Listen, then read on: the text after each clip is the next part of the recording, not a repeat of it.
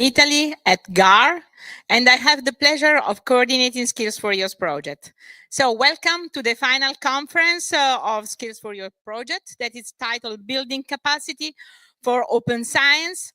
And yeah, it's really a pleasure to open today's event and to welcome all of you, both those that are here in the room at Campus Condorcet and those who are joining us remotely. So thank you for being here today. So through today, I will share the main achievements of the Skills4EOSC project with a focus on our work to strengthen the capacity building in open science and the development of the network of the competence centers that we gather, and our contribution to supporting the European Science Cloud ecosystem. So this event has been made possible thanks to the support on the French Ministry of Higher Education and Research, both for their contribution to today's program and for providing the funding that enable the organization of this conference. We are also especially grateful for the collaboration of CNRS, and in particular to Joanna Yannick for her professionalism and dedication in setting up every detail of the organization. A very special thank goes to Pierre-Paul Zaliot, the president of the Campus Condorcet, for hosting us today and for the generous support of the campus team, both for today's conference and also for yesterday's internal meeting of the consortium. So before I begin, I want just to remind that there is a possibility to participate, sending comments and questions using the platform vuclap.com and enter the code that you can see also here, C4E11 June. So let's start officially the conference. It's my pleasure to first give the floor to Pierre-Paul Zaliot, the president of the Campus Condorcet. Thank you once again for hosting the conference today.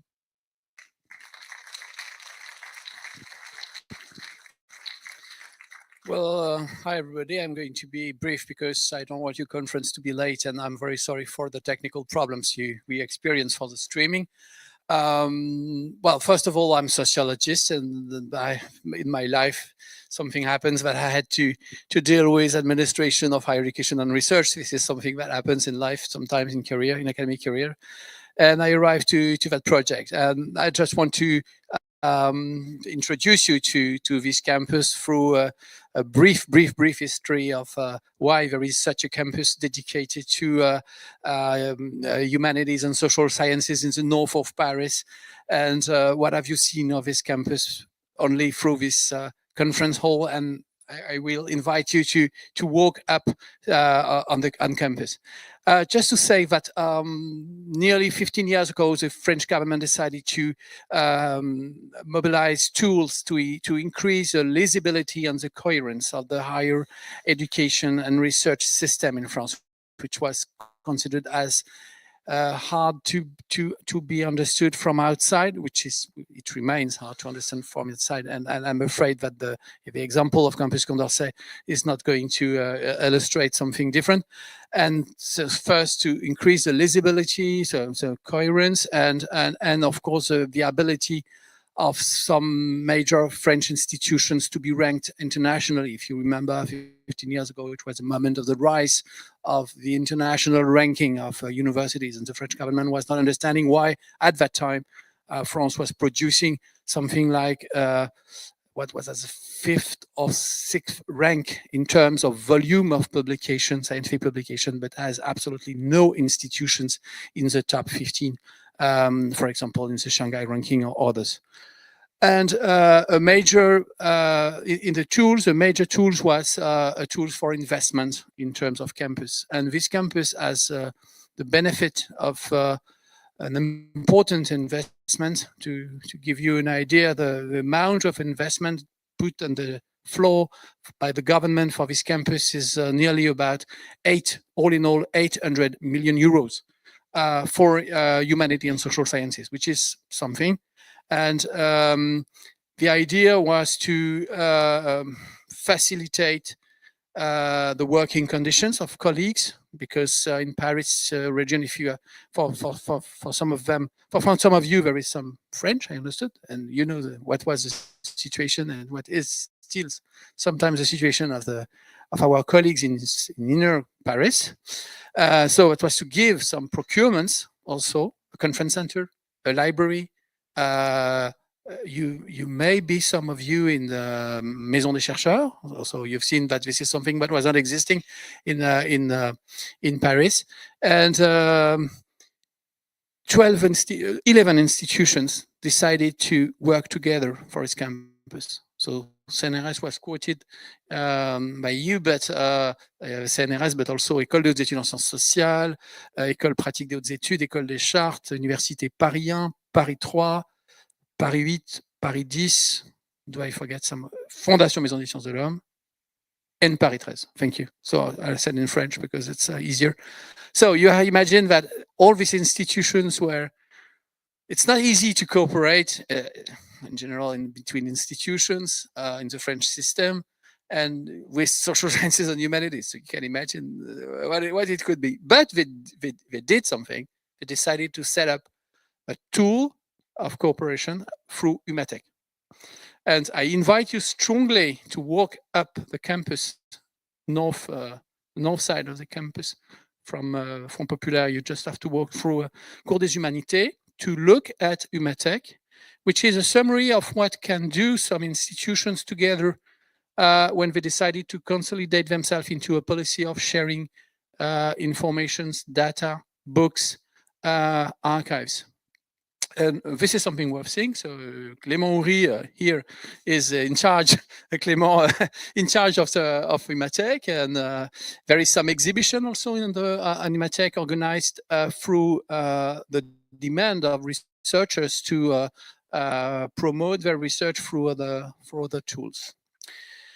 So my last word will be, and because I promised to be brief, but my last word would be sort of, we say in French, a grain of salt on the debate of open sciences, because of course we're considering ourselves as a tool into the development of what you call, I was told that yesterday, the stewardship, the data stewardship. Am I right? So we are a tool of that. I discovered the word yesterday only. And of course we are doing this. But at the same time, I invite you in just briefly to remember that we are also in a period of strong danger around academic freedom. There is a risk, even in Europe, of development of authoritarian governments, and you may experience that maybe in some of your countries. And open sciences, it's at the same time an opportunity and a risk. As soon as we decide through open sciences to manage ourselves and to give an open access by ourselves, but who is ourselves? Instead of giving that to the market, to the editors, we took the risk that we have to define who is ourselves, who is governing ourselves. And opportunity, we see opportunity by an ability of the academic community, the consortium, and the consortium you are illustrating is probably a very important tools to give the skills and to raise the consciousness of open data. But at the same time, there is a risk of state centralization of these issues through the ideas of opening publications through a state agency, for instance, and who knows who would rule the state agencies in the futures, of course. So this is my word. This is just a grain of salt in the consensus of these questions. And again, I invite you to enjoy the campus, and I hope you will have a very fruitful conference. Thank you very much. Thank you very much, Pierre-Paul. Yeah, we will have the opportunity maybe after the end of the conference to have a walk and go to Umatech. It's really a pleasure for us. Thank you very much. So now I invite Gilles Mathieu, the Deputy Director of Research Data Group at the French Ministry of Higher Education and Research, to take the floor. And Jill will speak about the situation and the national project here in France and how they are connected to the EOSC environment. Thank you, Jill. Thank you very much, Sarah. Bonjour tout le monde. Buongiorno a tutti. Good morning, everyone. I'm very grateful that we could have this conference here in France and in Paris. So thank you for having this wonderful idea to have it at home for us. This is a good opportunity indeed. There's been a long time of no meetings during the COVID period, and then it's good to see that in-person meetings are coming back. And although we have a lot of difficulties, funding problems, it's always complicated to make people move around. It's good to see that people are coming because there is a actual interest in working together and seeing each other. So thank you all for being here. And of course, thank you for the organization committee and the organizers at the Skills4EOSC level. Joanna has been cited again, so thank you for all the organization. Let me talk to you a bit about the ideas we have in terms of open science in France, which dates back from something which has been set in the law in 2016. The ambition to open all research products and methods. So we are talking a lot about data, of course, publications, of course, source code. The idea of to be followed is to have something as open as possible, as closed as necessary. And then this joins what was said about the risk of open science, that things need to be open, things have to be open at a certain level, some things have to remain closed, but then as much as it can be open, let's open it. And it's something that's been set in the Loi pour une République numérique, law for a numerical digital republic, if you could translate it. And there have been many plans for open science plans that have reiterated this will to have a more cumulative, robust and reproducible science, transparent and accessible to all. So this is a core principle, and that is set as an ambition at the national level. And this comes with commitments to actually support the structuration of this ecosystem to open the research projects, promote the good practices and data management practices, encourage researchers to reuse their data, and actually to federate what's already there. France is a big country, can be a bit complicated sometimes, with a lot of institutions, with a lot of communities, and the idea is that we could not do anything without federating what's there and making people working together rather than in sort of silos. So this is what's been put in the different national plans for open science. You've got, see, the second national plan for open science, and then the policy for data, algorithm and source code, which comes from the Ministry of Higher Education and Research. So as a result, there's been a lot of actions led in the past years under the form of guides, of studies, services, dedicated to researchers, to the research communities, to the personnel which is accompanying and training the researchers. So different documents which are openly available, videos, guides, and a tremendous amount of studies and reports, most of them under the direction of the Comité pour la Science Ouverte, the Open Science Committee in France. And then different actions again on the different specific aspect, like the legal aspect, with something that will be out this year on providing legal resources for research data, a bit on data archiving as well. So a lot of action, and one of them is mentioned there up. This is the Recherche Data Gouv, which is an infrastructure dedicated to opening research data, which I will talk a bit about. How's the situation in France with regard to opening research data and publications? Well, these graphs here are showing that things are improving. that they are also showing that there is room for more improvements. So we started in 2018 with about 38% of open access rate scientific publications, and we are now to 67. So, I mean, it's improved significantly, but then 67 we could grow higher. So this is our ambition, to encourage this to go higher again. With data and code, we see that we are at a much lower level, so there is much more room for improvement. But again, the numbers are increasing now in terms of percentage of publication that mention sharing their data sets or their code and software. This is reported by the French Open Science Monitor, which is a well-established tool to actually report on these numbers.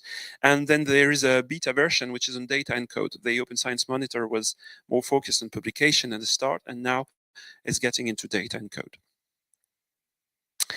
So I talked a bit about Recherche Datagov. So Recherche Datagov, which is the French Competence Centre in Skills4EOSC, is actually a global ecosystem, a global research infrastructure, which aims at providing solution for everyone, every researcher, to open or share their data, actually recognize and federate, expand existing initiatives. There are many initiatives in France that didn't wait for Recherche Datagov to exist to provide support and services to their users. So the idea was to federate and not reinvent the wheel.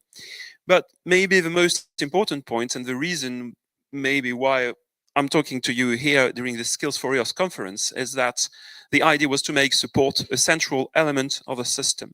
You can build whatever system, whatever infrastructure you want with the best computers, the best storage systems. If you don't train the users, if you don't support them to use this infrastructure, then you're not going very far. So I'm glad to say that skills, training, support is something which is taken care about at the EOSC level, and we are glad to promote this at our national level. So this is a complete ecosystem. This is built for and by the research community. Although I'm working for the French ministry, most people in Recherche Datagov are coming from the research performing organization, national or universities, local. And this is really a shared infrastructure and a shared ecosystem involving many partners. What does it do in practice? It actually provides support and tools.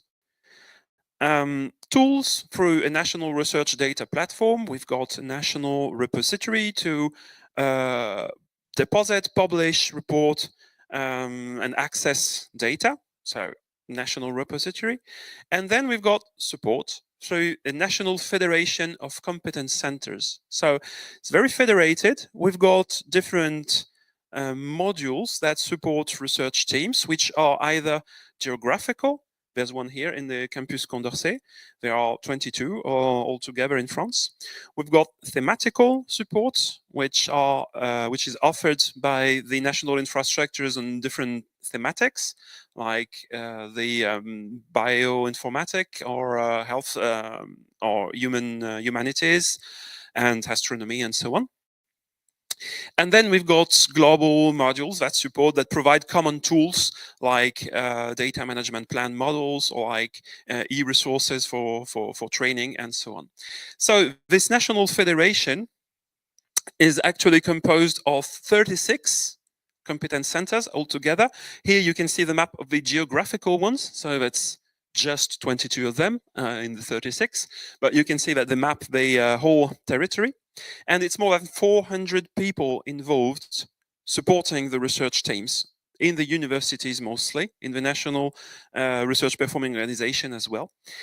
In terms of the platform, we've got at the moment something like 6,000 available data sets, which means more than 115 files, which corresponds to 2.5 million of downloads. And this is quite important to see that we are depositing data, but then someone is actually getting them. So this is the reason why we open it, so that they can be downloaded.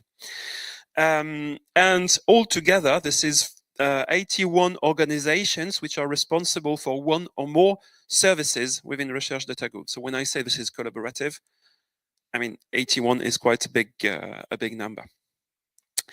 Now, the reason why we are here today is that it's been recognized long ago that something that you do at national level can get benefit from being done beyond borders. And this also works the other way around. So getting inspiration from what is done at the European level or in other countries can be really interesting and structurating for the national scene. So why do we want to get involved? And why are we involved at the EOSC level and at the international level? I mentioned earlier that we're a trusted competence center of the Skills4EOSC network. Well, we have also other involvement in different EOSC projects. And the question I'm sometimes facing is, shouldn't we concentrate on the national scene and make things work well nationally before we go to Europe? And the answer I give is, if you wait to be fully organized at the national level before you go to Europe, then change job, because you will never get there. On the other way around, getting to the European scene is a way to get inspired, is a way to integrate the requirements which are put to providing services at EOSC level and say, okay, reflect on this. How can we get better so that we can integrate there? And then structuring ourselves to be able to have added value at the European level is a very good way of improving the way we are structured nationally. So this is a win-win situation. We have something to provide to Europe. Europe and other countries have many things to provide to us, and then everyone is winning there. We can share expertise. The competence centers are here for that. We have some competences, we don't have all. And we can share that. We can benefit from the expertise of others. We can bring our expertise there, and it's a win-win situation. We can scale up. Research is not bound to a country. Many of us here are supporting international research projects with researchers from all over Europe and beyond. And then if you don't harmonize the way you provide services, then you might have a problem. Practices are important. And this is something that we can see through the MVS in Skills4EOSC for the curricula and so on. I mean, supporting researchers is something that needs to be harmonized and to be cooperative. So we have everything to gain there. And then, of course, to increase resilience. We're all in a situation, as was mentioned, that there are a lot of risks around. Maybe we can continue in the years to come to provide tremendous support and very well organized support. Maybe we can face some political, financial, lot of problem and obstacles. And then if everyone is working in their corner of Europe, then resilience is not there. If we're all working together, there's a chance that we might provide this support in the long term. So EOSC is important. I will go a bit wider. The Research Data Alliance is something which is quite important as well. We're trying to get involved. There are links in between both. And I will conclude on that, saying that, okay, national level structuration can benefit from Europe. Europe can benefit from each country and each national community to get involved. And I guess this is the reason why so many of you are here today. So thank you again. And I'm finishing here. Thank you. Thank you very much, Jill, for this initial talk, and that, inspire us. And it's exactly the vision that we want to pursue and to work with for building the European open research infrastructure. Thank you very much. Now I'm pleased to welcome Javier Lopez Albacete from the Directorate General for the Research and Innovation at the European Commission. He is the head of the Open Science Office. And thank you very much, Javier, for being with us today. Thank you very much. Actually, I'm not heading anything, but thank you for the upgrade. I should come more often. Thank you very much for the invitation. It's a pleasure to learn about all the activities of the project, all the very nice outcomes, but it's even more pleasing to learn that you are already thinking ahead of what are the next steps, how to do more, how to do better, and that is very important. I'm going to share not really an update, but okay, a bit halfway between an update and an assortment of personal remarks on EOSC and the EOSC Federation. I like to start from the beginning to set the stage. This is something that is not explained very often, and EOSC is commonly understood simply as an infrastructure, right? It's an infrastructure for open science. And okay, that is part of the story, but there is a broader definition. EOSC is a policy agenda to support open science and the digitalization of research. And it is through this policy agenda that at the European level we coordinate efforts, we coordinate strategies, and we try to pool resources together to actually build around open science. So there is this policy component to EOSC, and of course a flagship initiative within this agenda is developing a concrete infrastructure that is meant to be a space where researchers can actually share, reuse, analyze, etc., all sorts of fair digital objects, data mainly, but any other kind. So I would like to start by recalling these two related, of course, aspects of EOSC. Now, since already quite a few years, EOSC has been a high-level priority at the EU level. But it is actually at the intersection of two main policy priorities. One is in the context of the European research area. I remind you what the idea behind the European research area is: to build a space across the whole of Europe where research, researchers, knowledge, and related tools can really move freely within. It's a union of knowledge and science. That is the ultimate vision of the ERA research area. To get there, the main mechanism to get there so far is the ERA Forum, which is a coordination forum where stakeholders, representative of the member states, and so on and so forth, get together to discuss, agree on common actions, and coordinate. It's a very massive and very deep coordination effort that for most of the time works on a voluntary basis. Then, of course, many of the countries and also the European Commission provide support, financial and of other kinds, to these kind of activities. But it's mainly an agreement-based, coordination-based effort. Well, so EOSC and open science has been featuring very importantly in the European research area. We're talking about freedom of knowledge. That is, in a very simplistic way, what open science is about. And actually, very recently, in May 2025, the policy agenda, so the ensemble of actions and the directionality for the next 3 years, was adopted by the Council of Europe. And one of the number one structural action in this new policy agenda is about open science and EOSC. And now going to the concrete topic of this conference, the very first objective within this structural policy agenda is to make sure that open science practices and skills are rewarded and taught, becoming the new normal. Okay.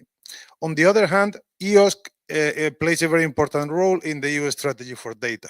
You know, there is also the intention to create a space to mobilize the value of data across Europe, which is mainly hiding behind silos, and they are not really interconnected.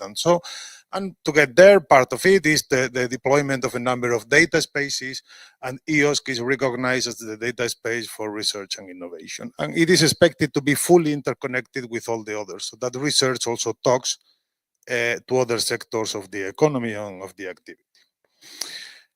Okay, there are many developments on the policy arena these days. I cannot summarize them all, but what I will say is that these two main directions that they have been established for a few years already, those of you following know that open science is in their policy agenda. You have been hearing about data spaces, but there is an acceleration and a deepening in the intention in these directions. Just as an example, this is I will refer to the mission letter that the President von der Leyen sent to our current Commissioner, Zahareva, asking her to guarantee the fifth freedom. Fifth freedom is a very fortunate, I like it a lot, term coined by former Prime Minister Letta. And the fifth freedom refers to the vision of the European research area. So the single market in Europe has 4 freedoms, you know, of capitals, of person, and so on and so forth. There should be a fifth one about knowledge and research. And okay, this idea, it was picked up by President von der Leyen, and she gave a mandate to actually go in this direction, proposing for the first time to use legislative measures, if appropriate or when appropriate, to get to that point. I was referring before that ERA Forum is mainly a coordination policy space. If needed, now we are proposing to act also on a legislative grounds. Also, on the data sector, there are many things happening. You all know about AI. I am not bringing any review of everything that is happening because still the dust has to settle a little bit and we see how exactly we go forward. There are many ideas, many initiatives. But of course, we know this was announced in the AI Continent Plan a couple of months ago, that there will be a data union strategy precisely to deepen and to strengthen the internal market for data across Europe in research and beyond. And we will see this coming into EOSC. Moreover, I want to make another remark is that open science in many times is by those that are not much in agreement is criticized as a bit of a too naive movement that, okay, it's about sharing, okay, you are well-intentioned, you will keep getting more and more remarks about security and you have to be careful with what you do, you shouldn't share in the open, etc., etc. And it has been also portrayed as mainly something that concerns the ethos of the research practice, about risk transparency, about reproducibility, of course, with the capacity to accelerate scientific knowledge. But more recently, it's very interesting to see that many analyses by people that do not come from the research directly, here is, I'm quoting here a few high-level reports by former Prime Minister Letta, by the Draghi that you all know, and by Aitor, in which they identify open science and this fifth freedom as a key component to enhance competitiveness and innovation in Europe. So this is a hard ball, so to speak. And I think that this adds a very positive spin to open science as in the research community most commonly have been understanding and thinking about it. So these are complementary additions to the idea of why should we move forward on open science.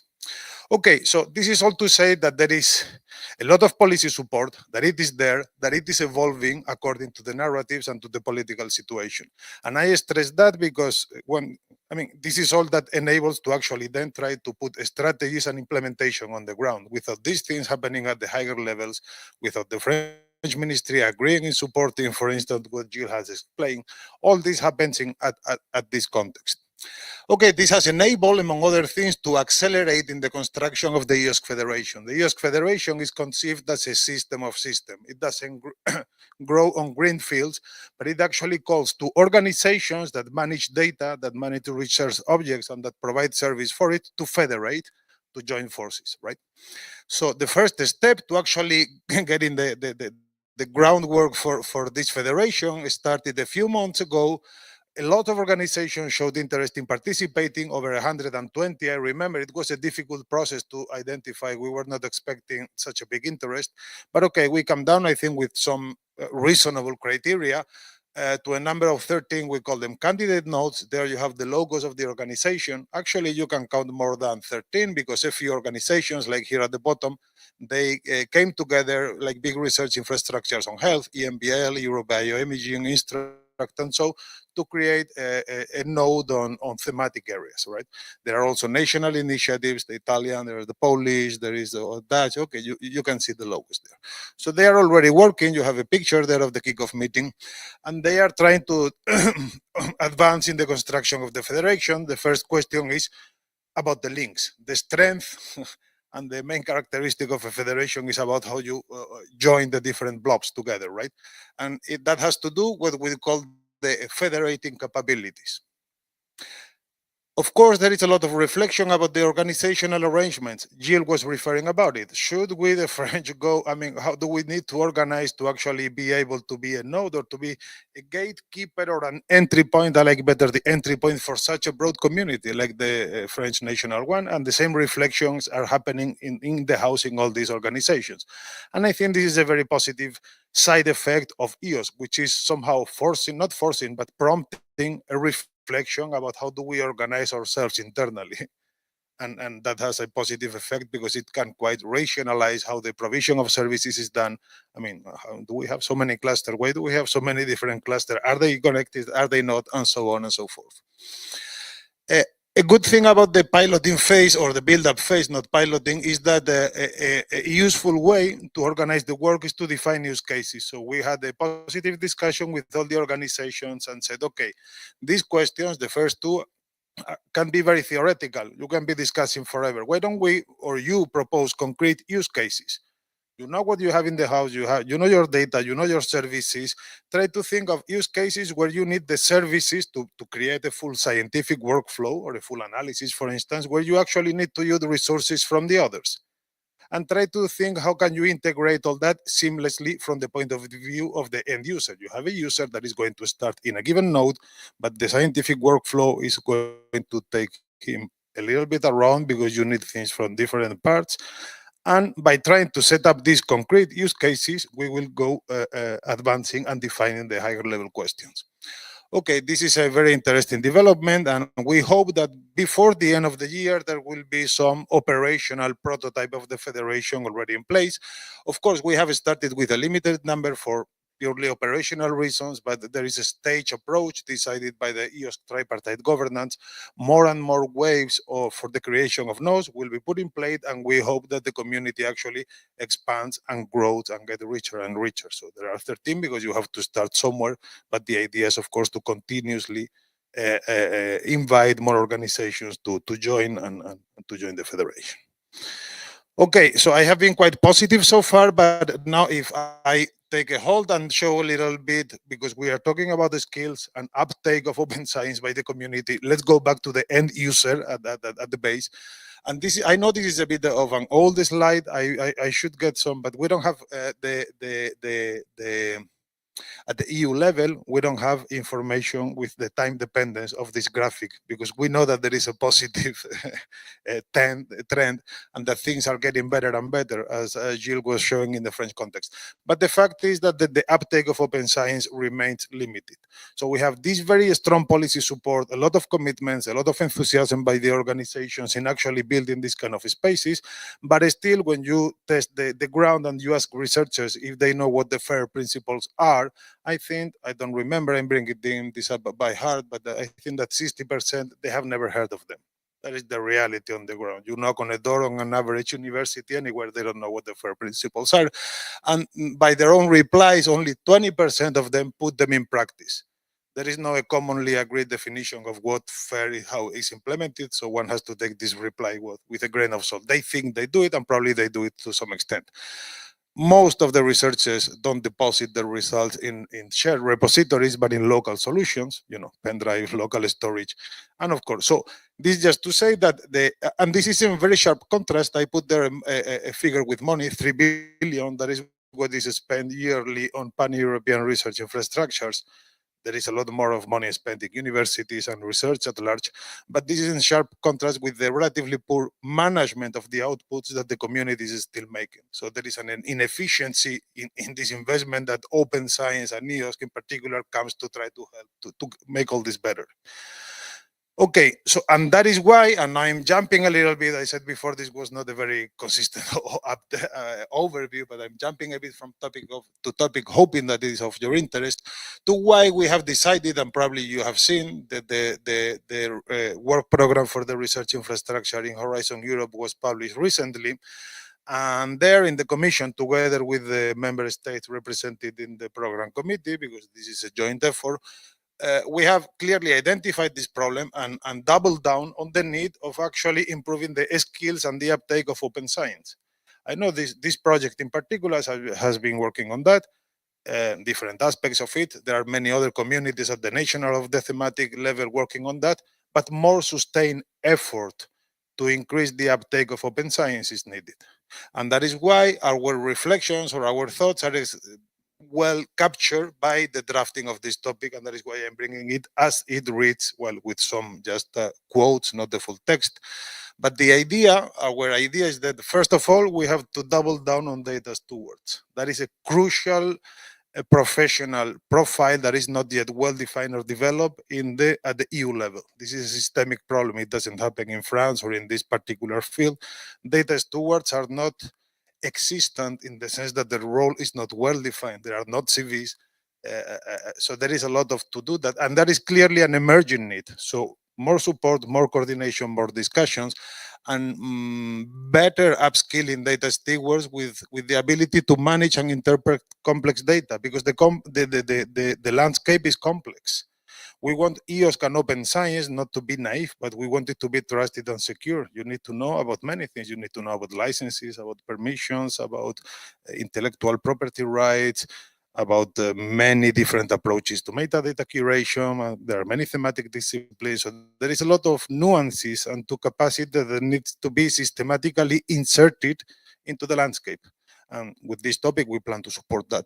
And of course, and I will not spend a lot of time in the details, there is more need to, of course, extend existing competence networks. I think we all agree on that. We are going to provide support. By extend applies to different directions. Geographically, there are many countries there, but there are also underrepresented scientific communities that do typically not participate in this kind of efforts. So that is a little bit where the directions for extensions go. And of course, we have to mainstream transparent, aligned, and interoperable open science practice. We have to get creative to really get to the base of the research community, the researchers, and to engage them and to explain and to identify their needs. Okay, so this is a little bit how we plan to support in the short term the topic of data stewards and skills. Well, these are all the topics for the 25 work program. I will not comment on them because I'm running out of time. I can tell, or I would like to announce that the next work program, that will be the one for 26 and 27, will be, hopefully, if we respect the timeline, will be adopted by the end of this year. So very soon after the 25 work program, you will have, or the community will have accessible the next Horizon Europe work program for research infrastructures. Okay, and I would like to close because I'm probably out of time already, but I wanted to share some remarks with you. First of all, EOSC is changing gears. So for many years, since the discussions and the funding started, we have been mainly in a preparatory phase. We didn't have the ideas very clear. We had a general vision. We didn't have the solutions. So many different possibilities were explored, but now we are converging. This exploratory pathfinding phase is finishing. We really want to move to an infrastructure that is operational, that provides service, but provides service of the highest quality and 24 hours a day, and up to industry standards, that is trusted, that is secure, and so on and so forth. I think it's quite clear, everyone agrees, that this cannot be sustained on a project base. Projects are very good for research and development. You need to create new things, explore new directions, etc., etc. But when it comes to running a sustainable infrastructure, you don't do it on the base of projects. It simply doesn't work. No one, absolutely no one does it, and I don't see a reason why you should. So there is a process of convergence. Now, the focal point for anchoring all the developments, all the ideas, and all the tools that have been produced is the EOSC Federation. That for us is very clear. The way forward, the sustainability, or the ship that we will try to make sail for sure, is the EOSC Federation. And the EOSC Federation, as we have been discussed at this present moment, and probably will be like that in the future, in terms of operations, is led by strong national initiatives and thematic communities. Big, broad thematic communities. So now we have this is from my side an invitation for your community in particular. I heard this very interesting debate yesterday. Where should we look at now to make the best, to make our outcomes fly and to actually be used by the community? What we think, and not in vain, the project is funded under the Infra EOSC destination, is that EOSC is the place to go. And this is just a personal remark. You can, of course, decide in whichever way you want. But yeah, there is a convergence. We are in the process of convergence to an operational phase, and this is a very important consideration. The second is that we need sustained coordination and effective integration of resources. This process of going into something concrete cannot come with additional fragmentation of initiatives. Okay, I think it's a self-standing statement. I don't need to go much deeper into it. When it comes to, but then there is the need to coordinate and consolidate what has been produced, but in the context that is of continuous evolution, because we are just putting in place the embryo. So the EOSC Federation will grow, more communities will join, the modalities and experiences of accessing it will grow. So you have to consolidate what you have, but you have to be adaptive. So you cannot say, okay, I did my part, that's it. No, because probably the thing is going to look very different in 2, 3, 4, 5 years from now. So it's a bit opposing forces. Particularly when it comes to skills, I always thought, and this is a very personal remark, that training should be one of the so-called federating capabilities that defines actually the mesh of the federation. So when you are a user and you get there, okay, you should have AAI, you should have many basic things. You should have a catalog that you can browse. You should have an AI bot if you want, but you should also have easy access to support and to train you and to guide you through a relatively complex space. So I always thought, so I invite you as a very wise community and well-equipped community on this to think about how should this service look like? What should be the user experience thing of the really average user? And what are the community evolving needs? And when I talk about community, I talk about the end user that logs in and is trying to do some work with his research, but I also talk at the community at the political level, and I close with something. I didn't want to touch on many topics: artificial intelligence, research security, data sovereignty, knowledge valorization. You are probably hearing about all these things all the time because these are emerging topics. Well, AI has already emerged. It's already well above the surface, but we are going to keep hearing about it. But I just want to send a message. At times you can get distracted by following moving targets because there are new topics that are important coming up all the time. I think that EOSC is in a very clear, very well-defined direction that makes a lot of sense on its own, and it can certainly find a lot of connection, and it will probably find it will be better defined with time with all these topics. What I think is important to realize, and this is also a narrative that we have jointly probably have to push and to create, if you agree with this, if you don't, of course not, is that my personal reflections is that all these topics and priorities, they will all require, or they will benefit from training and upskilling the community in responsible research management. That is the point where absolutely all these topics intersect. Because to me, responsible research management and fair management, they are, well, they are not exactly the same concept, but they share a lot in common. You cannot do AI, you cannot be secure.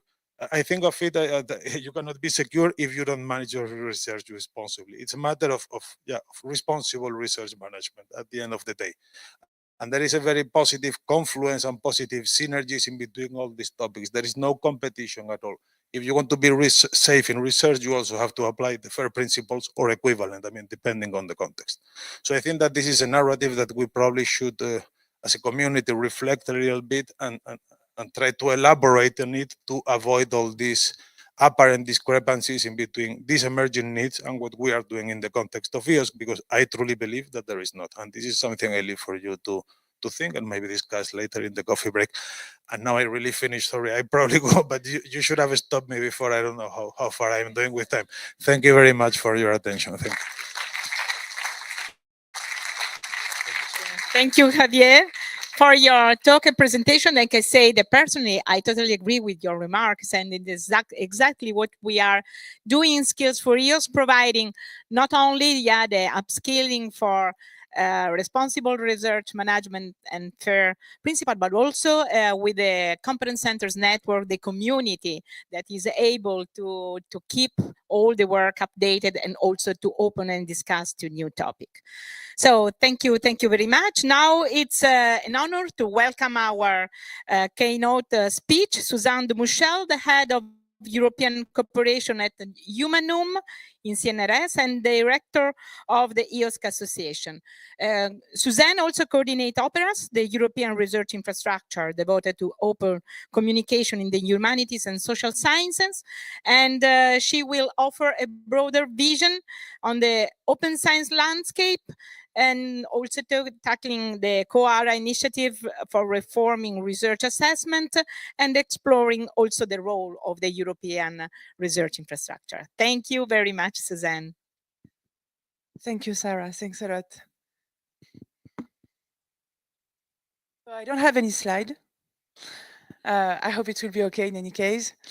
So the full title of my talk actually is Sustainable Competence Centre in a Fragmented Future, Building Bridges Across the European Research Ecosystem. So good morning, everyone. It's a privilege to be with you today as we celebrate the achievement of the Skills4EOSC project. But more than that, it's a moment to reflect on what comes next. And I'm happy to see actually that what I'm going to say is well aligned with what Gilles and Javier just presented before. And I guess for me, at least, it's a good signal regarding my talk, but also regarding what we are supposed to do next. So we often talk about sustainability as a technical problem. How to keep services running, how to ensure funding continues, how to preserve infrastructure. These are real and urgent questions. But sustainability is also a narrative, a story we tell about what deserves to last and why. Today, I want to offer you a story of competence centers, not as endpoints, not even as infrastructure, but as adaptive space where knowledge, policy, and community meet. And I want to argue that their sustainability depends not on rigid structure, but on interconnectedness, on diverse pathways, and on our capacity to navigate complexity. Because in the word of EOSC, no single road will lead us forward, but many roads taken together just might. So in the first part, I entitled actually this first part, Mapping a Complex and Polycentric Ecosystem. I would like us to look honestly at the ecosystem we inhabit. European open science today is not a single centralized system. It's a network of networks, and it has already been mentioned. It's full of different logics and pressures. We have the EOSC nodes, national or thematic level coordination mechanism that aim to align resources, policies, and strategies. They play a vital role in ensuring that what we build at European level can be anchored and implemented locally. Then we have the science clusters, thematic platforms that bring together the needs of specific research domain. They remind us that one size fits all rarely works in practice. What's fair for climate science may not be fair in high energy physics, for instance. The skills, tools, and workflows differ, and so should the support structure. We also have a vibrant academic landscape, hundreds of universities and research organizations that are both users and producers of research data, skills, and knowledge. These institutions are often where competence is born and developed, but not always where it's retained or recognized. Overlaying all of these are policy drivers like the EOSC that we already mentioned, but also like the Coalition for Advancing Research Assessment, COARA, which asks us to fundamentally rethink how we define value in research. If we want to take skills development seriously, we must reward those who teach, mentor, train, and build infrastructure, not just those who publish or lead large projects.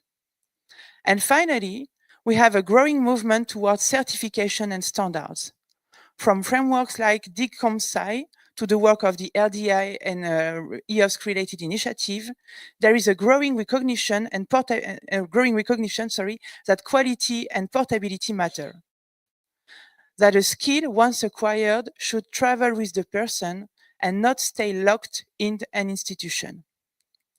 All of these elements are crucial, but they are not automatically aligned. Our job is not to simplify this complexity, we have to deal with that, it's to make it interoperable.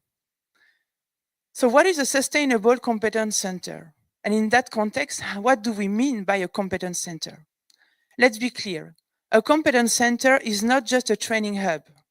It's a place, virtual or physical, where human capability meets strategic infrastructure.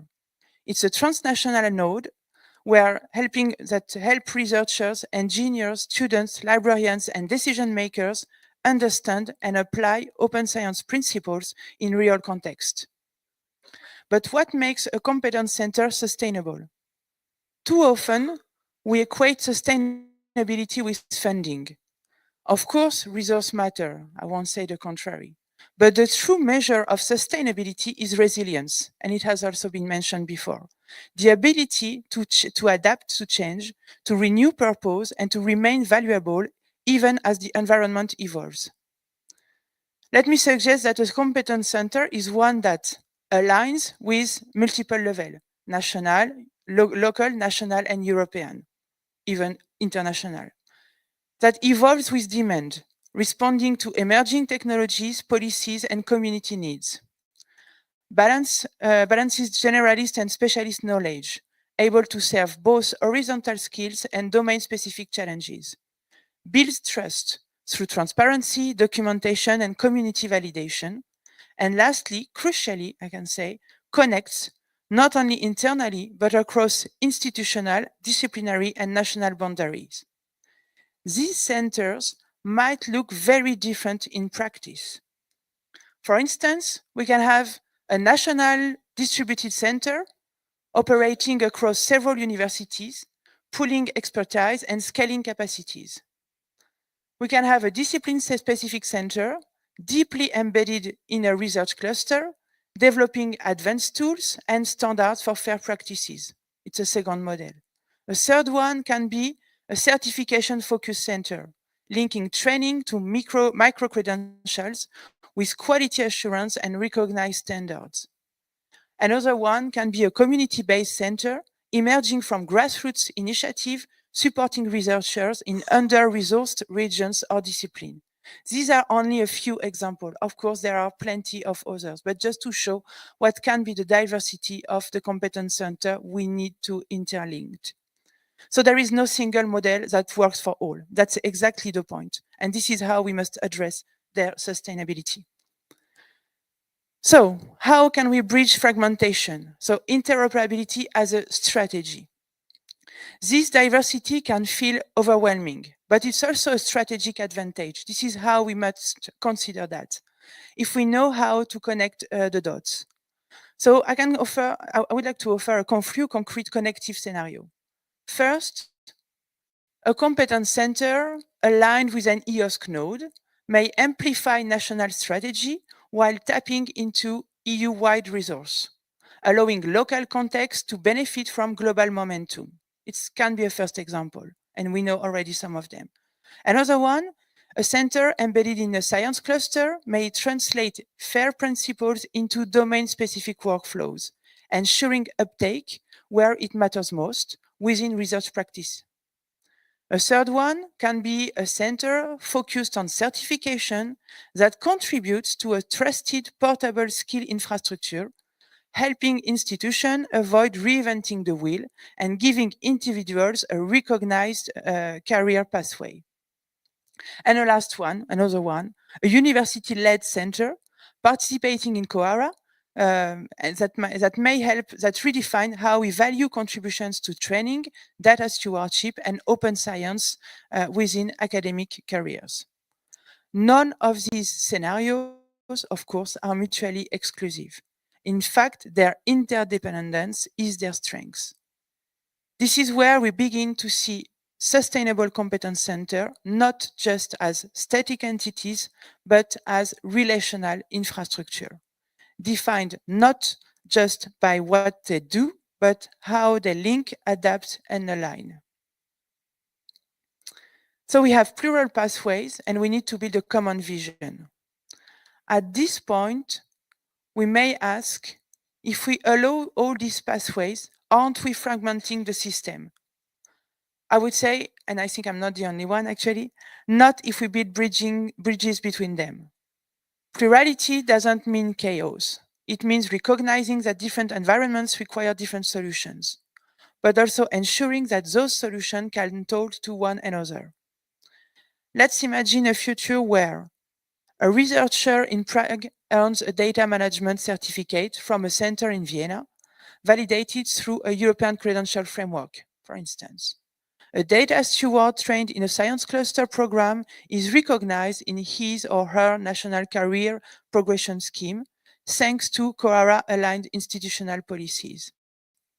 A university library in Portugal contributes training material that is picked up by a center in Estonia, translated, adapted, and shared back. This is not a far-fetched future. It's what's possible when we commit to interoperability of people and not just machines. And this is where, instead of talking about maintaining infrastructure, we can start talking about caring people that works for infrastructure. The EOSC vision has always been about federation. That means accepting different rhythm, different cultures, and different capacities, but working toward shared principles, standards, and goals. So, when addressing sustainability, two important aspects must be considered: knowing the global ecosystem and staying agile. Sustainability cannot be addressed by looking only at the product itself. This is what I try to do right now, just to show that the complexity of the ecosystem can be a support in what we want to build regarding the linking of the competence center. This is why I would like to close with these remarks, actually, with a shift in vocabulary. We talk a lot about sustainability, but sustainability, while necessary, is not sufficient. Sustainability keeps things going, but what we need is flourishing. We need competence centers that grow with purpose, that create opportunity, that seed new knowledge. Centers that don't just replicate best practices, but co-create new ones. And this is what was highlighted at the end of your talk with the AI and all the emerging technologies.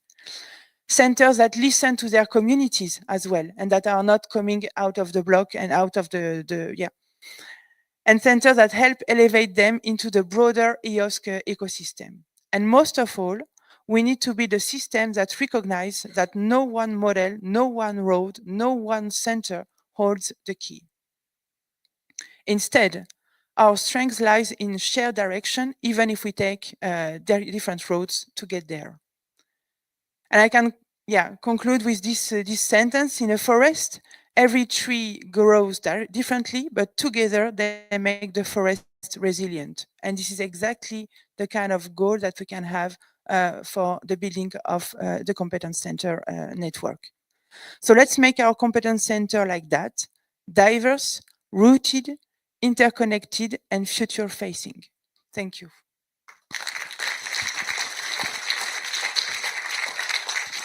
Thank you. Thank you very much, Suzanne, for your talk that inspires our development of the competence centers. And really, I agree with you that, interoperability is not only a matter of standards and machine, but it lays on among human and communication among people. So, human interoperability is the facts that lay under all this. So now it's time to take a closer look at the Skills4EOSC project and share the main outcomes that we achieved during these 3 years of work. And I will provide a very short presentation about what we have developed over these 3 years and how we work to lay the foundation of this competence centers network that hopefully will provide a sustainable capacity building ecosystem for the development of EOSC.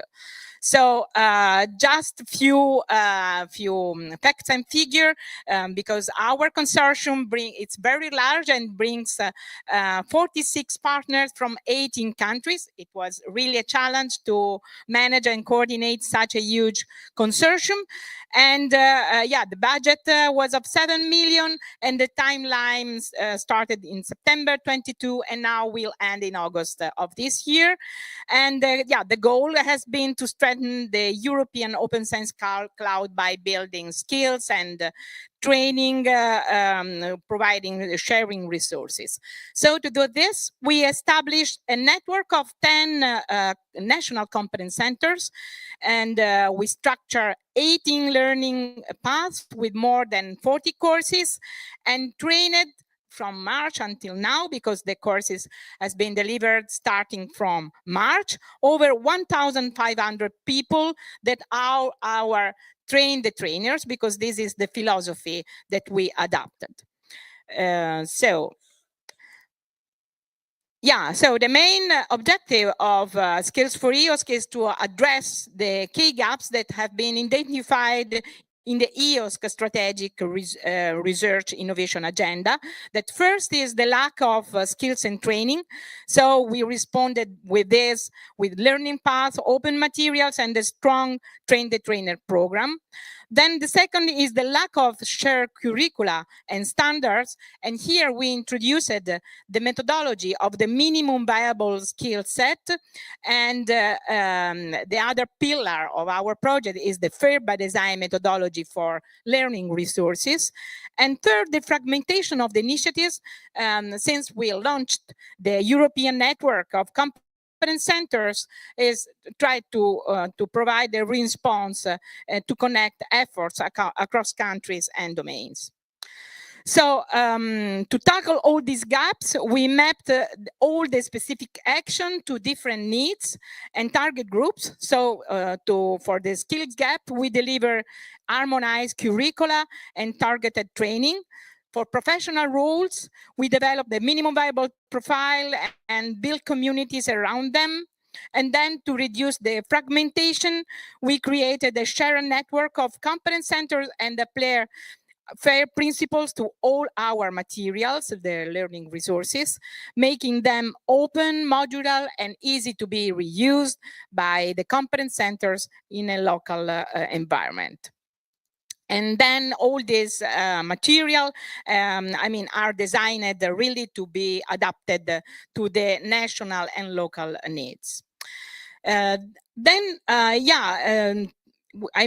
elevate open science skills, for us is not just a slogan, but it reflects our vision. So we built this scalable training ecosystem, starting from the minimum viable skill set that are able to identify the essential competence profile for different roles who operate in the open science, like, for example, the data stewards.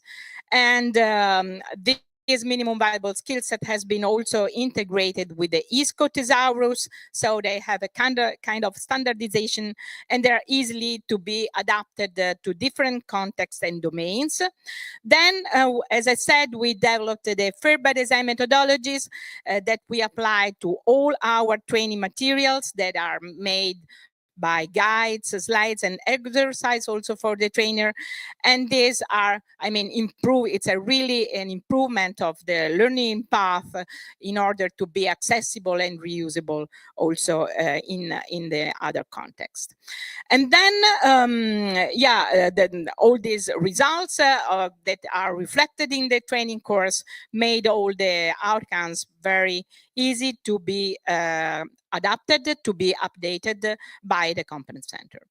So the Competence Centers are the heart of the ecosystem of the Skills4EOSC, and they are hubs where institutions can act as a reference point for the research communities that wants to find support for practices the fair data. And here in the Competence Centers, they can also find tools, guides on using standards, and of course, training and guidance that are tailored on their specific national and local need. But we knew that isolated competence centers are not enough, and so we needed a real community. And so in this way, the project launched the Competence Centers Network. And this network, we created this network also starting with regular meeting to share updates and to address common challenges. And like, for example, we are providing a strong debate around the linking of the competence centers in the EOSC federation ecosystem, and so the dialogue that the competence center can have with the EOSC node. And now we are in the step of formalizing the participation of the competence centers in the network through a memorandum of understanding that also provide a kind of lightweight mechanism of governance. So we have also drafted a structure so the competence center is able to organize its activity after the end of the project through a general assembly, also having a presidency, but also active working group, like, for example, an editorial board that can keep updated the minimum viable skill set and the main outcomes that we provided. And then we have also a letter of intent that it's just a way to engage with the Competence Center to be part of the network. So actually, we have 10 officially registered competence centers from 10 countries. These are all competence centers at national level. Some of these are project partners, like, for example, the competence centers in Italy, ICDI, that it's through GAR. It's, it's the coordinator of the project. But other competence centers, like, for example, the French one, are outside the consortium. So it is important to notice that these results, it's already, looking to the future. And of course, Skills4EOSC support the enrollment and the participation of other competence centers. And so far, we are in contact with 9 more competence centers across Europe and beyond, because we have been contacted also from Turkey and Tunisia to be part of the network. So this is a very dynamic network, let's say. So the added value of our network lies in its ability to foster shared solution to common problem and peer learning across countries and domains. So the competence centers also collaborate, thanks also to a methodology that we have identified for co-creation. And so this methodology is applied also to the curricula and to the methodology that we have adapted to certificate the training that we are delivering.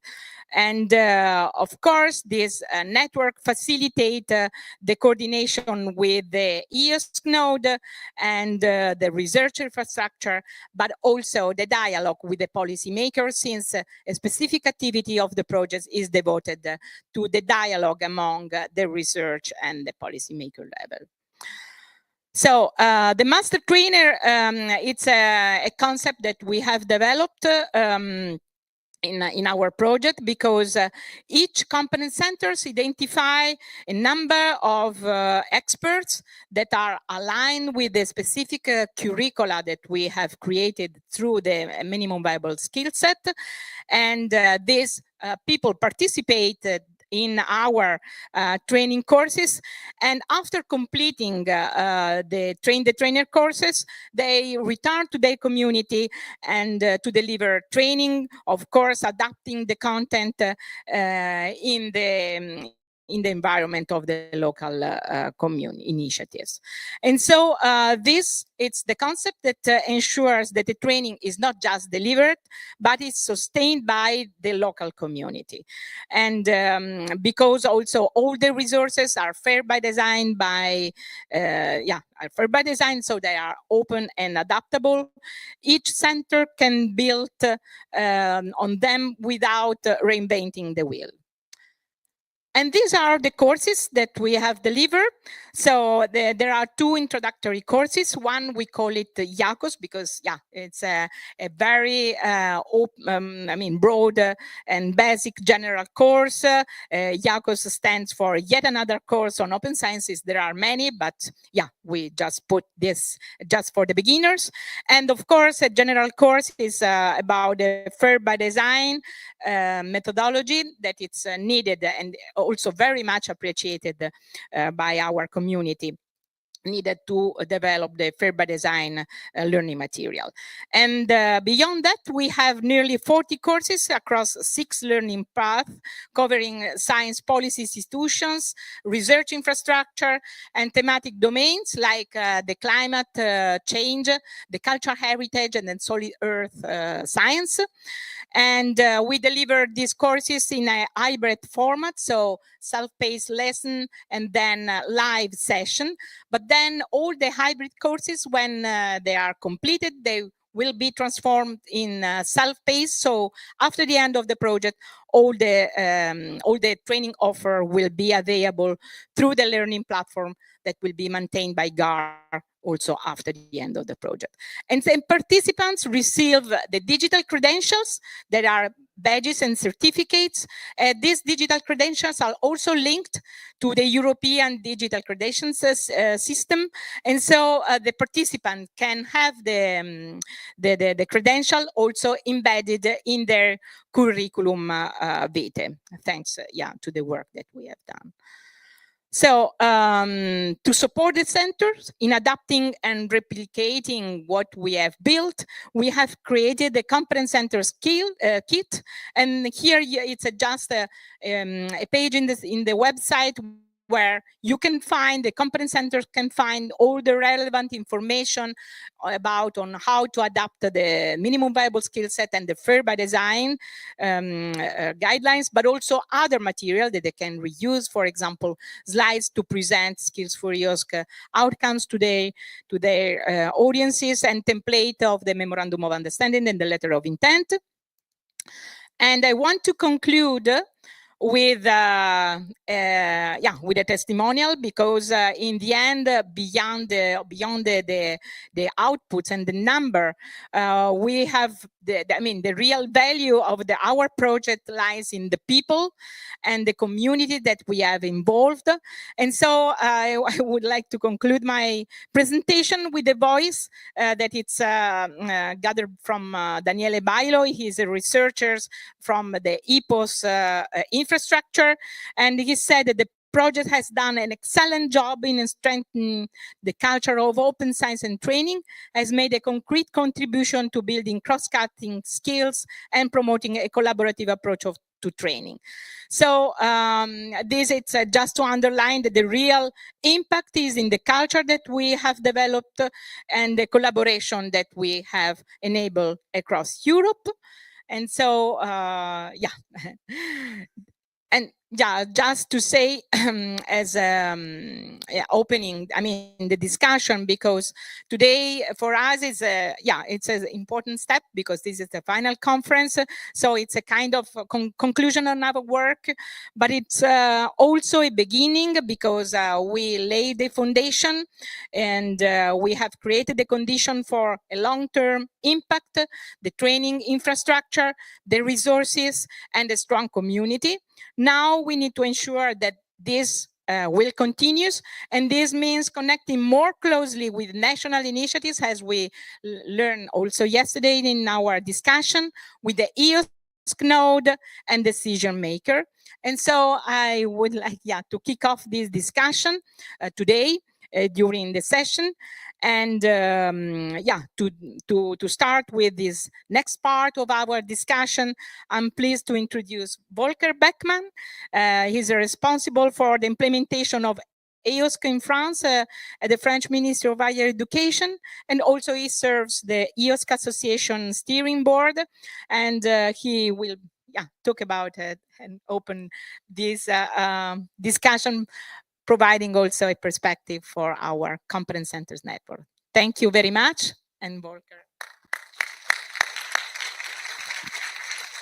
Thank you, Sarah. While the slides come up, I'm not in the EOSC Association. EOSC Steering Board is the representation of the member states. The EOSC Association is the representation of you as users and providers of the EOSC. So what I want to do in this 15 minutes is to reflect on what might be the role of competence centers in the EOSC ecosystem.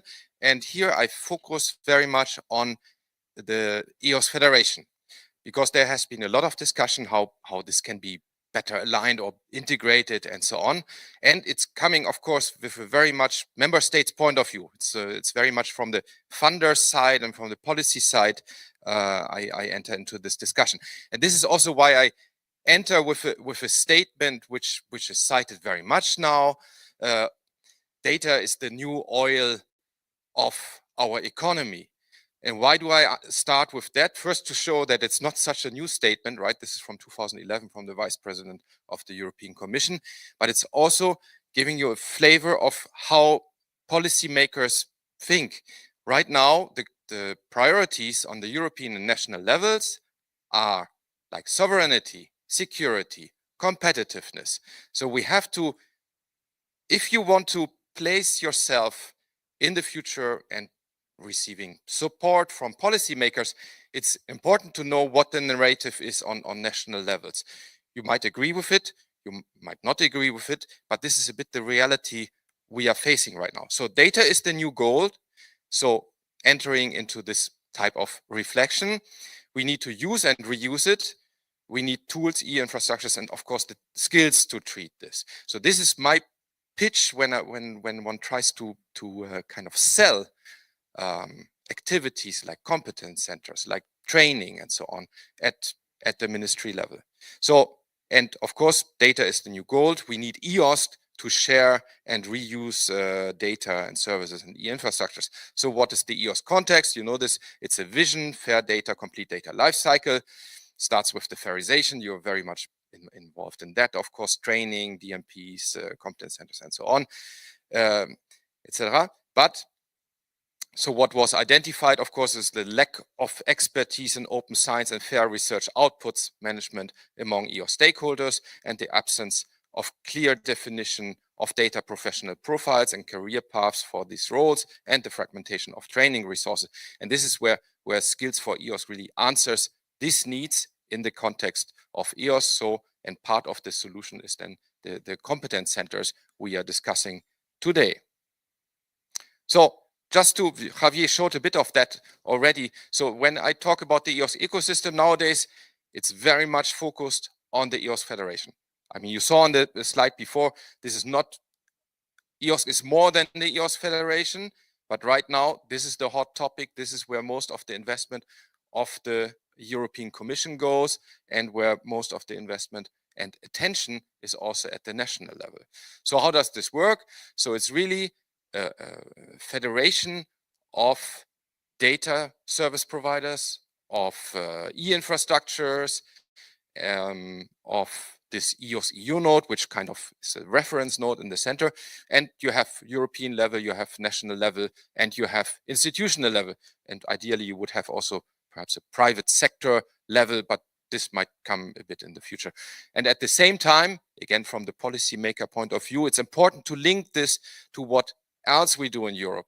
Euro HPC, the data spaces, so it was mentioned today already, but it's not so clear yet how the relation between EOSC and the different data spaces is going to look like, because these are just in the startup phase, right? This is a bit like EOSC pilot times for the European Half Data Space.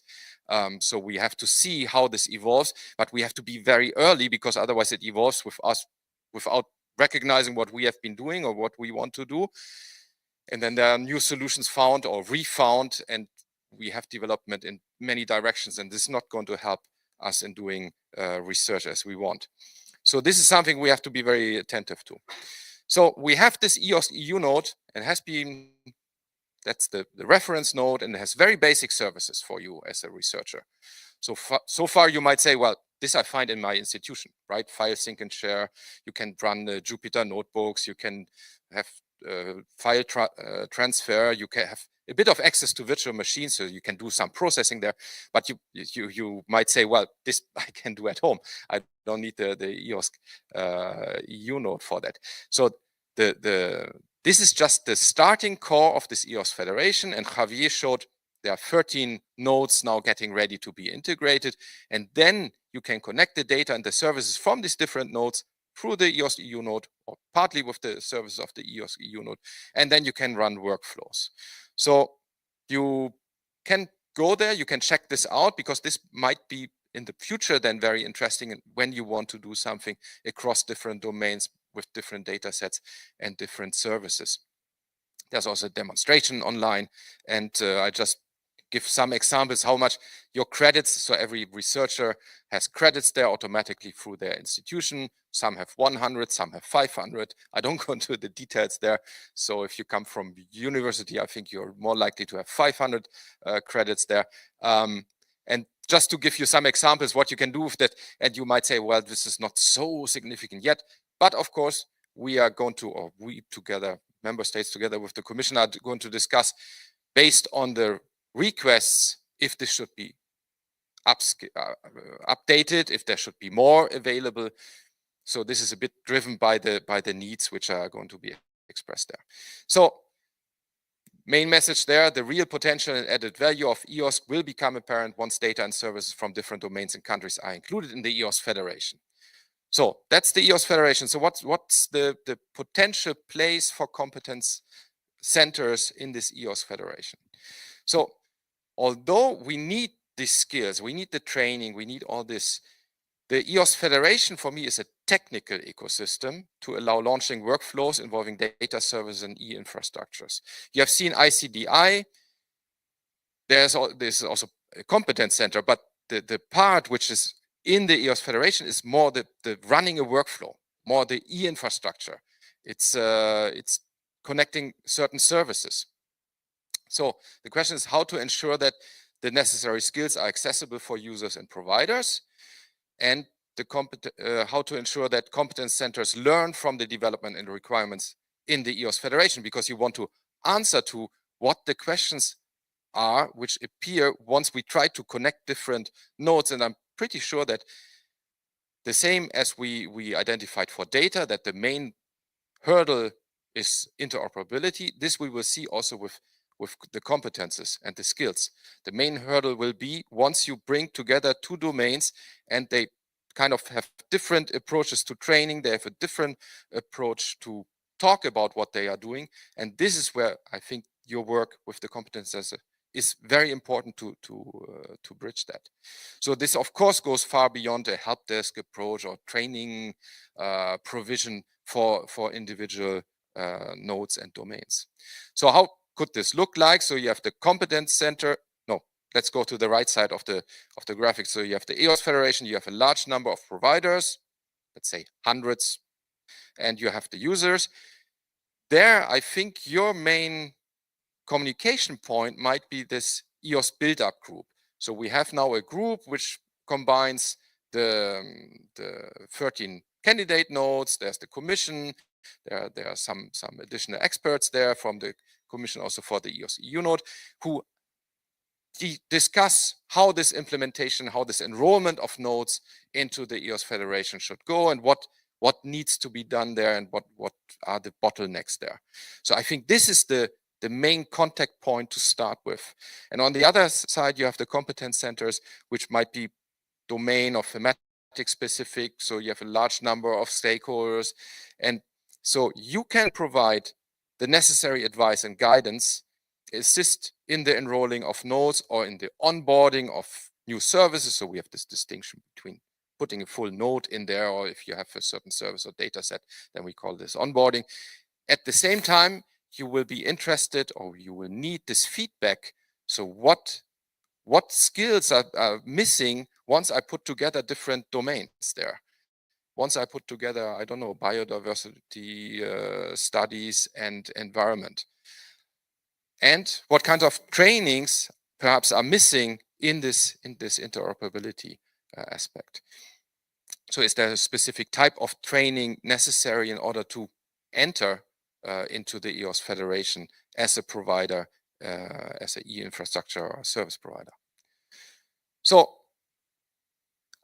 from my point of view, competence centers are not part of the EOSC Federation itself. I don't think, so we had this discussion in the last year with some competence centers, should those enter as nodes into the Federation? And there I would think this is not the right way to go. It's really the EOSC Federation is for running workflows. It needs your skills and so on.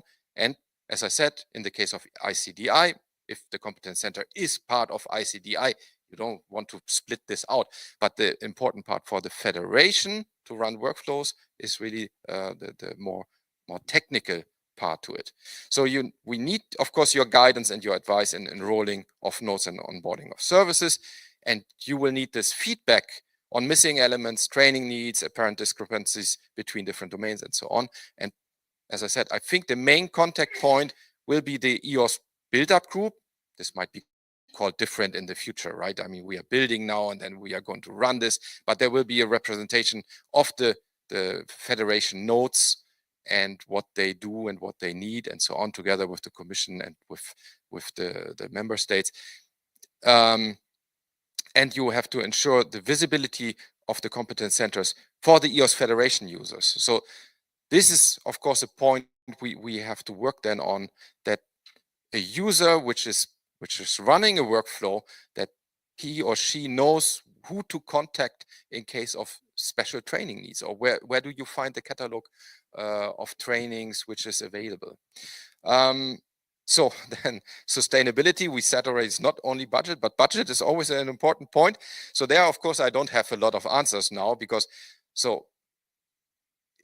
all our activities are always more national and institutional than European. What I mean with that is we have a tendency to stare at the European Commission to say, okay, this is how we are going to go forward. This is the wrong approach. I think most of our investment comes from our ministries or from your institution.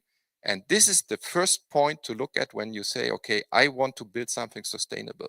Then you can have some development support from the Commission, but this is not going to be something which is going to make your network, your centers run on the 10 years time scale. So national programs, I think, are key there. There might be some support. We saw this just in 25 program. There is, of course, support to further develop, continue a bit what you have been doing. There might be in the future specific EOS co-fund actions, for example, but this is all very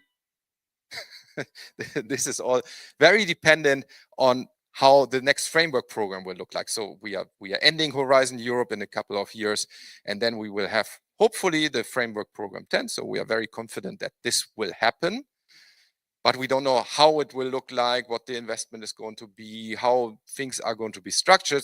But this might be not so important for you, because as I said, most of your activities are rooted in your domains, in your institution, on the national level, and you can continue what you want to do. And then we see how this can be supported with whatever program we come up in our wisdom at the European level, and how you can integrate this. And with this, I would like to give back to Sarah.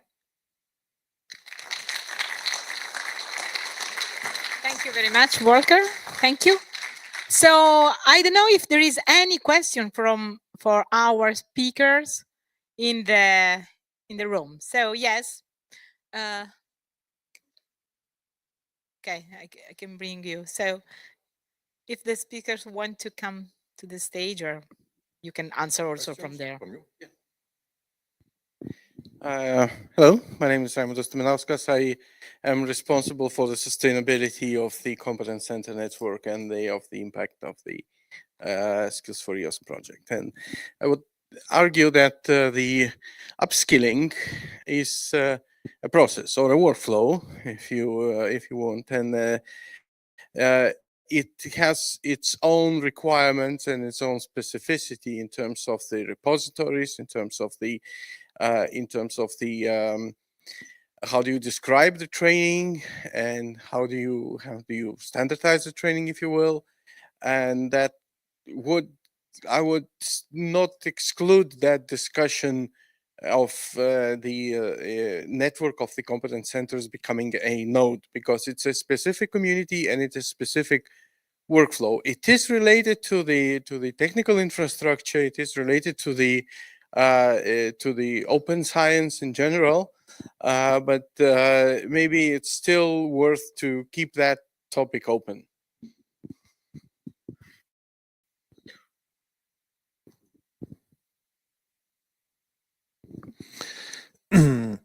Okay, yeah, I mean, it's an open possibility. I tend to agree with Volker, because the requirements for nodes are so far, and that is a little bit a shared vision in between everyone in the governance, the Commission, the member states, and the associations. So the requirements for nodes are demanding. I mean, you really need to prove capacity, sustainability. You need to be a clear legal entity that can take responsibility for being the gatekeeper into the federation. But that is not the way of participating in the EOSC Federation. There is another possibility that we have not commented explicitly, which is onboarding So you may be a service provider. I don't want to call competence centers that way. So it sounds like too commercial. I think you do a more important work than that. But let's say that you're a generic service provider. You have some interest in materials. It could be training materials. It could be many other kind of things. There is always the possibility of onboarding them to a node. So go to a node, and this node, which is of any different nature, it can be national, it could be the EOSC node, it could be others, thematic. They can and they should. One of the requirements that we are putting forward for nodes is, hey, this is not only just for you and your community. You really have to be open and develop capacity to host and onboard relevant materials or relevant services that the rest of the community that may not have the capacity to create a node, but is still interested in sharing through the federation. So I guess my understanding, and this is very personal, is that the training dimension, that one could think of two different components. A hard one, which is digital. You need to have a catalog that has to be in a repository, that has to be accessible by researchers, and that eventually you can build tools around it. Like, I don't know, everyone is thinking about AI. You could have an AI bot that is helping you on the way. So there is a hard part to the training, and there is a soft human part that happens outside the workflow and the federation. But still, whichever form the training services take in the future, whether harder or softer, more or less digital, or more human, more digital, or a combination thereof, probably, and this is my personal view, the node or creation of own node may not be the way forward because of the boundary conditions and the requirement, but the onboarding to another node that can actually take responsibility to host. And actually there is some overlap. There are some nodes driven. Volker came up with an example. I don't want to put pressure on the Italian colleagues. This is just an example where an entity running a node is also hosting one of the competence centers. They could offer to host the broader network and the digital resources that you want to make available. Sorry for the long reply, but there is a bit of confusion between enrolling, onboarding. May I kindly invite you on the stage, because we are broadcasting the event, so it's for the benefit of those who are following us from home. Then I will leave you the floor. Yeah, just for the sake of discussion, I think there is something that needs to be clarified here, because you, Javier, mentioned that training as a service could be one of the federating capabilities. And Volker, you said that competence centers are not part of a federation, but then the objective of the federation is to provide these capabilities. And so how do you, what is your view on that? So how would competence center be part of the federation without being part of the federation? Well, as Javier said, they not as nodes as themselves, but for example, as onboarding certain services onto the federation. But I would argue also, we now, I mean, of course, the attention is very much on the EOSC Federation. This is not everything which is EOSC is in the federation. The federation for me is really a technical space where you can run workflows. Really, where you have computers, where you have data, where you have services, and you create a research workflow. So for me, a competence center doesn't have to be inside this technical ecosystem in order to be part of EOSC. Then it leaves a bit the question, how do we align this best?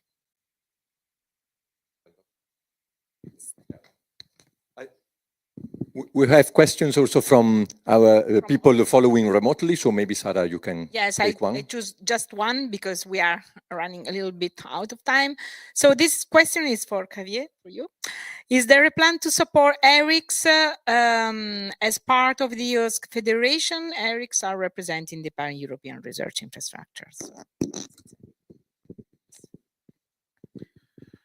Yeah, of course. I mean, actually, some of the 13 candidate nodes are ERICs, and there is continuous support through the work program. Some is most likely more will be available in the upcoming one. So the commitment and the support of the Commission to ERICs has been steady and consistent, and in particular in the context of EOSC as well. to the point that together with Volker and that is co-chairing it, we even to reinforce the support, not only the financial, but also the coordination and policy support, and a special S4EOSC task force was created precisely to stimulate the participation, to facilitate the communication, to gather inputs and insights, and so on. So yeah, there is and there will continue to be support to ERICS and major research infrastructures. Okay, we have another question here. Hello, Bernd Sauger from TU Wien.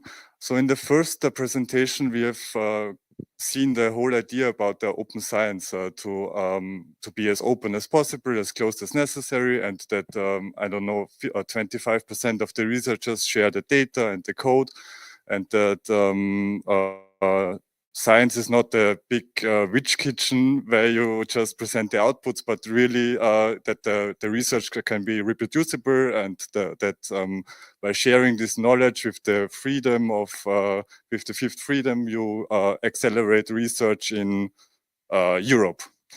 And in the last presentation, and also this discussion has been there for several years now, there was this data sovereignty, this European competitiveness, that data is the new oil or gold.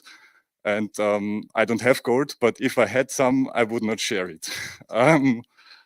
So isn't it that this causing a huge tension in this whole community or process?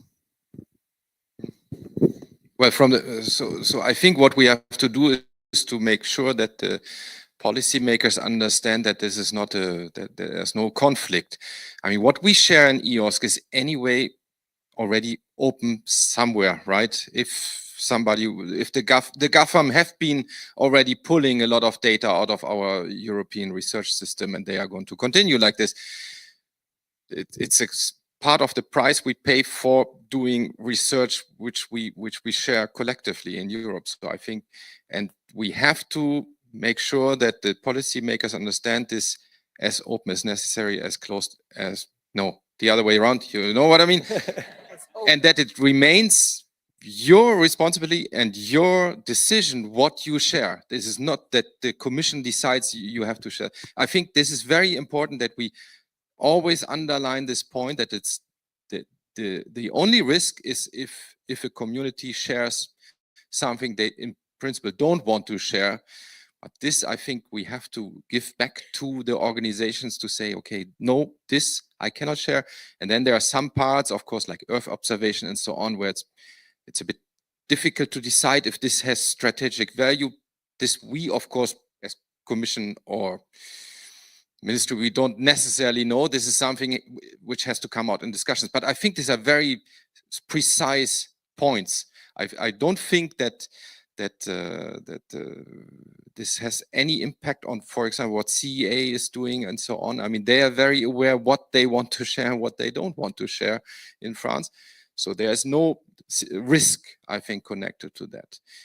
We have to beat a bit against this narrative that open research is a risk for our security, because of course this reflection has to be there, and it is there. It's not something new.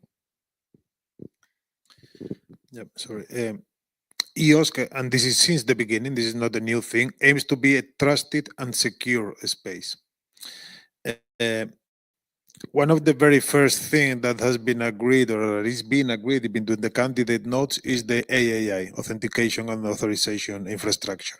This is all to say that the same tools that you need to be efficiently open are the tools that you need to be efficiently closed.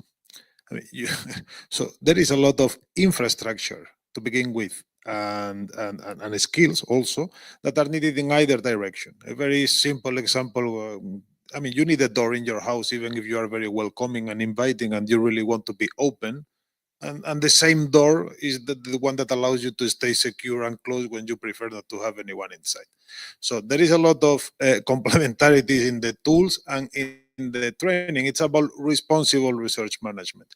The idea of that is sometimes portrayed open science as a very naive movement where you throw very valuable things out on the wild for anyone to pick them up, is not the vision that we have for the space for open science in Europe. We wanted that owners keep control of their data or their research objects, that they know and they have a saying in with whom they want to share it and under which conditions, licenses, policies, etc., and that they have there is accountability, and you can actually trace what happens with what you put outside for sharing with others. So it has to be structured, trusted, and secure for the opening to be sustainable and to be well done.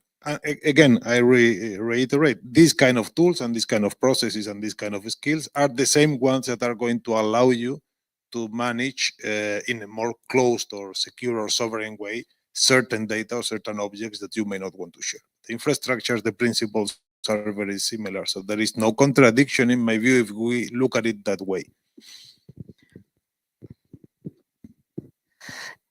Well, hello everyone. My name is Victoria Dominguez del Angel. I am a mandatory member of EOSC France.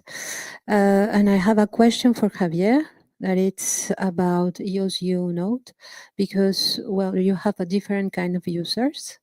You have the, for example, the EOSU, the nodes that will be on board the services in the EOSU node. You have as well the users that can use the Jupyter notebooks and stuff like that, but you don't have a kind of competence center in this EOSU node. Do you think, how do you want to support the users and the different users cases in this EOSU node?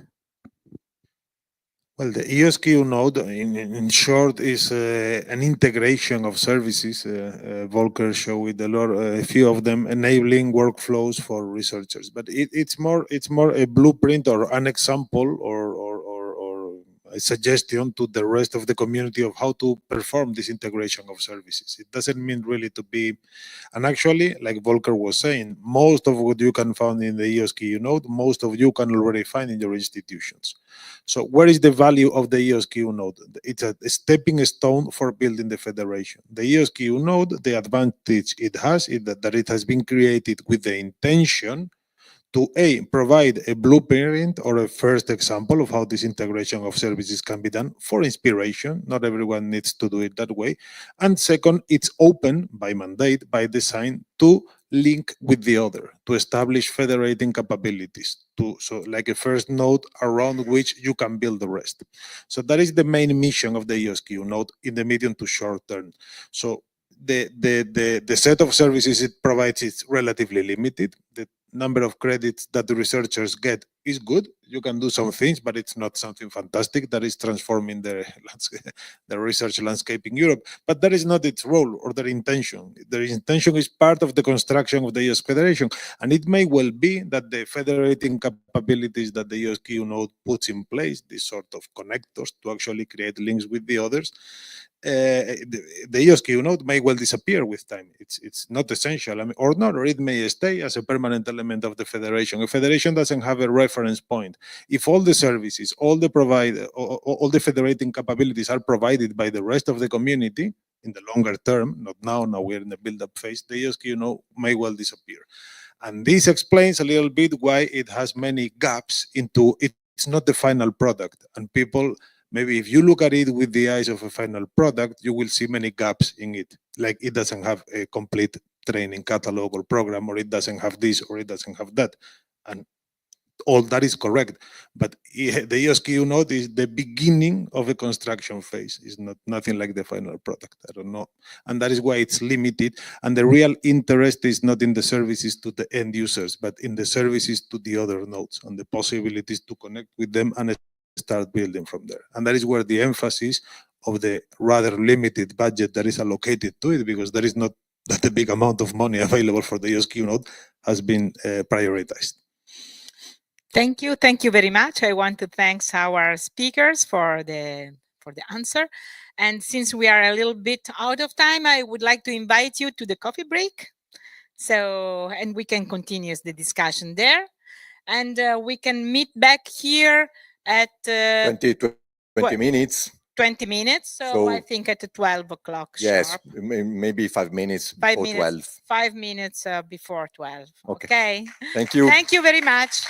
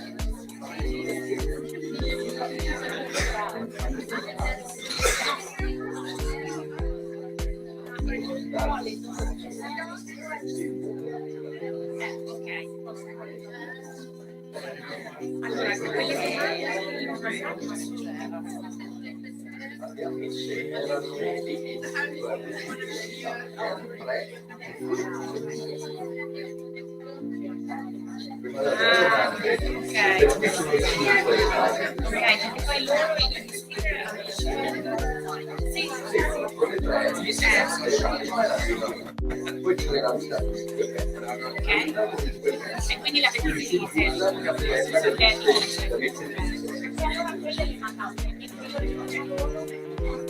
e poi gli mandate online, così non lo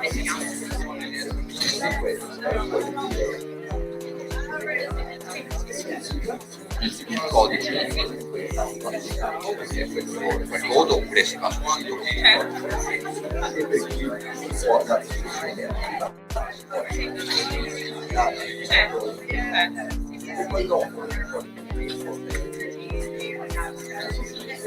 sì, ma io l'introduzione sarà molto breve perché già ieri lo stesso, quindi proprio la riprendo.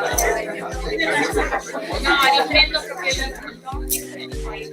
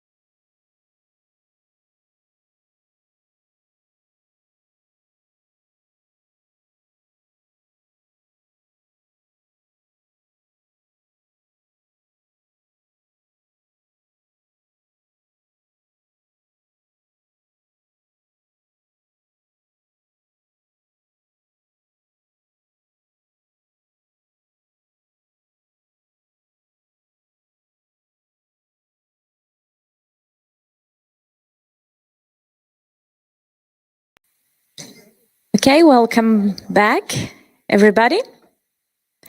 Okay, we will now go on with a series of panel sessions and different other speech. This session will be about upskilling next generation researchers. So we will have a conversation with the competence centers in the EOSC era. This will be an interactive session. Again, I invite you to scan the QR code or to go to WooClub and insert the code that we have been using, we will use today. So it's S4E11 June for today's session. We will proceed this way. There will be a number of questions that I will ask at the same time to you as attendees, but also to the panelists that I am now inviting to join me on the stage. So the first one is Valentina Pasquale from IIT. She represents the Italian Competence Center under ICDI. Thank you, Valentina. Welcome.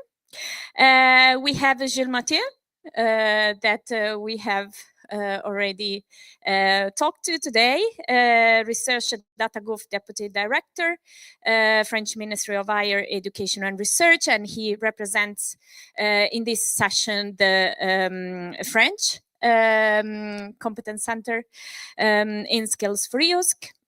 We have Nana Anastasopoulou. I hope I did it. I said it correctly. Nana is working for JRNet, and she represents the Greek Competence Center. And then, last but not least, Magdalena Zufita from the Polish Open Science Competence Center. Welcome, Magdalena. I don't want to take too much time to introduce this panel discussion, because we have discussed a lot yesterday during my presentation about the environment that we are moving in. We have seen,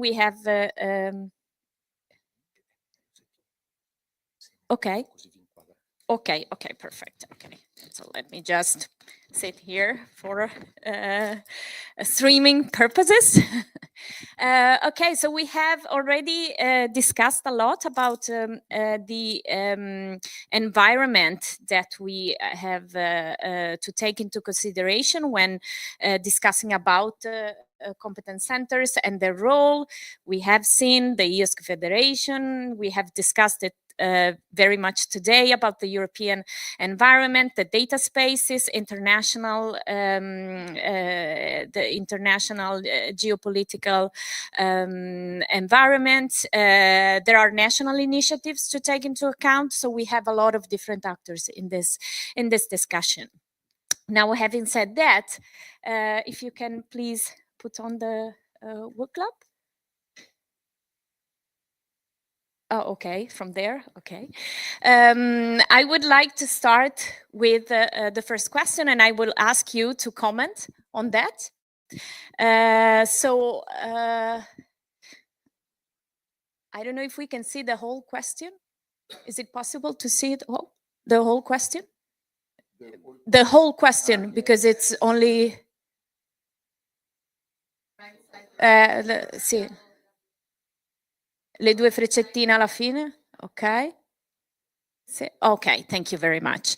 So the first question that I have for you and for the public today is, looking ahead, how do you envision the role of competence centers evolving in the next 3 to 5 years with respect to the EOSC Federation? So we go and dive into the role of how we see the problem from the perspective of the competence centers. Valentina, you want to start? Okay, yeah, thank you. Now working, yes. Okay.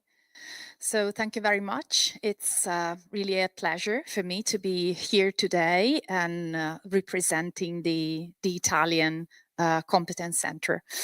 How do we envision the role of Competence Centre in 3 to 5 years? So we've seen that competence centres, and especially national competence centres, are seen as the main point of reference for, especially for people working in research data support, for the data stewards, not only also for the researchers, regarding training, regarding finding support for example, data management plans, and also, questions that are related to research data management.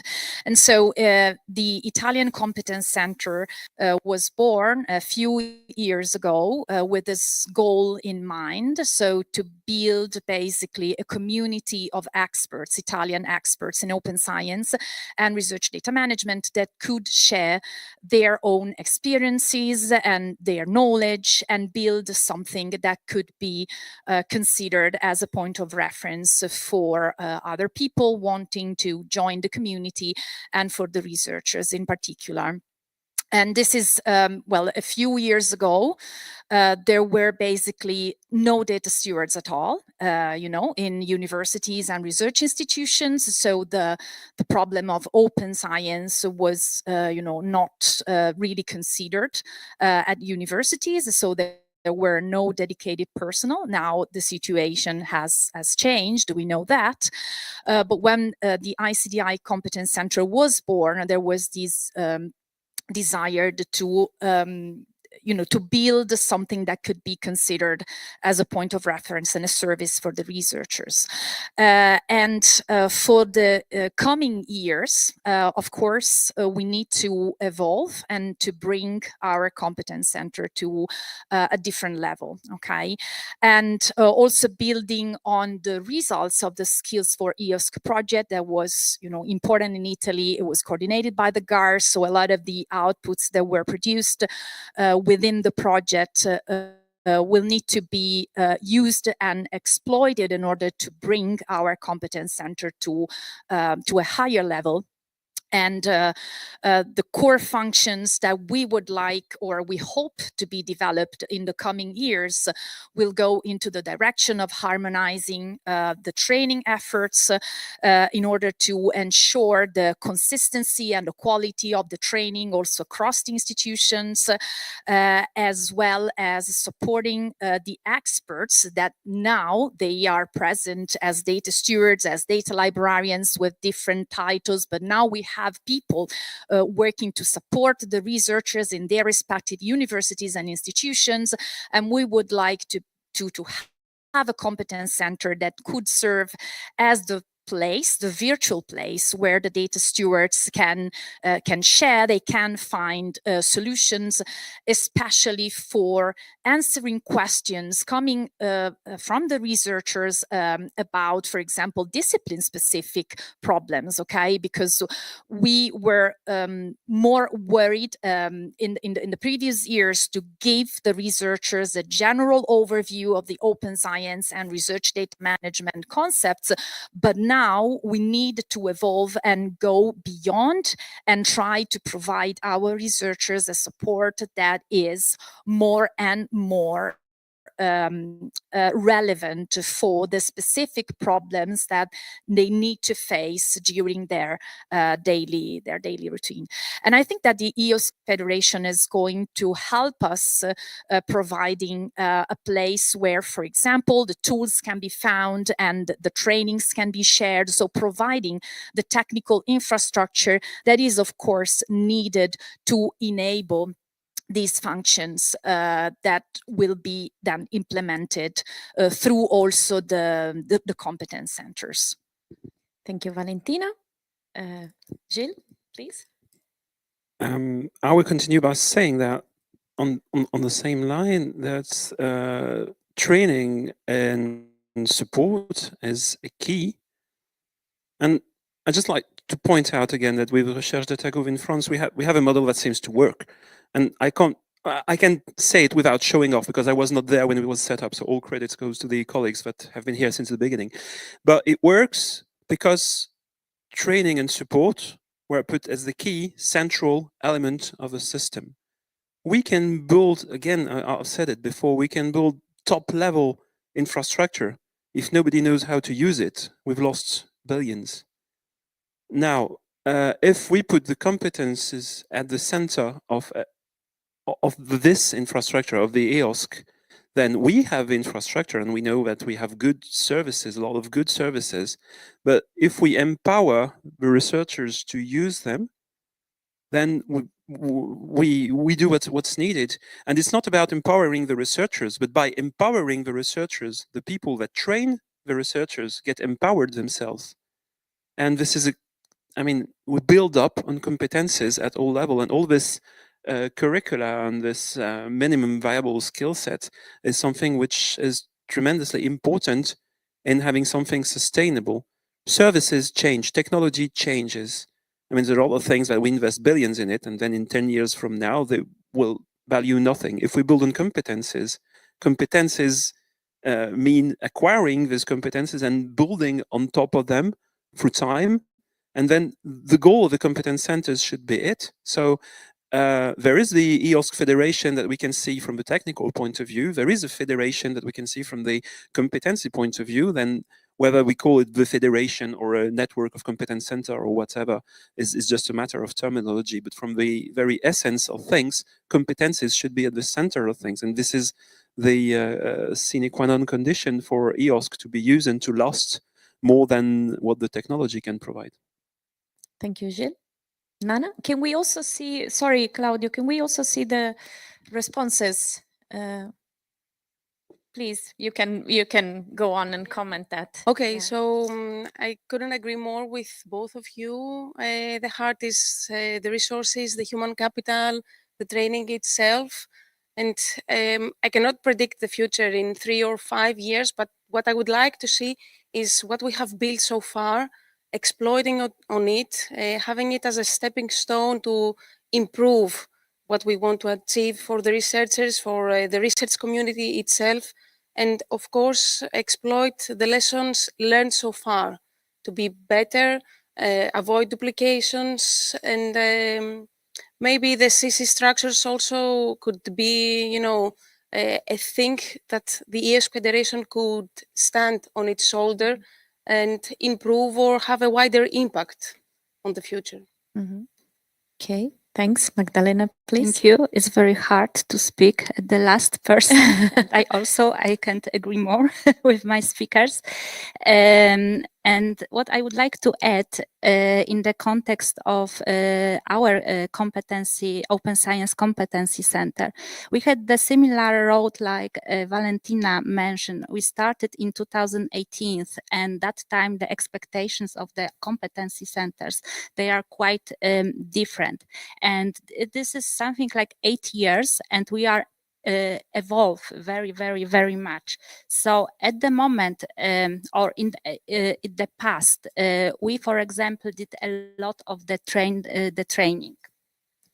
Now our trainings angles, it's a little bit different. I think because we trained a lot of trainees in Poland.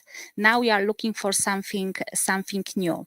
We are some kind of part of the Polish node because we are one of the institutions which is involved in this pilot phase.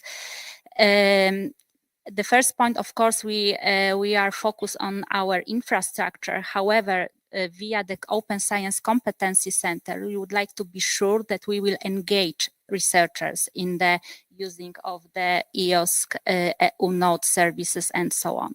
We're also looking for the new possibilities. Now we are focused on different, for example, different trainings.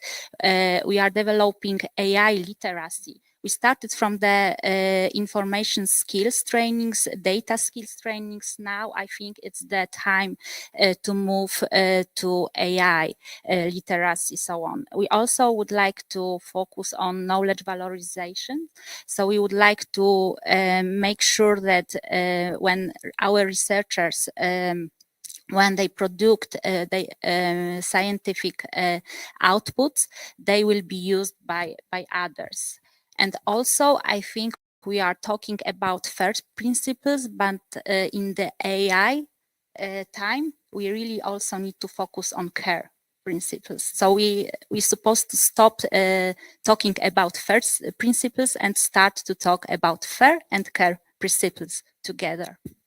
Thank you. It's okay. I can keep this and you can be the first one to answer the second question. Just a comment about the overall discussion that that we have.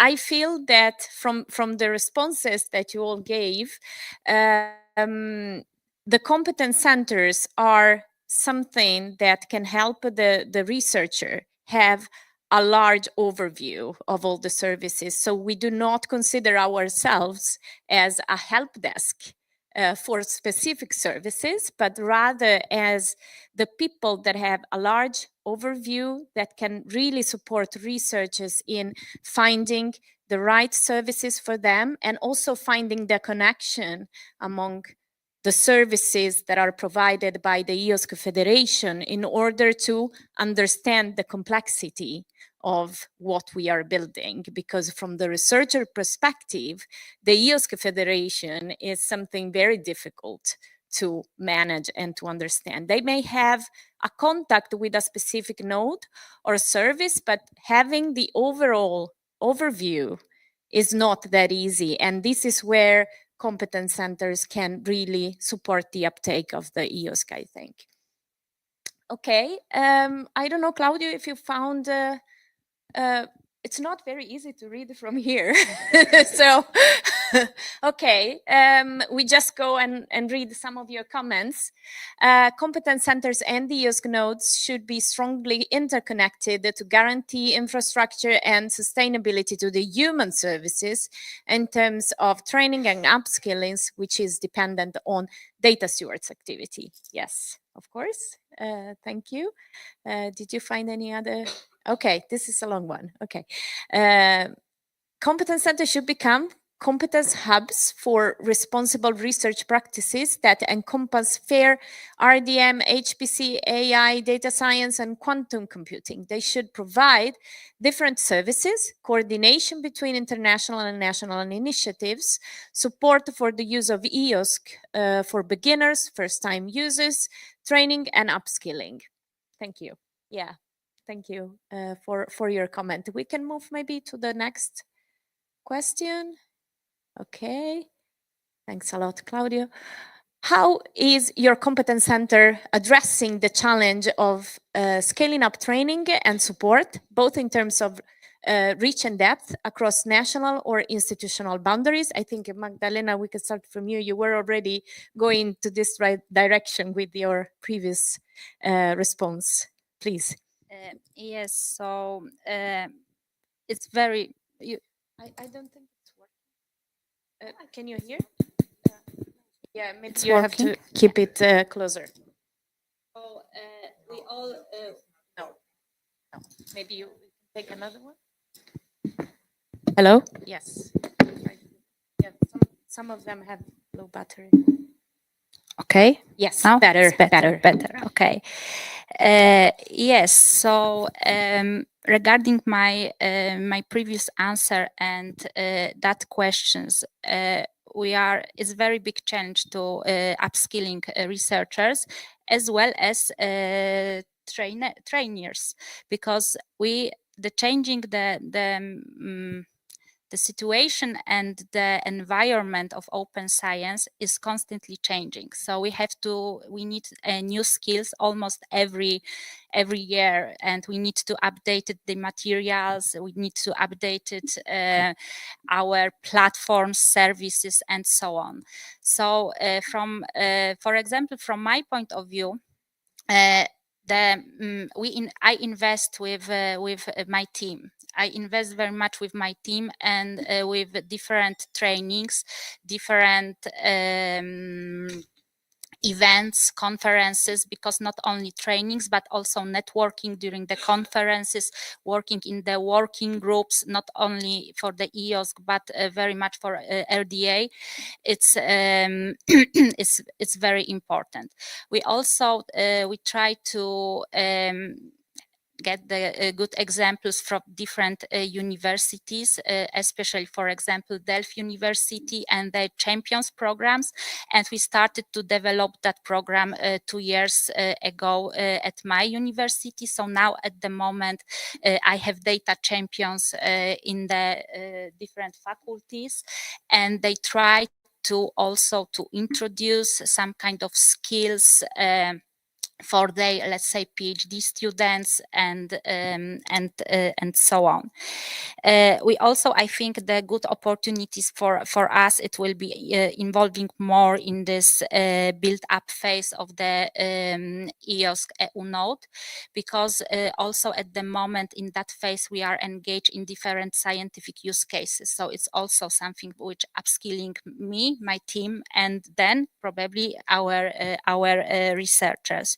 And we need to provide for our researchers, our academic community, the environment that can trust the training materials. They can trust the trainings we developed.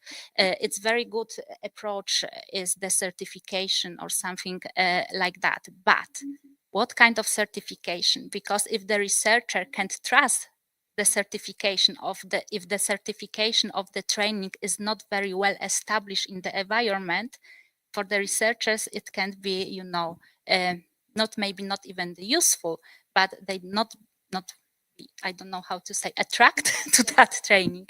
So I think that's the one of the big challenge. Yeah, so from our perspective, what we try to keep, okay, yeah, so because otherwise yeah. So from our perspective, what we try to do is, you know, develop or reuse the already existing material, or use the platforms like the one that Skills has developed through these years, and of course building the capacity in trainers. There is this challenge of keeping up to date what is new, who's going to change the material, but it's a good basis, and we try to tailor whatever we do in the terms of a research group or another institution, so as to answer their needs and requests. And an important thing that we have discovered is the networking. There are cases that, for example, if I am from a university A, I do not know what University B from Valentina is doing, and maybe they have, you know, created a tool that it can be used on my area, and the Competence Center is in the middle, getting to know each other. So this is very important and positive. Okay. I've probably given some of the answers for France in my talk, so I won't go through that again. But I'd say that if we want to scale up, we have 3 problems. We have the trainers, we have the trainees, the researchers, and we have the institutions.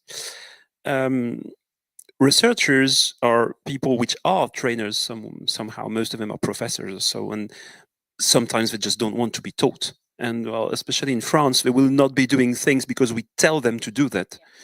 They will do this because their neighbor is doing it and tell them, you know, it's not so bad. So reaching out by actually having a support which is close to research teams is the key. So if you go to the guy next door and ask him a question and he answers you, you're most likely to follow what he's telling you than just if you follow a training provided by a national something in the webinar.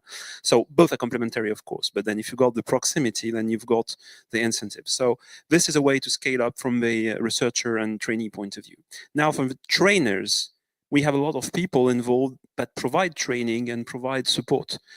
We have to convince them and to make sure that they understand that it's not additional work for them to scale up and to work in a European context, but that on the contrary, working at this scale is actually bringing them more than they're putting in the common pot. So it's an economy of scale. And at the institutional level, of course, as I said earlier, the French landscape is complicated. There's many institutions, and to make them work together, you need a kind of common goal and common incentive to have these institutions working together. And that's what we're doing in the Competence Center. I said that there are something like 81 institutions working together. And well, of course, this is not easy every day just to have all these institutions working together, because each one has its own agenda and priorities. But then if you find those common goals and make them work on things that they agree on, they are more likely to work together on things they don't agree on later if they've already provided something in common. So that's this 3-step seems important to scale up, in my opinion. Yes, I couldn't agree more. Also on the aspect of building a community of people working in different institutions that can agree on common goals and work together to reach those common goals. And this is the reason why in Italy we have worked a lot on building an Italian community of data stewards. We started a couple of years ago, and we had a lot of success, I would say, in the sense that from the very beginning, we had a lot of people wanting to get in and participate. Okay, and that to me was indicative of the need that they have to share with the others. Okay, so when we drafted our manifesto, one of the first goal was to provide a place where they could get peer-to-peer support. Okay, but that but that was coming after, okay, because one of the first initiative that was developed towards the researchers in the Italian Competence Center was actually the so-called, we called it the Open Science Cafe, okay, and why that? Because we know that researchers, they lack time, okay. They are not available. If you propose, formal trainings, 2 hours, 3 hours, 10 hours, they don't have time, okay, because they do not perceive the need, okay. So first of all, you need to, make them understand the need of being trained, okay. So the very first initiative was to do something that it was like short, very informal, friendly, and relaxed tone, okay. So the idea was to propose a monthly appointment, okay, and covering a very broad range of topics, okay. The first year, the topics that were covered were mostly focused on Horizon Europe, open science policies, or very basics of open science and research data management. But over the years, we had to adapt the calendar, okay, by including more and more topics and different suggestions, okay.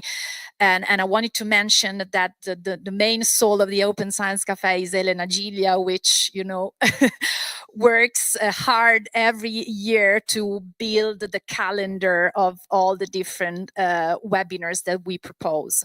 And that was, aimed, to engage the researchers and raise awareness and bring them to, being interested in receiving more formal trainings at their respective institutions.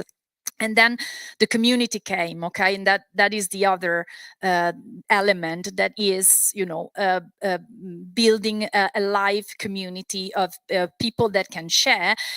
And again, within the community, we have monthly meetings, bi-monthly at the beginning, just not to, be too busy, okay? And then we alternate these internal meetings in which people share their experiences. They talk about how they do training, how they do data management plan support, how they do, they engage the researchers, okay? And this is a sharing moment, okay? And then we have trainings from external experts to the community, okay?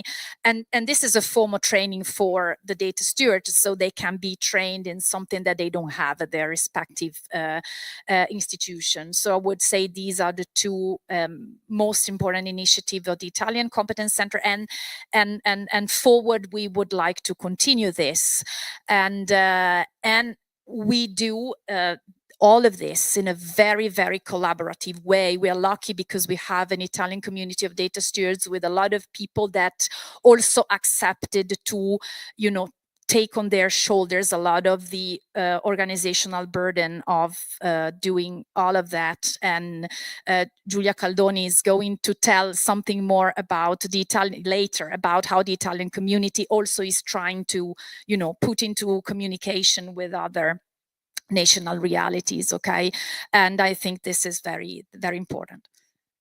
Thank you, Valentina. Claudio, do we have some interested insight from? Thank you. Okay. Providing options to get new certificates offered at the state level from the ministry. For instance, a certificate of advanced studies in RDM. So this is something that we have actually discussed a lot also inside the project. And Magdalena was also referring to it. There is the need to kind of create a framework for certify the competencies acquired, but also to give a trusted to show who are the trusted the venues where you can get trained properly. So this is still a discussion that we need to that needs to come to an end. But I guess I feel that the initial phase of this discussion has been carried out properly in Skills4EOSC. So we'll see what this discussion will lead us to. A use challenge is the training of students. Here we have to upskill the teachers, educators, and help them integrate the teaching of data stewardship skills into existing methods courses. Furthermore, we are envisioning to create disciplinary communities with the competence centers that can be useful for discipline-specific sharing of good practices and knowledge. I strongly agree with this comment. I don't know who posted this. I have to say that personally, I am carrying out an experience with Scuola Normale in Pisa that has been going on for, I think, 5 years and now in the context of the Italian Competence Center. And we really tried to do what the comment is suggested. So we really tried to give the students not only the theory about FAIR principles and research data management skills, but to give them something practical and show them how they can really integrate this into their workflow and work together with other experts and professors to embed these pills of FAIR principles and research data management in the existing courses. So I really, support this comment. Thank you, Claudio. We can move forward. Now we started a bit late, so we can maybe go on. Yes, we can. I don't know. 10 minutes. 10 minutes more. Okay. Okay, I think we can take this one. Yes, because it gives us the other side of the story. So we have discussed what is the role of the competence centers into the EOSC Federation, but on the other hand, how could the EOSC nodes and the Federation support your competence center to address the challenges that we are facing? So maybe, Valentina, if you want to start. Okay. Well, I think one of the main challenges that was also reported several times during these 2 days is to being able to adapt the formats of the training to the many diverse needs that researchers have, both in terms of the career stage of the researchers, but also of the disciplinary background. Okay, so as Nana said previously, okay, we will need to be able to adapt our training continuously also because of the evolving landscape of open science, but also because we would like to be able to diversify our training offer. Okay, so we need to be able to reuse a lot what we have developed in the past in order to be able to, be efficient, okay, in doing such a type of job. So we will need to have infrastructures, okay, tools where the training materials can be made fair, made standard. We have the fair by design methodology. It's a very, very good methodology for making the training materials fair, but we need the tools that will empower us to make this job easy, okay? Because otherwise it requires a lot of time. If you start from scratch, most of the times we do not start from scratch. We tend to reuse the same slides and the same trainings that we developed previously, okay? So we need to, go back and verify the training materials, okay? And once we did this job, okay, we need to find a place where the training materials can be deposited, they can be searched, browsed, reused based on the minimum viable skill sets. And we also need to be able to make these training materials interoperable with different learning platforms, for example. So we need a lot of tools and technology to be developed in order to really enable the trainers to be efficient in their job. I think that this could be something to be developed within the services and the tools provided, for example, by the EOSC nodes and EOSC Federation. I hope it will be. I totally agree with that. And to go a bit further on this, if we say that training as a service is one of the core services that can be provided through EOSC, then the tools to enable that should be part of the EOSC full scale, just like the other services. I mean, there's a lot of computing in EOSC, that's fine. There's a lot of storage in EOSC, that's fine. Now, where are the platforms for sharing the e-training materials and all this? I mean, this is probably where we need to put some effort in federating at the EOSC level this training as a service bit that would enable the competences and training and support to be one of the core elements of the EOSC and not just the technical aspects. Very good points so far. So I was thinking like 3+1 points to say to this. Facilitating access to the infrastructures, to resources, to human capital, as we said it before. Of course, fostering collaboration with the communities, either that be a competence center, a research community, whatever else might be, or a group of expert trainers, whatever. And of course, allow me to say the funding. It's an important thing that I believe we all agree that it might be not secured, but if there is a common, try on this, maybe it would be a positive, have a positive impact on tackling some challenges that the CCs can face. Thank you, Nana. Okay, so we talked about trainings, infrastructures. So I would like to add something more. Researchers need recognition. They really, really need recognition. And what else I can see how EOSC Federation can support us, like a competency centers, like a community, is to make data count. I hope you know this. I don't know, it's the association or because at the moment, many of the researchers, they do not, I mean, maybe they do not see the value of sharing. And I know that it's very hard and we don't like to talk about metrics and everything like that, but we can make data count in different ways. And I think the EOSC Federation and EOSC bodies, they can help us, like a community, to strengthen that sharing of data in the way researcher needs. And researcher needs a recognition. Thank you, Magdalena. Claudio, do we have any interesting? Okay. EOS could offer a platform like Google Skills Boost with a learning path, or Coursera, where each competence center under the right permission are allowed to upload and manage their courses.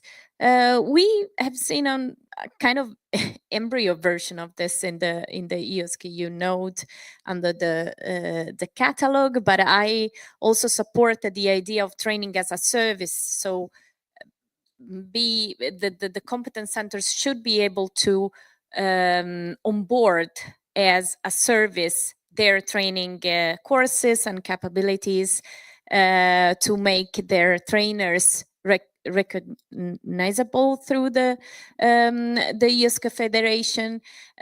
So this is also an important step. Okay, thank you. By providing maintained and updated MVS for different stakeholder profiles and learning paths with relevant training material. Again, we have discussed this a lot yesterday, and this comes up again. It is very important to support the update both of the training material, but also of the skills profiles that are needed in order to be able to take advantage of the EOSC Federation. I would say that also the EOSC Federation could be the place where policies are discussed and harmonized at European level, both in terms of standards for services, but also as large strategical actions that are also relevant for institutions, research institutions at national level. Okay, I think, Claudio, or any comments that you want to make about the conversation? Okay, oh, sorry, I didn't see it.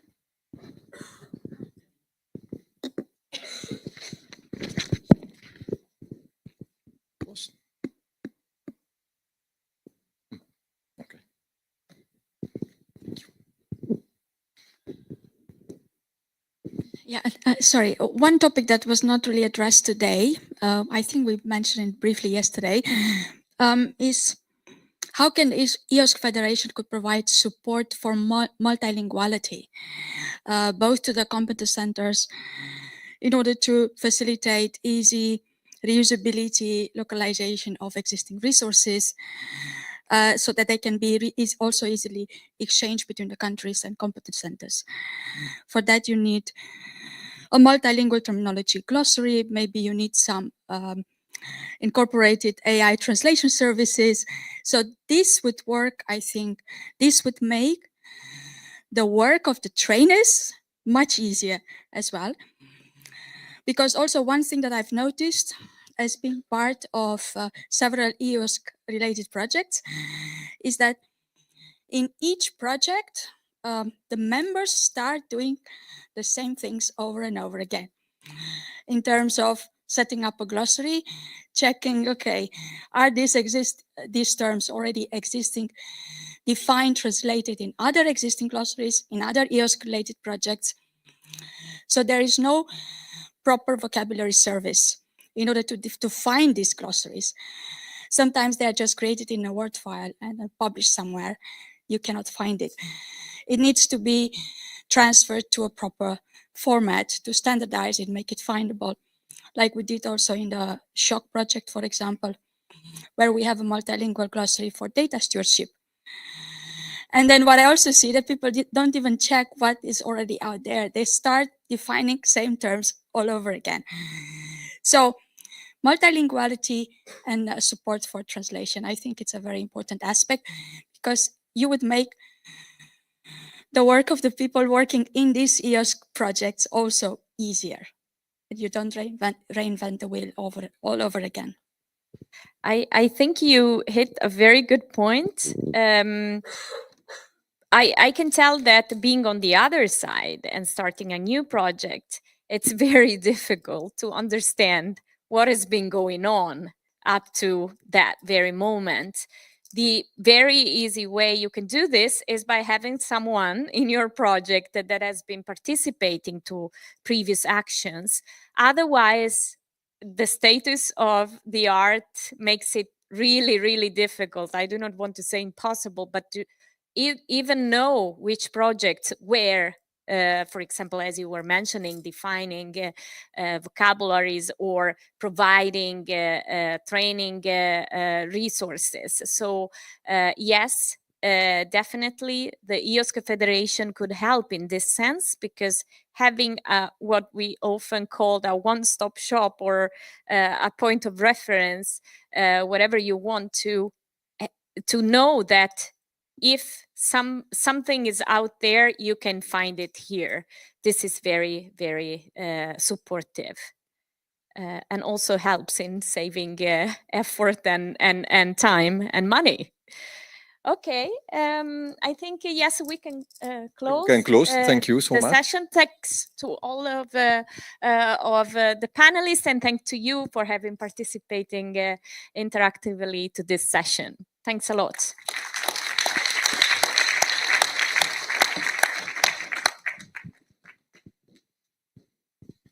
So thank you. And now I'm pleased to invite Eva Mendes from the University of Carlos III of Madrid.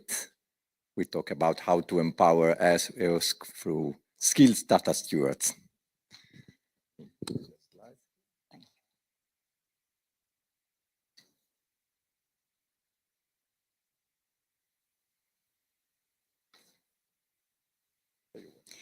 Okay, thank you very much, Claudio, for the nice introduction. Good morning, everyone. Thank you very much for this invitation to talk. I'm a member of the Skills4EOSC project. I have to start my brief talk, just having a disclaimer. I try to avoid this talk till the last minute. First, because today is my birthday, and I think that is awful when you have when you have to talk in your birthday. It's awful, and it has been happened all my life. When I was little, I have an exam, and now I have a talk. And second, because I feel the imposter syndrome, because I'm the work package leader for blah, blah, blah. You don't know what is a work package leader for, but people in Skills4EOSC know. And we have been working in data stewardship. We have been working in this prototype of the curriculum design yet another time, which is what we keep doing in this context, reinventing ourselves. And I feel the imposter syndrome because this work was done by Saba and Anita, and I tried to convince them to do this work. But this is the end of the story. But now we are going to play a movie. Think in the films when you do. So you haven't studied the film, the movie with the family. We are all well done. But let's go back when we met, when we have this love story about data stewardship. And we have this in the Skills4EOSC project, which is our big deal and our big KPI, which is having 2027 and 2027 all research done by EOSC Association. Now we will have to say EOSC Federation. In the next proposal, we will put EOSC Federation. In the next one, we will put something else. EOSC Association members is supported by professional data stewards. But if we come back to the story, we come back to the beginning of the film when we all met, the love story about fair data and data stewardship. It is just a bit of fair taste. In the first Horizon program, Horizon 2020 program, in July 2020, they have these guidelines for fair data management in Horizon 2020. We, all the researchers, we were entitled to make fair data. We didn't know what that was. And it was not one even a mention of the data stewardship, of the data professionalism, or who will help us. So what we, the researchers, we thought, another thing that we have to do on top of signing documents, on top of doing person months and this like that, it was just kind of another duty that nobody embraced it. But if we go to the back of the story, when the FAIR principles were defined, they talk, this is the main article where Wilkinson, Baron Mons, and all my friends, they define what is FAIR principles. They talk about the long-term data stewardship and about the importance of the funding agencies, public and private, to increasingly improve this data stewardship. But also in this paper, they say fairness is a prerequisite to data stewardship. And now we are coming back to the story. Data stewardship is a prerequisite to fair data. Who was first? The egg of the no, in English you say something different. A chicken and egg situation, yeah? So that's the point. But if we think about FAIR principles, they are widely promoted. I always say that FAIR is a very happy acronym, but it's like laser. How many of you do you remember what laser stands for? You probably, because you are physics, but not many people does. And I think it will be this in the future. I'm planning to go the roll back to the beginning of the film, but in the future, we will never recognize what is fair, findable, accessible, interoperable, and reusable. And we say these 4 words, and it's wonderful. And we say rhythmically, findable, accessible, interoperable, reusable. It's like a rap. It's fantastic. But who does this? Who knows this? Fair data is 80% of metadata work, technical issues, persistent identifiers, and the researchers in humanities, in social sciences, in anthropology, in medicine, they don't know. And you know what is worse? They don't care. What is this? So we need a professionalized way to do this, and we have to have the proper data stewards. But the problem is that this has been analyzed before Skills4EOSC, before we try to create this human infrastructure to build up the fair data infrastructure. We need Skills4EOSC to build fair data for EOSC. But before this, it has been a study in Fair is Fair project that I participated in and was related with this work package, but they came up saying that they have less than 10% of the European institutions have data stewards. They are also another open data steward task force, the REA interest group, all of them they have in surveying.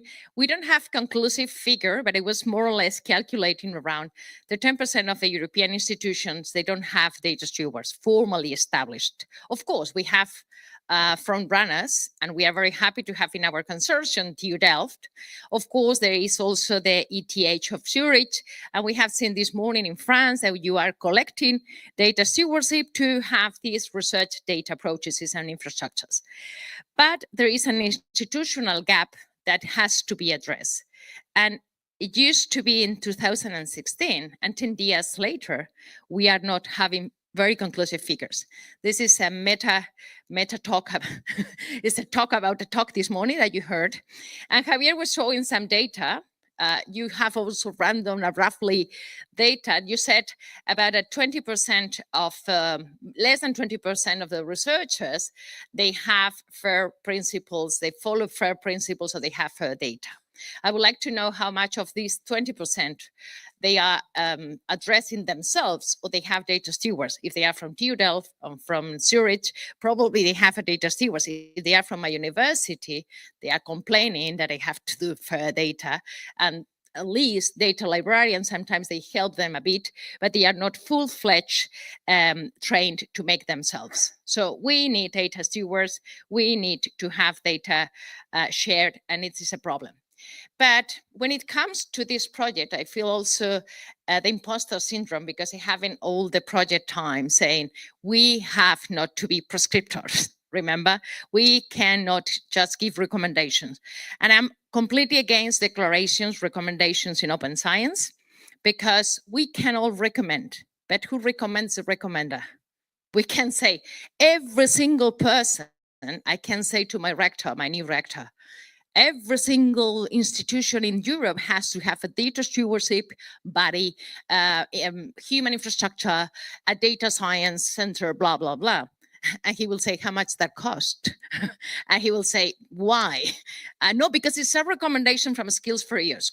We can recommend, but the practicalities, they have to be imposed by said action. When you really need something, it's imposed by said action. When you can afford to have a data steward in your research team, you do. But it's an institutional problem that we have to address altogether. Well, yes, I have a 12-year-old. I play a lot making AI images. And I was thinking, but again, what is a data steward? Because every single time in the last 10 years, we haven't just talking about what is a data steward. It's not a clear definition yet. If you translate into, this is related with the previous consultation, the previous question about multilingual issues. If you translate it into different languages, in Spanish, there is not a real translation. If you play to do it, it's absurd. If you say mayordomo de datos, sounds absolutely ridiculous. And if you say data steward, it sounds like you have a problem in your mouth. So how can we define a role that we have not in our real context, cultural context? It's very difficult. And also if you try to I put data steward in short AI, and it was like, Dominic, data steward is Dominic. It's like that. Why is that kind of characters? What is in the, and if I put data stewards from the EOS perspective in the Skills4EOSC, it is like me. Look, I can be a data steward. What are the skills that we have? Just let me keep playing the joke. This is a paper that was published in 2023 in the Journal of Biomedical Informatics, not in the Journal of Research Infrastructures, not in the Journal of Library Science, that I would be very happy to write this kind of paper. No, it was appeared in the Journal of Biomedical Informatics, which is a field that they really need data stewards. And when I put this definition, what is the role of the data stewards in the responsibilities towards the scientific community and the public, effectively manage data for reusability and reproducibility, that they are two words that we keep playing with, and they are the key issues to make data count, which is another thing that comes to the previous panel. But I was playing, this was an idea that I had when I have to talk about this when the Eurovision, and I was playing with the roles of data stewards in different countries. Spain, this is a turn of Spain. And I put data stewards on Spain. And we have 12 open positions. But look at this, it's very, very interesting what the society is looking for. We are prescribing what we have to train to be a data steward in the research data kingdom. But the public sector is not always as much proficient and as much open as the private sector. And I only found one of under the data steward profile, one position in the Barcelona Supercomputing Center that could be the Barcelona Supercomputing Center, the one that is related with the EOSC, the one that is related with research infrastructures. And of course, they are more and more asking for AI competences, machine learning, monitoring. So we have to review again our curriculum. We have to review again. And what tells us what we have to review?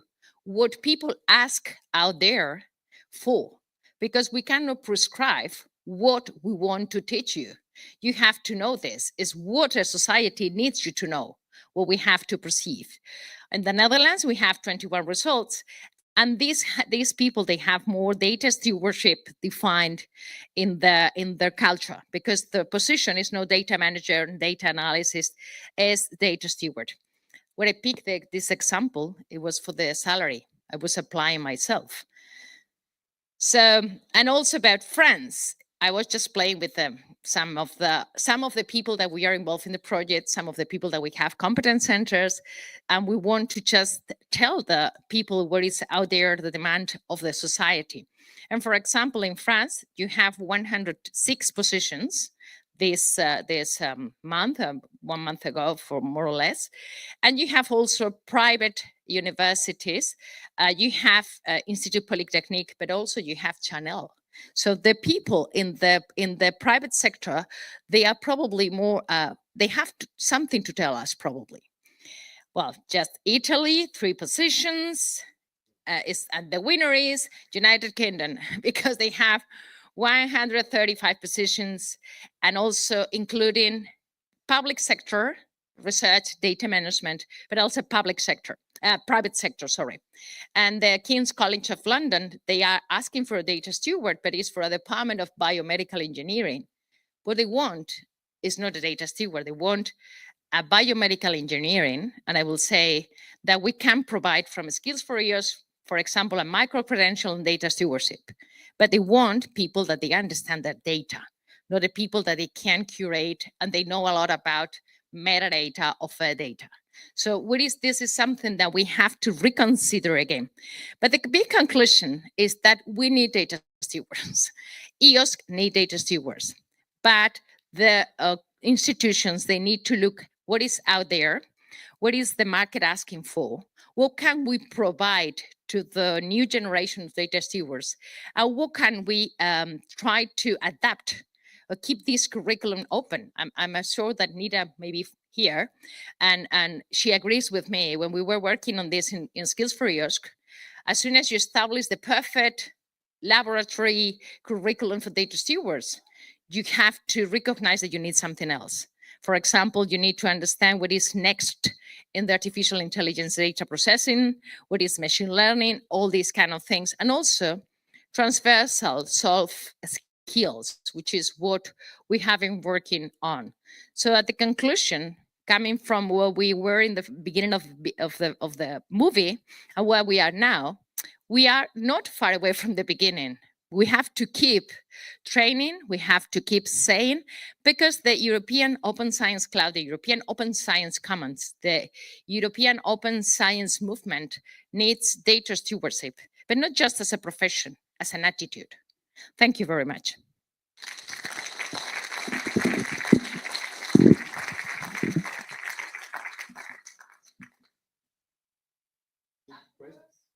Oh, maybe you can take it now. Okay. Thank you.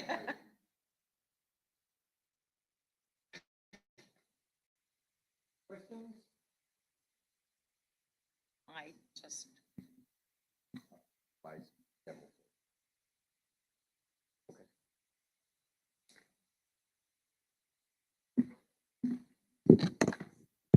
So thank you, Evan. Happy birthday. So it's time now to have our last presentation before lunch. I hope you can wait 10-15 minutes more, and please to invite Curtis Sharma. Welcome, Curtis. And the floor is yours. Let me just... Thank you, Claudio.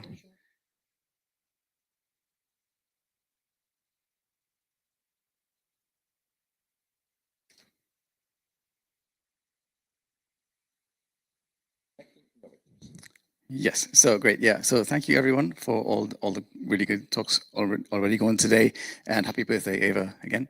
And we will try to not keep you too long from lunch.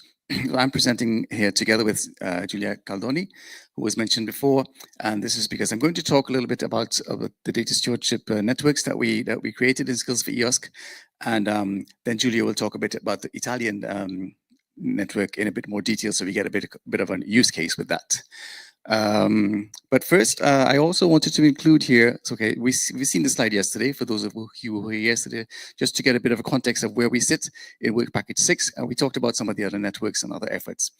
Today, I'm going to mention a little bit about the open science communities again, but mainly focus on the data steward networks. Yeah, so you would have seen this slide yesterday as well, some of you who were here, and the reason why I wanted to keep it a bit of part of this presentation as well is because I think the open science communities and the researchers are also part of driving research data management. And this work was done by, again, by Luke Brinkman of Dance, and I think at least one of our colleagues from Dance is here, and also Anita from Radboud. And they have done a fantastic job in bringing us up to where we need to be with open science communities. Of course, a lot of these are embryonic, dynamic and will need to be supported as time goes by. And yesterday I had a nice picture here about EOSC and the number of communities and the thousands of members that they have at the moment, but they will receive support to continue working amongst themselves as researchers and also with the data stewards as we go forward. So moving on to the data steward networks that were established during Skills4EOSC, I'll just kind of go in order, but I will not talk so much about Italy because Julia is going to do that. So I'll move on to the Hungarian data steward network, and each of these networks, they had a reason for wanting to start a network. For instance, in Hungary, they received some initial funds for creating training and administering training. What they want to do is to find a way to sustain that, to keep that training going, and to have that exchange of what they've learned in the training as they go forward. And they also wanted to create a roadmap of how they would operate in the next couple of years, how they would manage to meet around the country, and just generally how they would transfer ideas across each other to share what they've learned. And also to see how they can formalize the network, because they're taking a bit of a less formal way, but they do want to think about formalizing the network as they go on. So moving on to the Portuguese network, which I've been working with very closely with Clara, who's here from Portugal, and others from Minho and Coimbra and so on. And their need was to establish to work with capacity to try and complement the capacity of data stewardship that they have in Portugal, and also to drive professionalization of the profile, which is a thing in a lot of regions. And we heard a bit about that this morning as well, why it needs to be professionalized. And what they're doing at the moment, and you can see the membership there, what they're doing at the moment is to think about setting up some working groups to work on profiling, and to do, and through this, in order to achieve this, they're running a survey that was first run by the Italian network to gather information about what data stewardship roles involves across Portugal, and they are related with the Redata project, which is a consortium which is being funded by FCT. And what they're thinking about also is to see how they can carry on and how they can plan their sustainability efforts going forward. When we move on to the Nordic countries network, now the reason why they chose to have a regional one is that they felt that there were other networks that were kind of addressing the national context already, even though they might not be called explicitly data steward networks.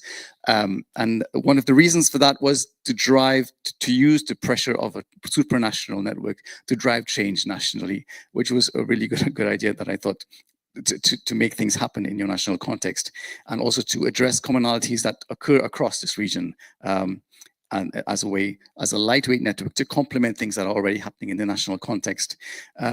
We've had a kickoff meeting for the steering group there in Copenhagen a couple of weeks ago, and the plan is to officially launch the network in July 2025. Now, this number you see here of members is more of an indirect way to engage those who are already in the other networks, and there was a lot of enthusiasm already from different members who are, when can we join? When do we start?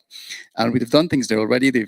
We've established a communication platform. We established a newsletter is almost ready to go out, and also there's a collaboration with NIC, which is Nordic e-infrastructure collaboration, which is very suitable because this is a supranational network, and they can work along with those as well as their own local competence centers to achieve what they want to.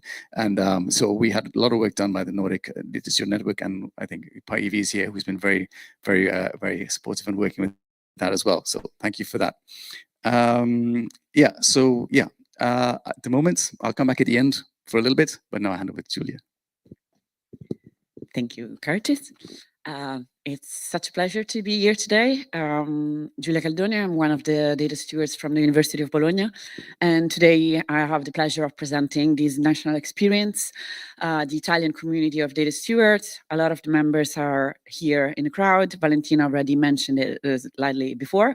And it's one of the examples of the national communities that Curtis was mentioning in his slides.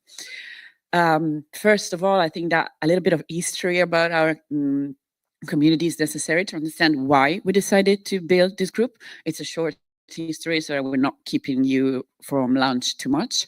But in 2023, the University of Bologna, the Italian Institute of Technology, together with Skills4EOSC and ICDI, gathered together to recognize that in Italy we had a lot of data experts already working as data stewards in institutions, but they weren't actually defined as data stewards, meaning taking the definition of data stewards that it's in the minimum viable skill set produced by Skills4EOSC as the one that we're referring to.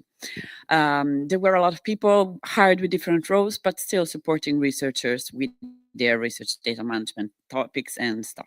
So we decided to prepare a survey and a call for action. We wanted to see how many of those research expert, data management experts wanted to gather together and work together in a community. And we had a really nice response because we kicked off in 2024 with 50 people together.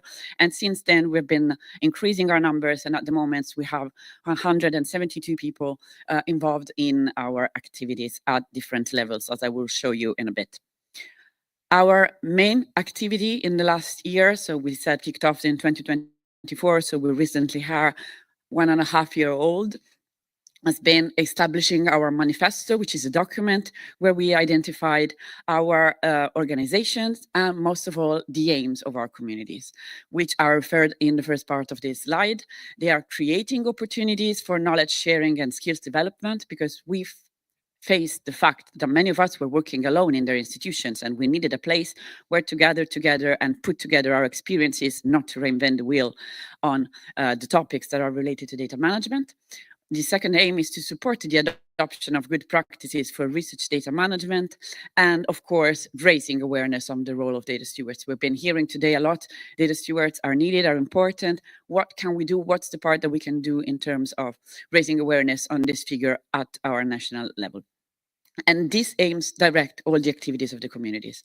We also defined the organization and participation methods to the community, and we wanted to keep all form of interest and participation in mind, starting from those that just want to be updated on our activities on the mailing list, then with the major form of involvement in the activities being part of the coordination group, which has the role of looking over all the activities of the community. We have different working groups here that, as you can see from this graph, actually respond to the aims that I presented in the slide before. So we have monthly meetings thought to share knowledge and skills development. We have different topics on raising awareness and supporting the adoptions, and we have some working groups that actually are needed to cover the workings and the activities of the community itself, like the one on communication, the one on external relations, and the one on the manifesto that has already been closed. So those are the ones that also are really important for us to make ourselves known, and Curtis will show you again in a sec what we mean when we talk about external relations. As he mentioned before in his first part of the presentation, professionalization was one of the main goals leading us together. As I said, there were people working as data stewards, but they were not defined as such, and they were doing the same job, but with slightly different declination of the role in their institutions. So those were the challenges that where we started from. And we recognized that actually professionalization can go through two different ways. One is, of course, the definition of a job profile to be recognized at institutional level, but also professionalization is skills enhancement, is improvement of the data stewardship knowledge and of his preparation, and of course, being aware of all the different topics that are emerging. And so not being a static figure, but always being updated and always developing and following what's going on in the research data management environment. So we are taking our small actions. Probably we will need to move it further. But of course, we want to disseminate as much as possible the initiatives of the Italian community of data stewards and the milestones. And that's why we're starting our community channels this summer. And of course, we want to invest, we will continue to invest on peer-to-peer knowledge sharing because it's really important for our development as professionals. And then I will leave you again the word to Curtis. Thank you. Thank you for that, Julia. Yeah, so just to finish off now, so and to talking about interconnectedness, another part of the task was to create a group to harmonize these networks. And sorry, things moved around a bit in the slide on uploading and downloading and that kind of thing. So what we did to achieve this sort of harmonization, bringing networks together so that they can share things across networks, was to establish a group within the Professionalizing Data Stewardship interest group. So we co-opted an inactive group called Networking and Knowledge Exchange for this purpose, and that was approved by the PDSIG co-chairs. And so far, so we start, as you see the timeline there, we had a meeting there at the RDA plenary in 2023, where I started to work together with Aoife Coffey of the Sunrise Irish Data Stewardship Network, and Julia as well, who's been involved with us from the very beginning, and a couple of other people as well. And here we are today. We have, these are all not people who have countries who have signed up officially, but we have regular attendance from them. And then we have, going forward, we already know, now we've had contact from someone in Germany who's inquiring about what we're doing here. So what we've done so far is we've transferred a lot of knowledge, a lot of ways of approaching networks across by having invited speakers from different networks, speaking at other networks meetings, and then coming to attending our monthly meetings. They're monthly at the moment, and bringing up ideas or issues that they feel they need to address in their own networks. So already, I mean, I think this network of networks is starting to achieve what we're setting out to be.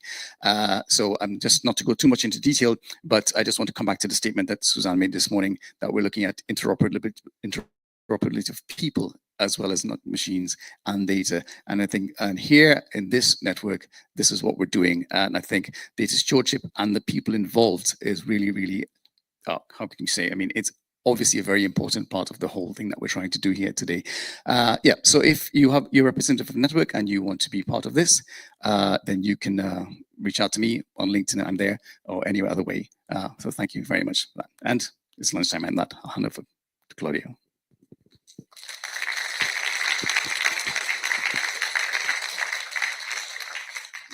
Thank you both of you. Any questions or comments? So we want to go to it, I know. So, okay, thanks to all our speakers and for the very helpful insights of this morning. Now we have the lunch break, and the lunch is served on the ground floor where we had our coffee break. So it's almost 1:30 now, so let's be back at 2:45, okay, for the afternoon session. We have still a couple of speeches in this afternoon. Thank you so much. See you later.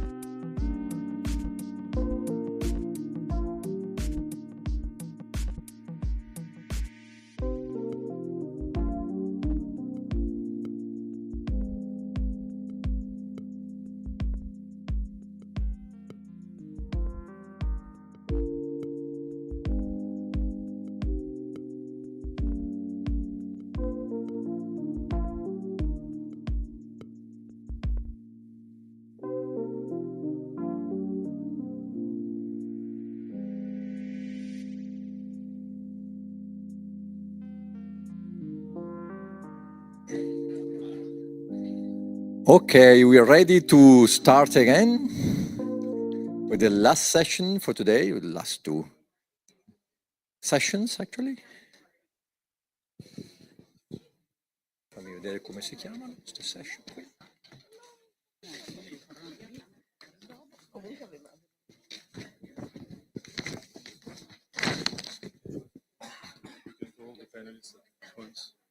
Okay, yes. So we have a small change in the program as we are switching the last two parts. We are now going through the panel session, open science from the bottom to the top, upskilling all the actors of open science, and then we will finish with Kevin's speech. So, well, I'll leave the floor to Arnaud, who is chairing this session. And are you inviting the panelists? I will, yes. Okay. So yes, hello, so I'm Arnaud Gingold. I work for Operas and Aix-Marseille University, and I was working mostly in the Web Package 5 and Web Package 2 of the project. And now I will come all the panelists to join me on the floor just to have the discussion all together. I think we have just enough seats for all of us, all of you. So Aimo, Fotis, Nana, Jose, and who did I forget?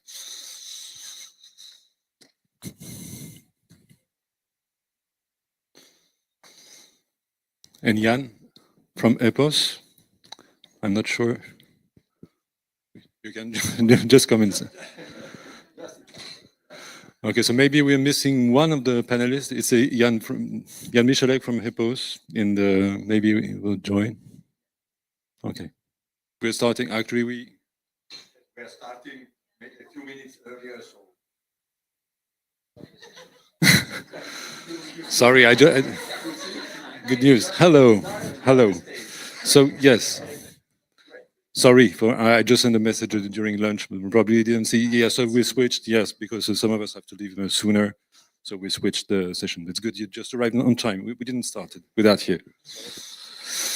So yes, hello and welcome everybody. So like Claudia was saying, the title of the panel session is Open Science from the Bottom to the Top, upskilling all the actors open science. So just first a quick remark on the organization itself. So we won't have slides, we won't have work-lab questions.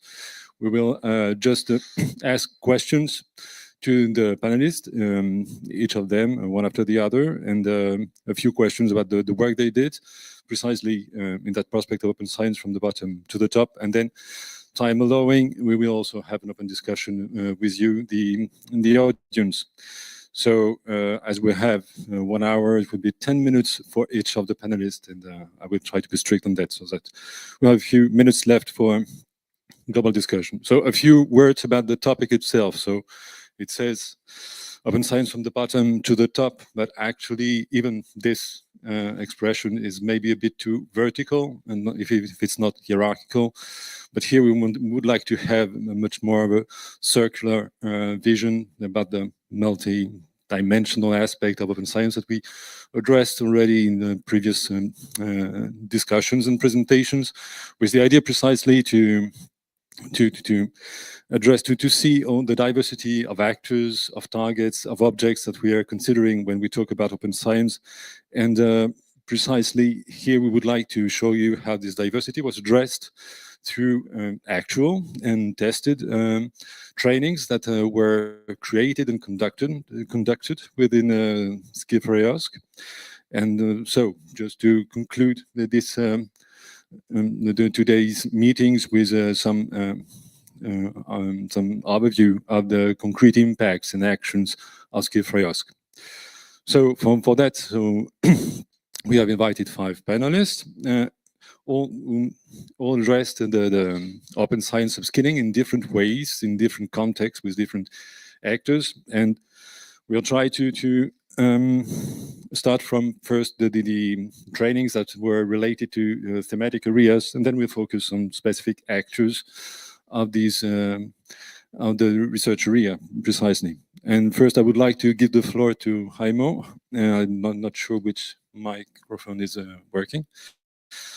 Jaimo is head of botany department at NHM Vienna. He's a coordinator of open scientific collections in Austria and the national node for the distributed system of scientific collections. And in Skills4EOSC, yeah, cool. In Skills4EOSC, you worked mostly on aggregating training materials for LAM institutions in 4 modules. So I have, like I said, a few questions for you. So the first one would be precisely about the diversity of disciplines that the entire field of open collections do cover. Did you take into account this diversity of disciplines, which is based mostly on the object types of the collections? And how did you deal with this during the course that you created? Yeah, maybe first, thanks for the invitation to join the panel. I can also start with a birthday, maybe. It's not answering your question, but my mother's birthday would be today. She would be 80, and without her, I would not sit here. So maybe we should be grateful also for her. My background is botany, actually tropical botany. So I prefer to not sitting in rooms like this, but would prioritize going to the forests, which I did in South America. What was the reason why I joined the Skills project is we have big collections in Vienna. So the institutions themselves, Naturalistic Museum is small. We have about 300-400 people employed, total stuff, but our collections are huge and of global origin. So we have botanical, zoological, earth sciences, anthropological, archaeological sciences, as well as archives and library materials. On the basis of our daily work, we need materials from all of those aspects. Therefore, we had contacts with many people from all these different domains, including the service centers of universities, providing literature access, or national archives of the Austrian-Hungarian monarchy, and all over Europe. Putting together materials, we were struggling a little bit with the diversity of the domains in this context, and of course the European landscape, but the topics remained themselves. Why we chose 4 modules was intended to have half-day sessions starting with lessons and then with use cases, or just to illustrate what can be done. The modules were strategic planning for digitization. The second one was data processing, digitization. The fourth one was then verification in a broad sense. And the last one was then legal and ethics aspects. So several of those have been addressed today already. And what we tried to do is, in Austria, maybe this is true for many countries, we just recently learned that in the UK it was the same. We are playing ping pong between ministries. One is Ministry of Science, then the other one is Ministry of Culture. So we as a federal museum, we belong to the Ministry of Culture. EOSC is Ministry of Sciences. So the Ministry of Science, they tell us, please first get some funding from your home ministry. And so cultural and humanities are maybe bigger when it comes to collections. So what we could achieve is getting those 2 ministries talking to each other and starting financing from the cultural domain, but then going ahead with Ministry of Science. So we have now in Austria the support from the Ministry of Science joining EOSC and European infrastructure, which you mentioned initially, the distributed system of scientific collections, which will be an ERIC. So it's just in the phase now of setting up the ERIC. The skill set for the topic of this session is bottom up. The skill sets of the people, so the collections curators, not only librarians, not only archival staff, but also especially collection managers, is very varied. So what people tend to have is they tend to be very traditional when it comes to methods. So software that they used in their beginning of their career, they try to use it throughout their career. So switching one software to the next one is difficult. Openness is also a topic. So people want to publish results and not the primary data. When it comes to collections, primary data need to go out. So we tried to cover in all these modules, all these individual steps. What we also found out is before putting together, also with the help of DCC input from Angus White and Clara Linus, is data management plans in scientists' perspective and collection curator's perspective is also very often not really the case. So the stick has been mentioned by Gilles. People, so scientists having their data on a stick is a topic, and collapsing computers is well known, I think, and losing things. So when it comes to repositories, I'm happy with the modules that we did on the one hand, but I'm not happy because we could not be comprehensive. One question popped up by Nina sitting in the audience. What is repositories? What is core trust seals? So we should also have like a principle introduction also in the maybe skills context about trustworthy repositories, which we did not cover at all because we think that the institutions are in charge of those reliability and long-term sustainability. And that's easier in universities. A little bit less so in museums, tend to be smaller. Yeah, so this was more or less how we approached it. Okay, thank you. And that was very complete feedback already on these activities of yours. So I would have another question, and it's must be related to the audience, but maybe you touched upon that already a little. But so, did you recognize any specific topic that was of greater interest for the audience, or that was more challenging? You kind of discussed that already, but if you have more details about that. Yeah, there's two more complementary things. One is the metadata universe. So talking about metadata, people get frightened sometimes because there's many metadata standards, many things that you should be aware of, and collection curators just don't care usually.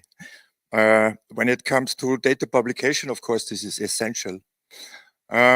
So finding a line through these metadata that are applicable for your institution, I might point out one thing. As soon as you have digitized all objects in your collection, you can say something about the collection, but then you need to have more or less fit for reuse metadata.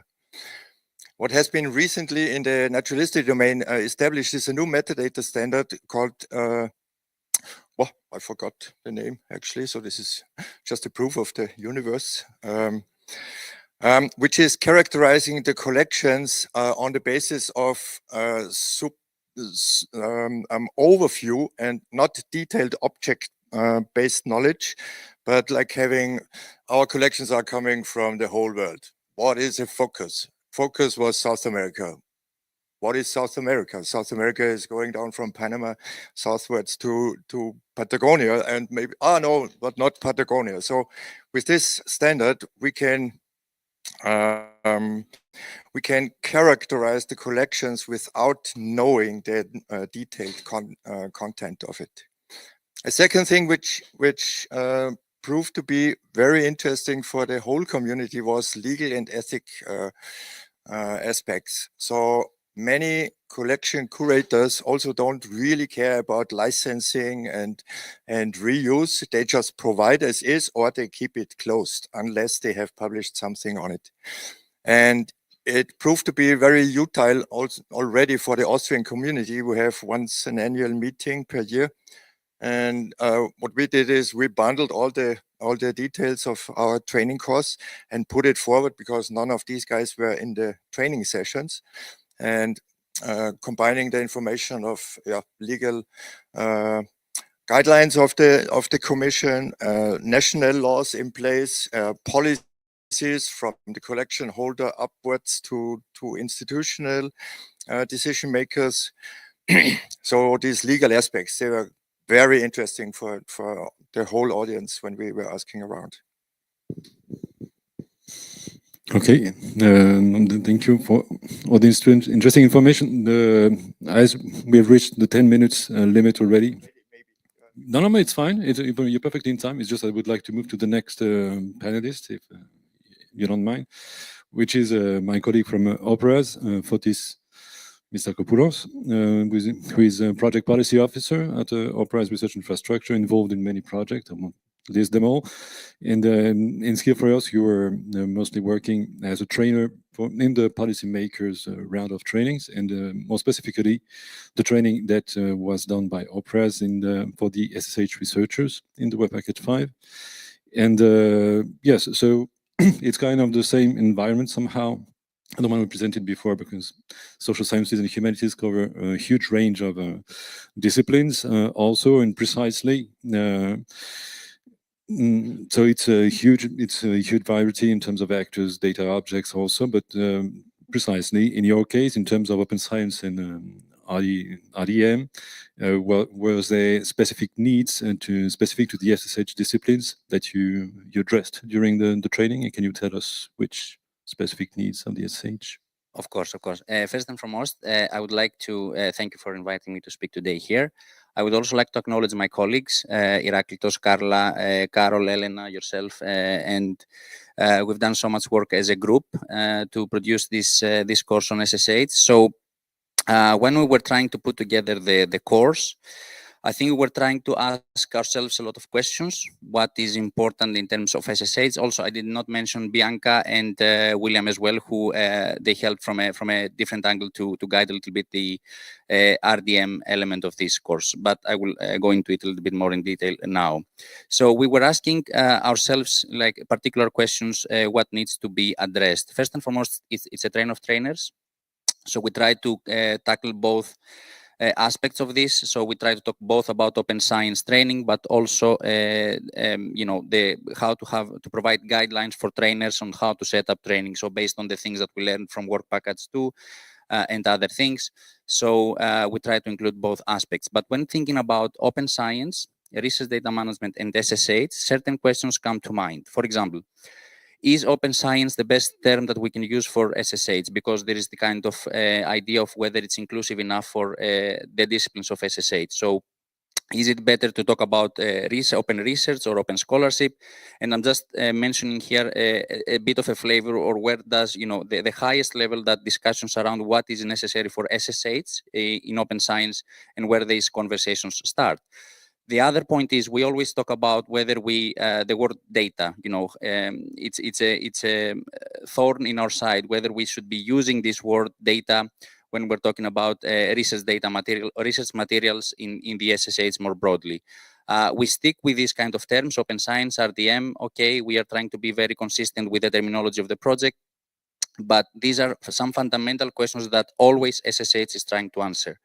So there were always like guiding questions for us as well, what to include in the course. And there's also this concept of whether open science, I think, is the starting point of open science in many ways has been STEM sciences, the life sciences, the hard sciences.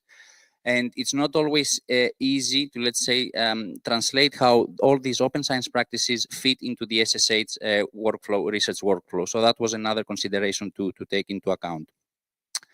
So from that point of view, we try to think of what would be useful and essential to have in the course. And of course, what we always try to do is to look at the landscape, what is already out there.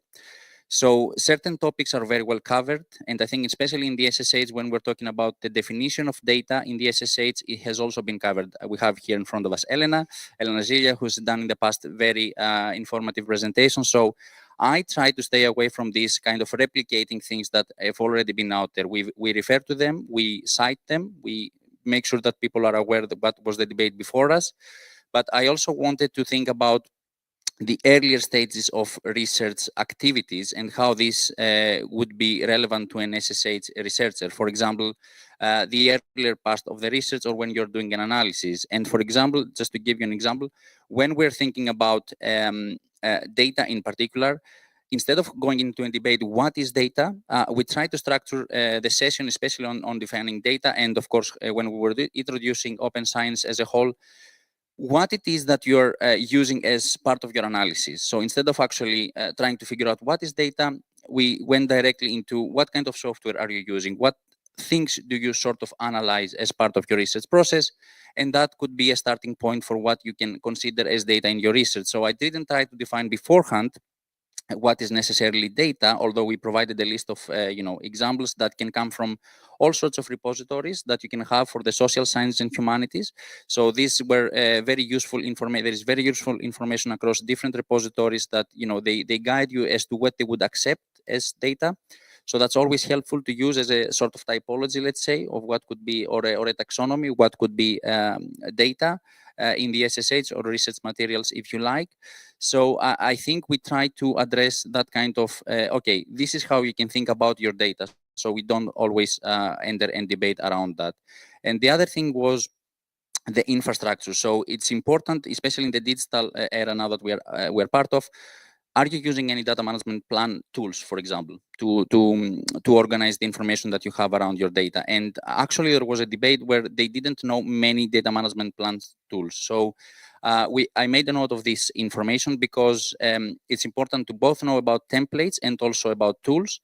But as part of the conversation, it was always obvious that SSH, the terminology of the data management plans, again, do not necessarily reflect the needs or the details or nuances within the SSH research area. So you have to really dig into that and see how you can change that wording in order to fit into your research project.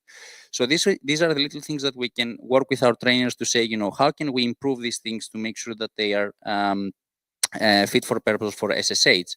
So to summarize what effectively I try to focus a little bit more during this course for open science, of course, how we define data in one way, or how to identify data within a research workflow, what kind of tools are out there available, what kind of infrastructure you can use to support these processes, and of course, how to start thinking about open source software and other elements, as I said, because these are open science practices that come necessarily maybe from the STEM sciences, but there are still solutions that we can adapt to the SSH. So that was our focus that I felt could differentiate a little bit also our course from what is already out there available right now.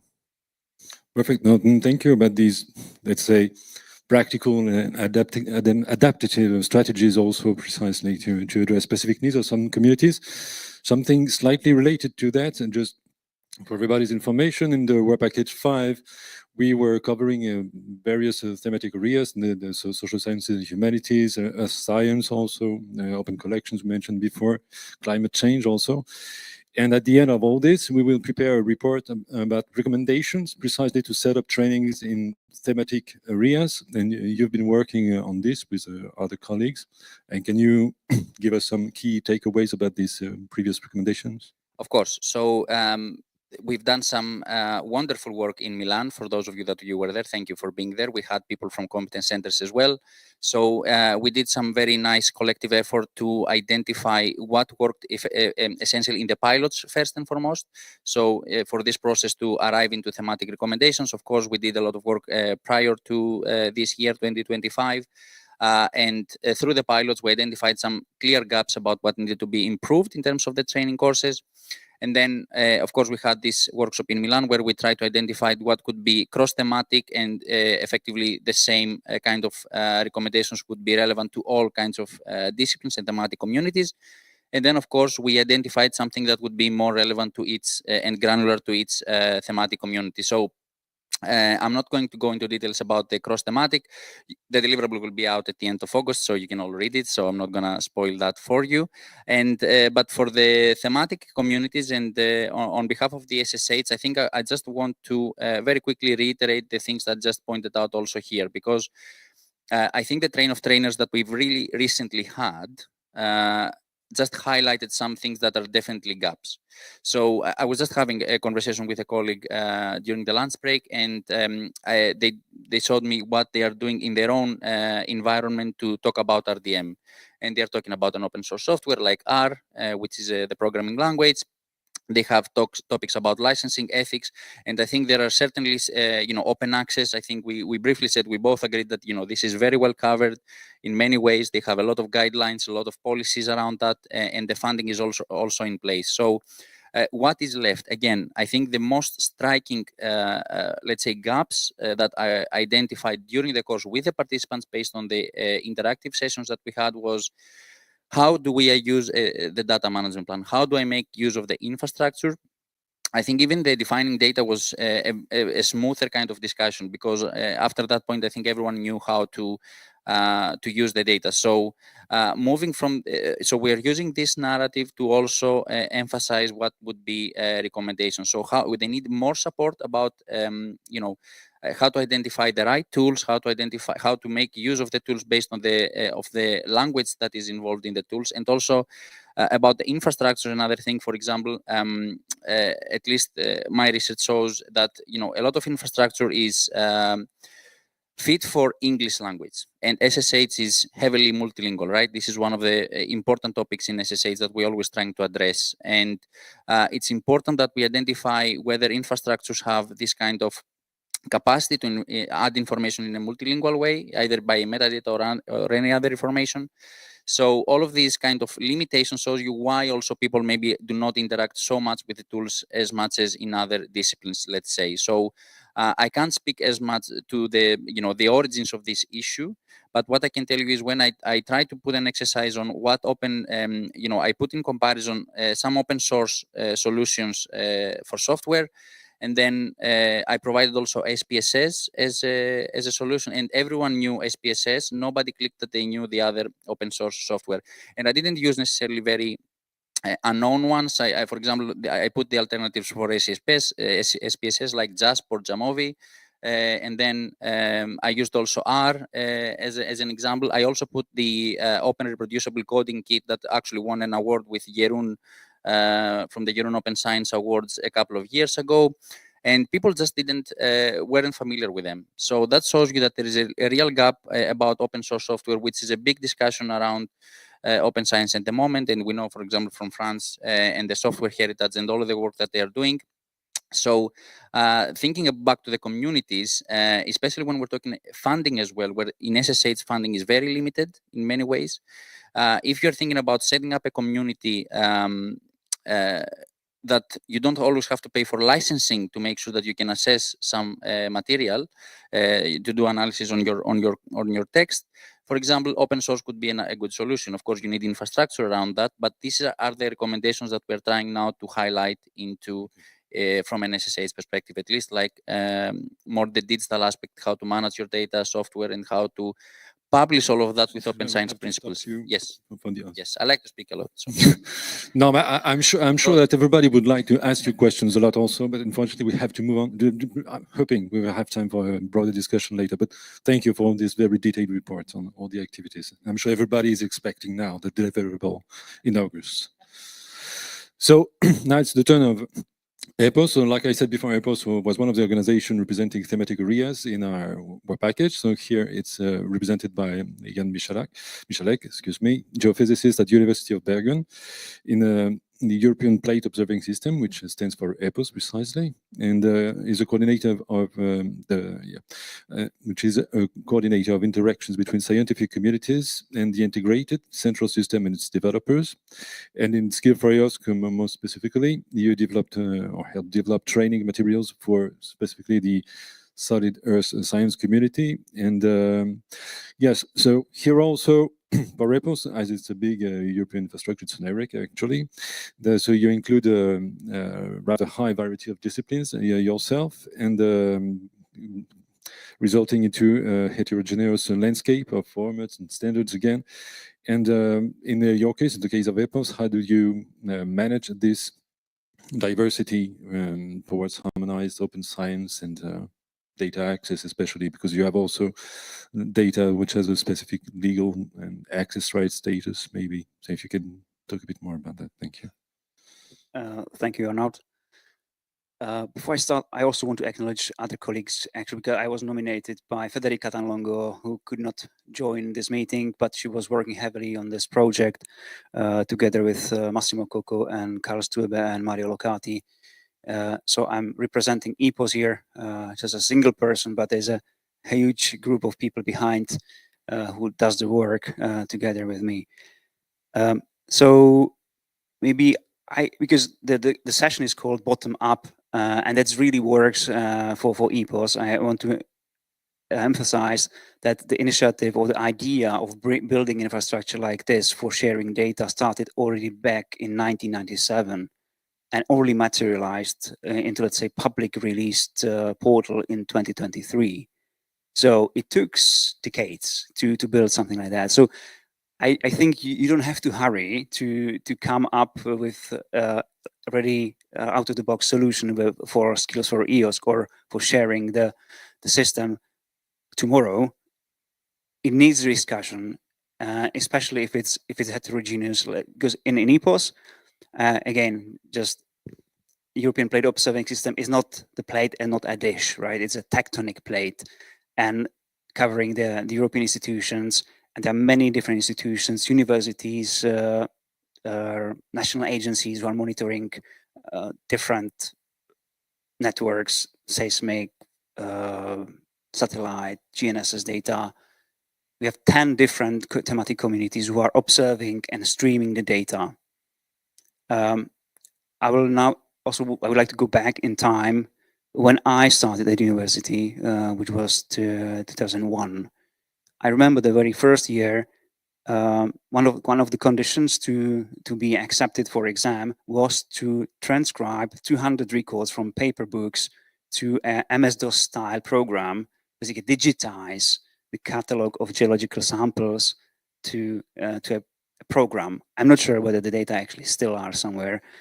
And it was really basic. I mean, the location of the sample, what type of rock, what type of minerals in there, and basically, and there was no kind of metadata standard. There was nothing like that. It was just fields you need to fill in. There was no discussion if there's something missing, where to put it. No, it was just, this is here, this go there. Very simple. Then when I was doing my master, I was really surprised that, for example, USGS were able to share models of geomagnetic data online, right? And you can download the data and you can actually see the geomagnetic field for the whole Earth for any chosen epoch back in time, and even just after that, there were let's say the first seismic access to the seismic data through web services. So actually, you could query the data. Which normally you would need to send an email, ask for permission, sign maybe an agreement for sharing the data and so on. And suddenly it became more and more publicly available. And so thanks to that, let's say bottom-up approach from the communities which wanted to share their own data, they also wanted to build a system where they can do that. So thanks to this, the EPOS came up, and only in 2016 we started the discussion. That's actually the time when I joined the initiatives, and we started building the architecture, how it actually could work, what should be the components in the system to make it happening. We did several iterations. Not the first solution was really working, but then the architecture became kind of approved. And based on that, we made a user interface, which you can access now online. And still, it's quite heterogeneous because it provides access to data from 10 different thematic communities, and each community has its own approach, like geology. They want to see geological maps, mostly working with maps. Seismologists, they work with catalogs of earthquakes or seismic waveforms. Satellite people are working with, again, images, reference images with precise displacement and so on. And each have different requirements. So we built kind of a generalized overview of the different data sets in one place.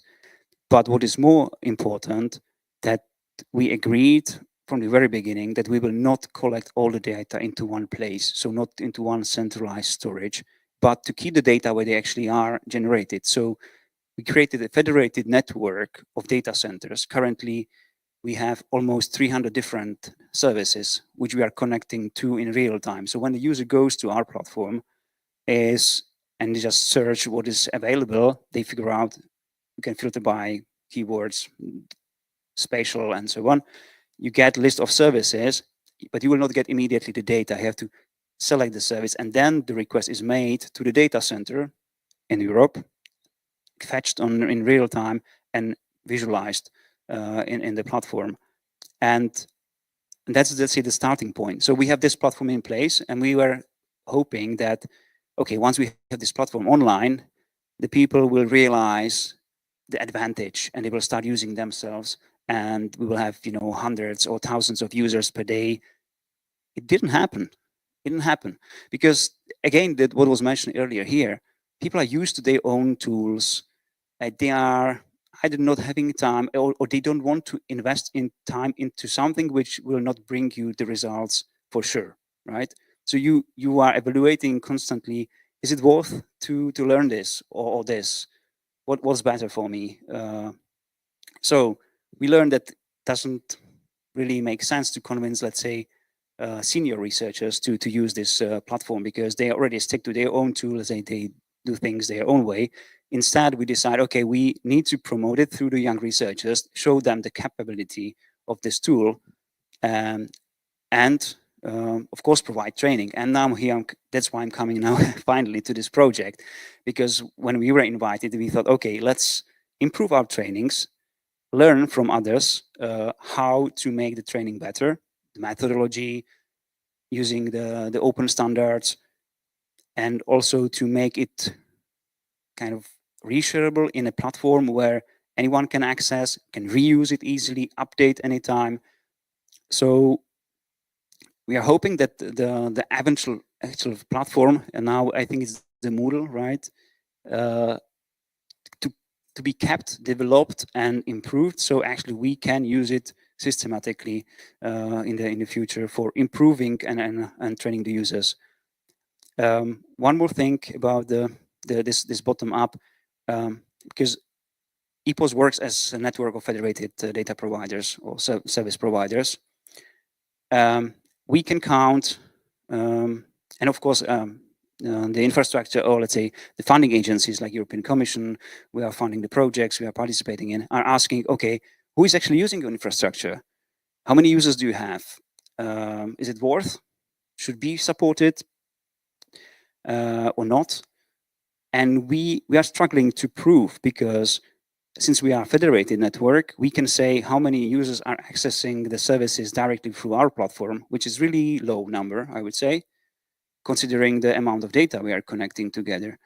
But we know that the users are going directly to the services where the data is, and they can access it directly, independently on the portal. So if, for example, if I want to get GNSS data, which is the position data, let's say time series, first time, just to discover, I go to the EPOS portal, I figure out, okay, this is the service, but next time I don't need to go to the portal, I go directly to the service, download data and work with that.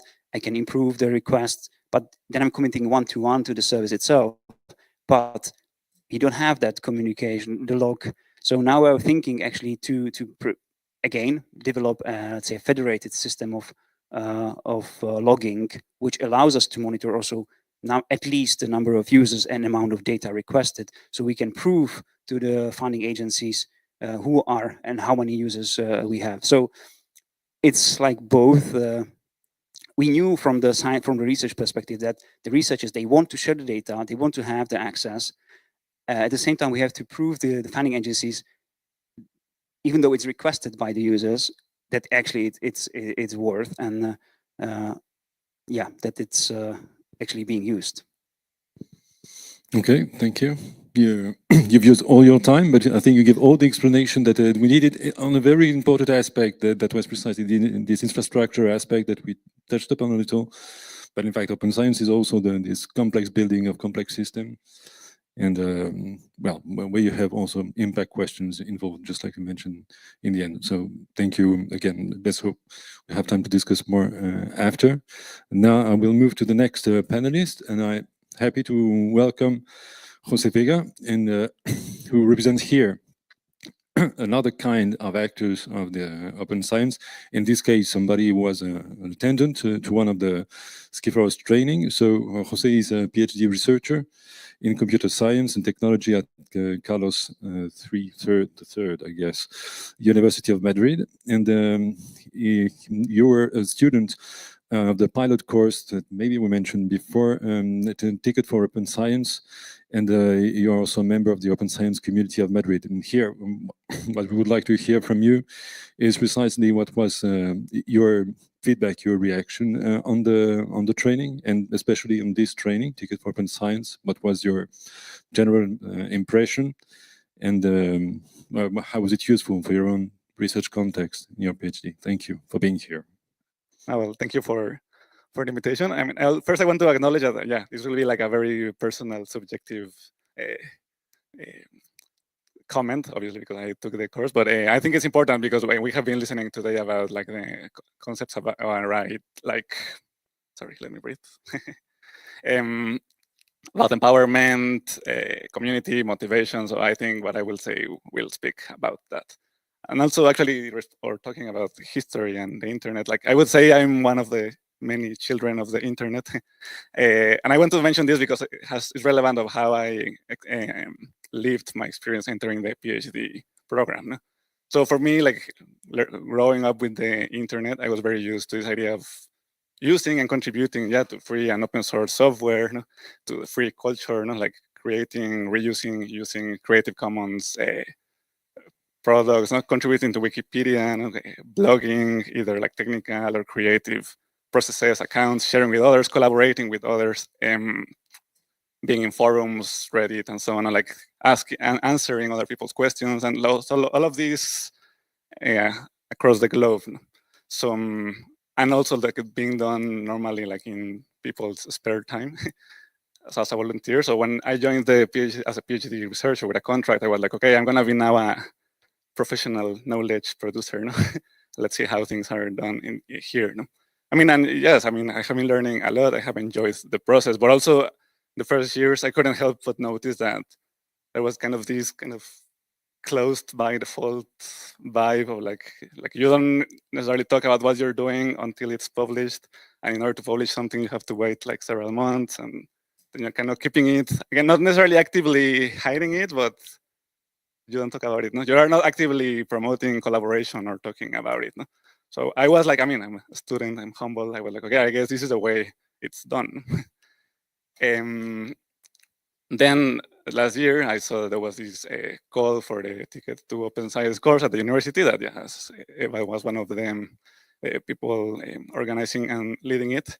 For PhD students, I mean, just for people who don't know about it, it was 10 weeks course, 1 or 2 sessions per week. No? The second would be one of these open science cafes with invited guests. And I joined it, but at first I was wondering, okay, what are we going to cover? What are we going to cover in 10 weeks? Because for me, at that moment, open science maybe meant open access. Again, because of all this internet culture, I was aware of the predatory journal stuff, about the crime of sharing already published articles and so on. So I was aware of that, about that. I thought, okay, open science is the response to that. But then, fortunately, I mean, I encountered back then, and I still encounter it, how like more complex and rich and engaging this idea of this practice of open science is not only thinking about the open access of publications, or actually moving beyond publications as something that is like the product, not the main product, or thinking about opening the data, the software, managing it responsibly, thinking about involving the actual public via citizen science, thinking about the ethical and legal implications. I mean, I'm repeating what you all already know, but it's like it was thinking about, okay, this is actually very big, super helpful. And so it was great, but it was, I mean, I'm speaking here very motivated about it, but it was not only me that I feel responded in this way. I have this memory at one of the sessions was taught by the head librarian of the university, and he did one of these book club things, and he asked, what do you think about open science? This was kind of in the middle of the course. And he was very surprised by our answers. I'm guessing he was very surprised because maybe he had done this kind of questions before, maybe to senior faculty and so on, and he was expecting maybe, I mean, I'm guessing maybe they had answered things like, okay, this is extra work, or this is very annoying to do, it doesn't help my CV, or I don't know, stuff like that. And he was very surprised because we were answering things in terms of, this is the right thing to do, no? This is necessary, we want to engage more in this stuff. So he was like, kind of like, maybe it was like the first time he had like a very engaged audience when speaking about open science. No? So, I mean, I kept that memory to realize that, okay, this movement speaks to us like very like deeply, you know? And it's thinking about community, like the course also helped starting like this awareness of, okay, there are other people interested. I mean, not only like us as PhD students, no, but people working in these realms. And we as community PhD students are facing kind of the same struggles of trying to do like the requirements that are asked for us, no? Based on the closed science model, let's say, while wanting to engage in this other way. So, I mean, I would say what's useful in this sense of kind of firing us up, or I don't know, like, at least in my sense, I think that course kind of saved me, or helped me and keep my motivation going, you know, for finishing this process. Okay. Yeah, I think that's my answer for that. No, thank you. So you already talked about this a bit about this, but maybe more specifically in 2-3 minutes max, if you can say more specifically how this training already changed, maybe, or the way to conduct your research. Very specific examples, if you have. That question. I mean, I have here I would concede to the senior faculty saying like, okay, it's already extra work because of this, no? Because we have already these expectations, these requirements. Also, I don't want to be too cynical about it, but maybe there's this expected like paper production rate of PhD students or something like that. So like by doing other things, you're not doing the thing. But I mean, the first thing I think is very important. We have been discussing this a lot in our lab, no? With the PI or the postdocs or between PhD researchers, and having these like deep conversations about, okay, who actually gets to do this kind of stuff? Why does it matter if we are assessed in different ways? But then talking, okay, now there's also reforms of research assessment. So talking about all these concepts. And then, I mean, more practically, like we have been engaged more with repositories, or trying to think about not publishing only in a personal website of the lab that might disappear next year that the project is done, but using Zenodo, not only sharing the papers, but also the software, the data, the presentations that we do, the posters, no, that are otherwise just left in the cabinet in the lab. No? So stuff like that. I mean, and also something that I think has been helpful is to think, yeah, it's so big and so comprehensive. One could get very easily overwhelmed, like thinking we're doing everything wrong. But I have heard many people saying about, okay, it's about thinking it's not completely right or completely wrong. No? It's like a spectrum, and we can do some steps towards that. So, I mean, right now I think we're doing these small steps, but I think we're in a good direction. No, you are. No, thank you for this feedback and so on actual training that we provided, and also explain maybe the change of culture that is already happening, at least in some other PhDs researcher. So thank you for that. I will move quickly to the next and last panelist, and maybe we'll be able to save some time to have some questions from the audience. So now it's the floor will be to Nana Anastasopoulou, who is a project manager in European projects at Jarnet, which we mentioned before, and you're here filling in for Betty Evangelinu, who is the work package leader for Science for Policy courses that we also quickly mentioned before. And you're with the involvement to be in this work package as a trainer in the courses and a task leader of task 8.2. So here, which is the task 8.2, which just to mention for everybody, it's about the synergies with EOSC relevant projects in the project in the Skills4EOSC. So yes, in the work package 3, you prepared a rather wide and rich program of train of trainers for policymakers, civil servants, knowledge brokers. And this was one of the interesting aspects among all the others, of course, of the Skills4EOSC project, to precisely target these actors and make training for them. So it was a training program for open science and evidence-informed decision-making. And yes, and can you just tell us what was the main objective and precisely of this training that you built? I'm very glad I'm part of this panel. Thank you for the invitation. And I would like to extend my thanks to Betty, as you said, because without her inspiration, ideas, and encouragement, I don't think that we have reached this outcome. We all did an amazing job, but she was the star of the team, I have to say that. So the main objective was, to create a community of trainers capable to deliver such trainings to these professional roles, because civil servants, knowledge brokers play a very critical role into translating, the scientific theory into actionable policies. So it's a fact that they face lack of time, lack of awareness perhaps to the open science practices, and they have to navigate through institutional mazes. So adopting the learning path to their needs, and maybe institutional needs, and of course national aspects, and by focusing on practical tools or use cases, we ensured that the content was applicable and impactful.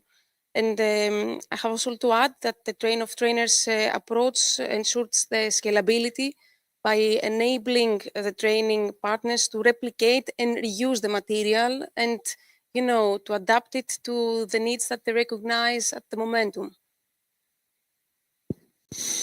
Okay. Thank you for this this general introduction to the training that you made, and I think you also had to organize these trainings, some kind of national focus. You have specific national communities providing this training. And can you tell a bit more about that, about how they organize their work at the national level, how they adapted maybe the... Yeah, so one of the key successes of this training was the reuse of the materials in a national level. We saw that there was a diversity between the countries. Other countries use more of the legal aspects, others involving, emphasized on the stakeholder engagement. There was a big diversity. But this flexibility demonstrated the robustness of the material and empowered the national trainers to conduct events that better suited the needs that each country had. So the result of it was definitely the increase of awareness of the open science and its practices and the theory, a better understanding of the evidence-informed decision-making process, and of course, creating, stronger networks of trainers and expertise. Okay. And yes, and after all these trainings have been conducted, yes, the round of trainings, the program is finished currently, right? All the trainings have happened. Yeah, yes, it's finished, and they're all on the platform. Yeah. It has been, created in an asynchronous part, synchronous part, and the material is on the platform and it's ready for reuse. So go check it out. Okay, so one last question maybe for you. What are the key lessons that you've learned from this Train the Trainers program, and how it could inform the future capacity building initiatives in open science? Could it be a model somehow, a template or something? I would have to say that we realized that the importance of co-design and having the material to be adaptable, it was very important. Also, we realized that having the material out there and knowing where to take it from was a very important key lesson. And this way, the national trainers could reuse it. And as I said, modified to the way they think fit better to the needs of each training. Also, there is this peer-to-peer exchange of knowledge between experts and trainers. So all of this creates a family of key lessons. And of course, I think that if we had the 1 year ahead of us, we would have more outcomes, but we are very happy to the point that we have reached so far. Okay. Thank you. So, first, thank you all to all the panelists to remain in the time. So we have still 10 minutes left for broader discussion if you want. So thank you for all these comments and elements that you provided. I hope that now I hope that all this panel illustrates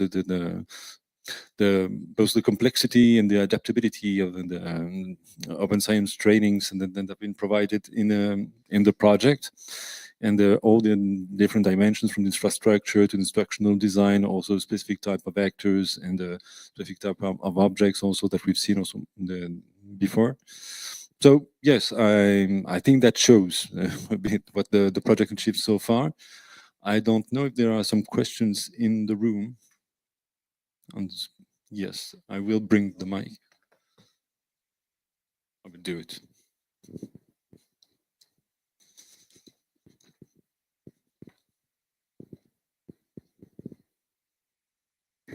Hello.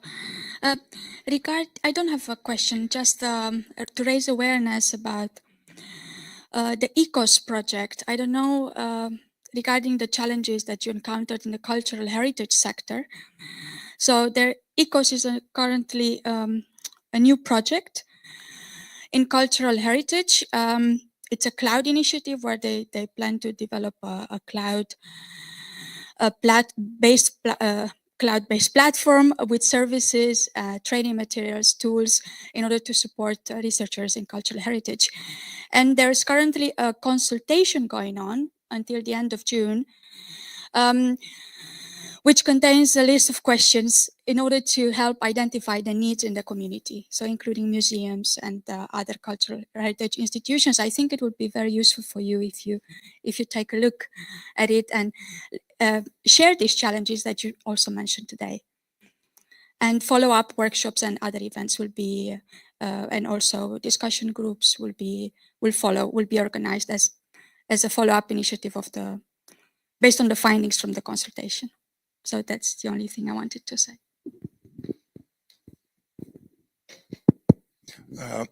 We might use the newsletters for Skills4EOSC or even the EOSC Association for spreading such information across various thematic domains.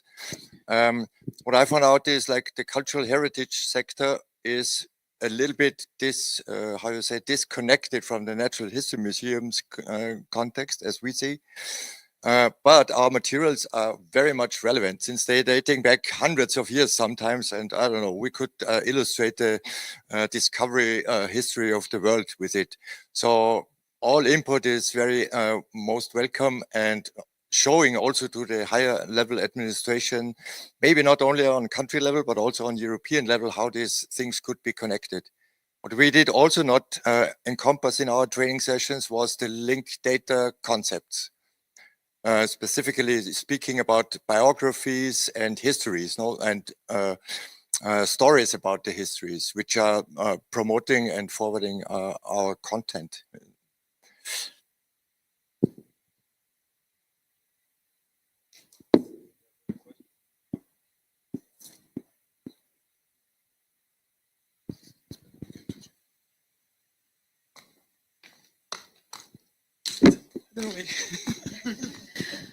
Thank you very much. Sorry you had to run. Thank you.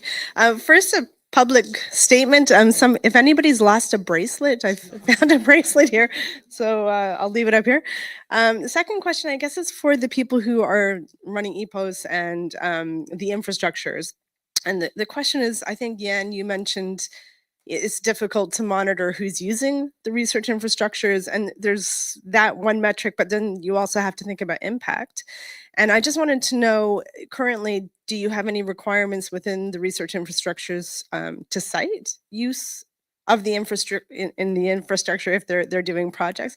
Probably easier for people who apply to use the infrastructure than those who just find it and make use of the stuff that's freely available.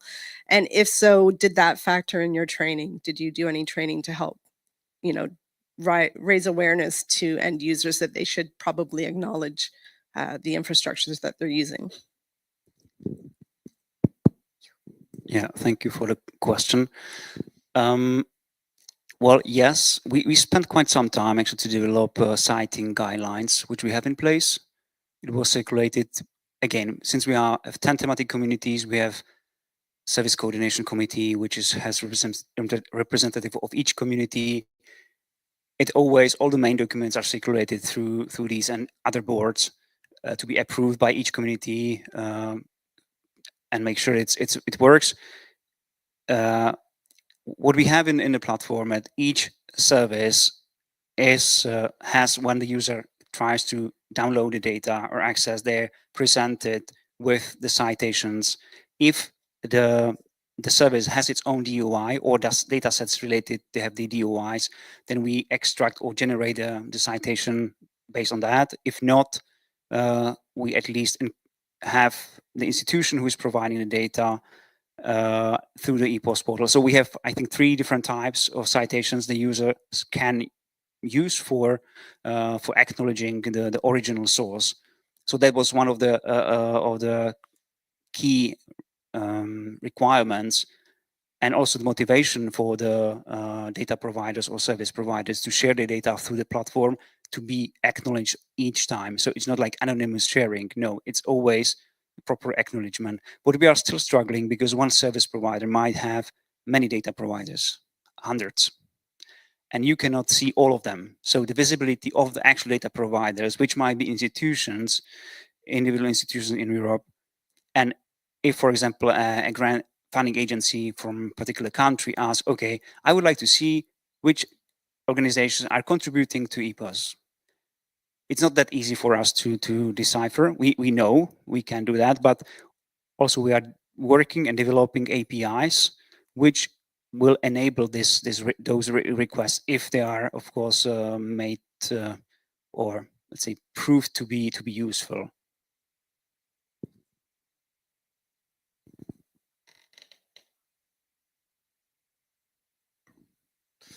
Thank you for the answer. Any other question? Maybe online? Is there some question online? No. Okay. If there are no more questions, and we have 5 minutes back, yeah. I will just thank again all the panelists for the important information and for all your work.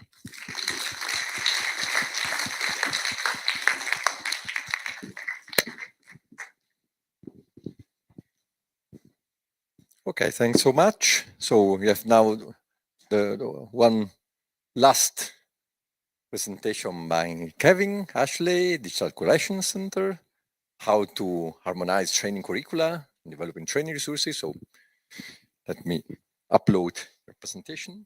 Okay.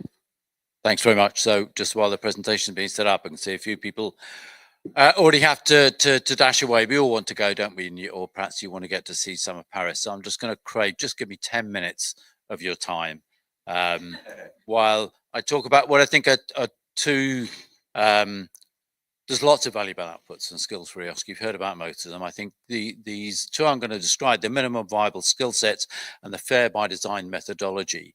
They've been referred to a number of times today, and I just want to say a little more about why it is that we've been referring to them and why we think they're important.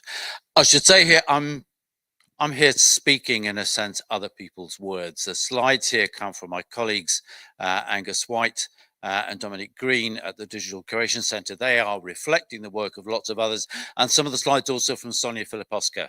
And if there are any difficult questions about the fair by design methodology, Sonia, I hope if you're here, I will indeed pass those questions on to you. So these 2 things I'm going to describe. The minimum viable skill sets, what are they? They define some roles that people have and the associated skills and capabilities. And I'm going to say something about the various different ways in which that can be used. And the fair by design methodology is fundamentally a way of ensuring that the learning materials we're producing, materials about open research, are themselves open and are themselves fair, that they have the attributes that we're encouraging people to use in other ways. So first, a few words about these minimum viable skill sets. So they profile what in this terminology we use, the roles of EOSC actors. Well, we're all EOSC actors, I think, and many others as well. People who play various different roles in that. And we consider how they're meant to contribute. And starting in this kind of snake-like diagram here, we think about first, everyone works in some organization that has some kind of mission. And each of us as individuals are meant to produce some outcomes that are consistent with that mission. Our bosses expect us to make various things happen. And perhaps once a year they check with us, did you produce the outcomes I expected of you? And in order to produce those outcomes, we need to do some things. We have some activities.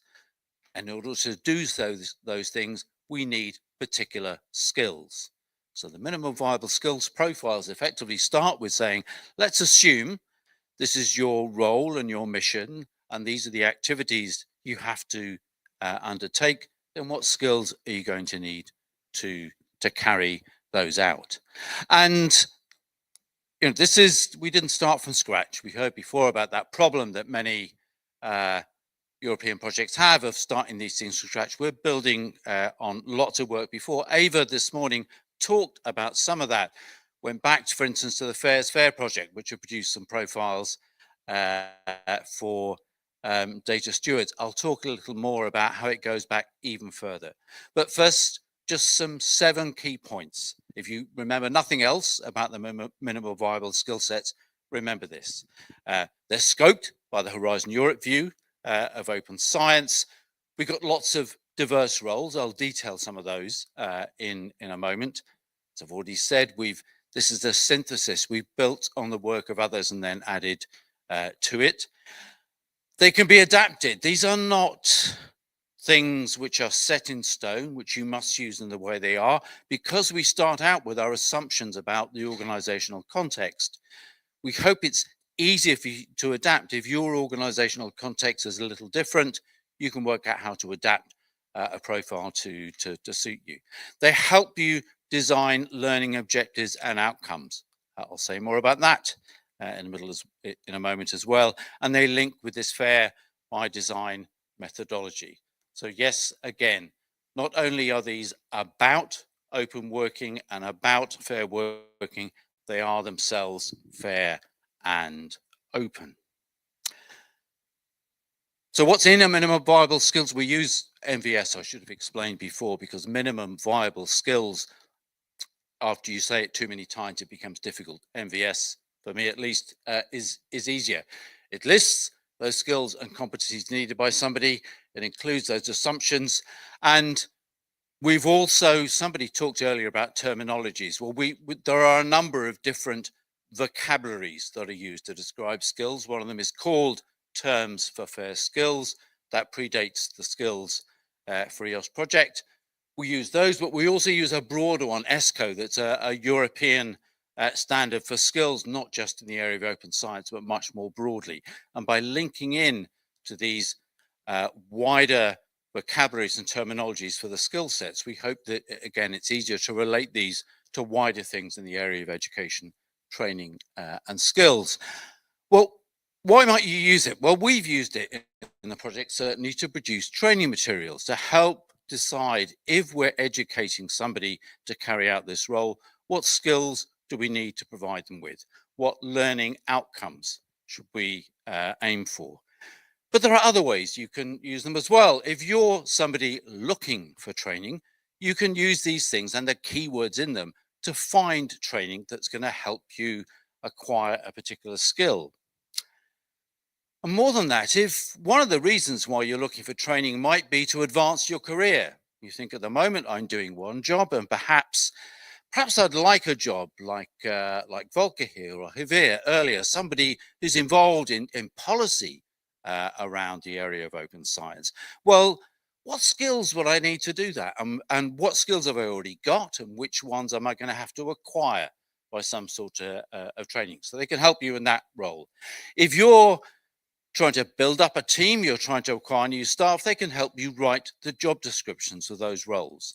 And I'm sure there are other uses as well. These are just the ones that we've thought of so far. So I'll say a little about the development. We developed a few of these inside one of the work packages in Skills4EOSC just to give examples to people of how they worked and then let others add to those. We've evolved them a little over time. The format has changed a bit based on feedback. And I mentioned this work stretches back a long time. Eva related it to FAIR's Fair earlier. That work, in fact, built on work in EOS Pilot, a project that's now 10 years old. And even the work in EOS Pilot was building on work before that. So this is hopefully an evolution, a refinement of something over a long period of time. And I've mentioned before about that relationship to existing ontologies. We did an evaluation survey recently about the profiles, asking people questions like, how well do these things match your expectations of the skills that this role would need? And in general, we've had very, very positive feedback on that. I haven't got time to go into the details, but we will be sharing that via our website.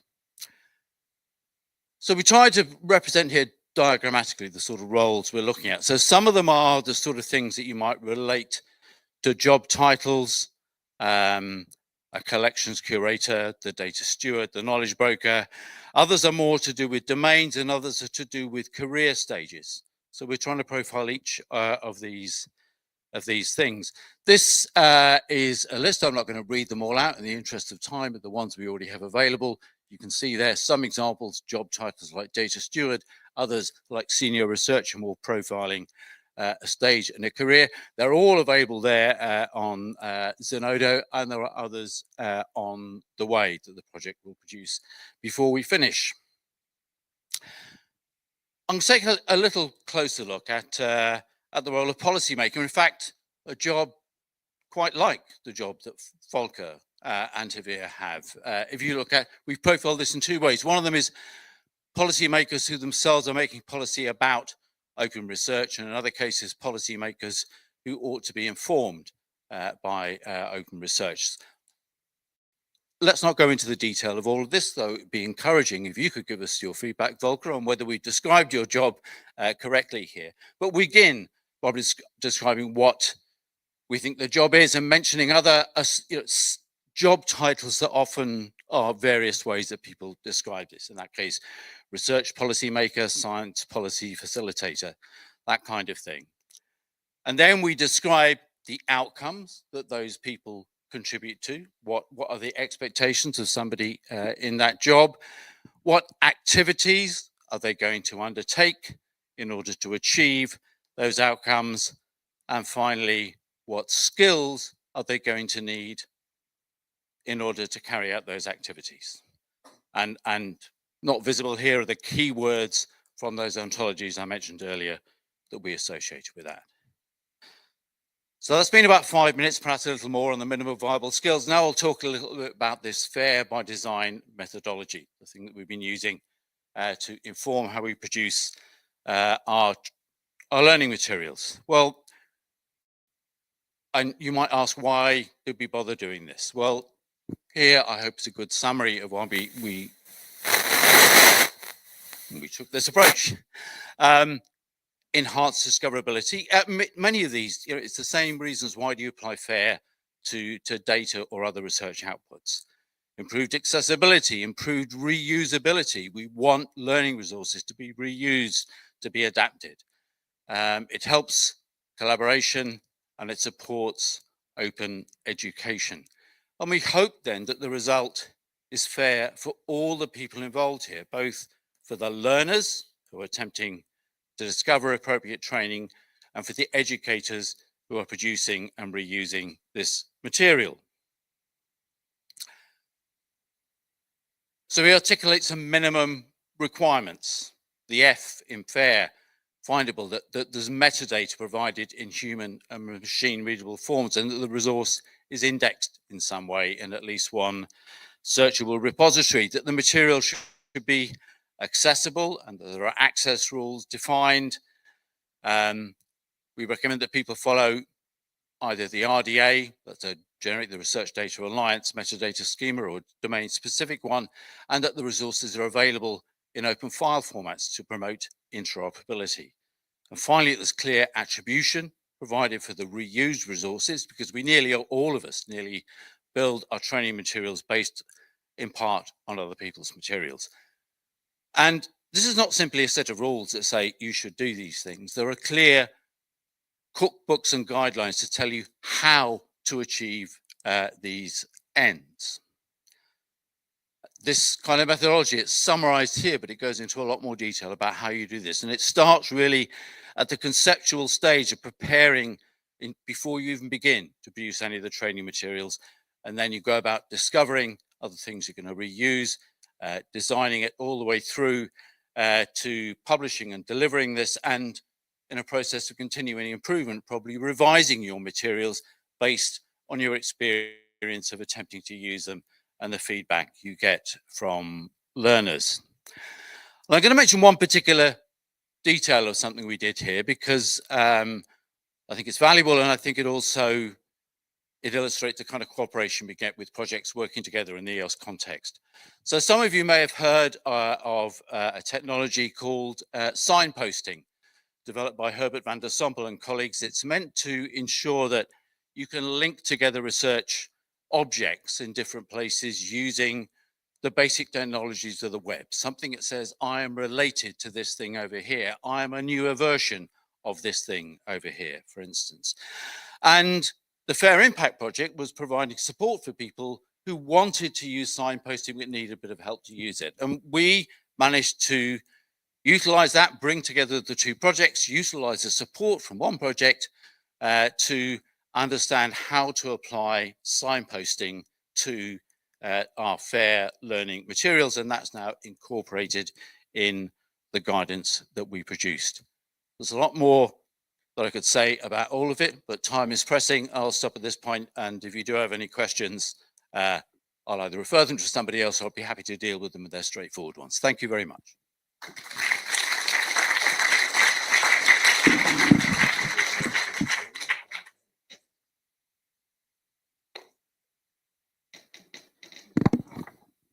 Thank you, Kevin. Any final questions? Comments?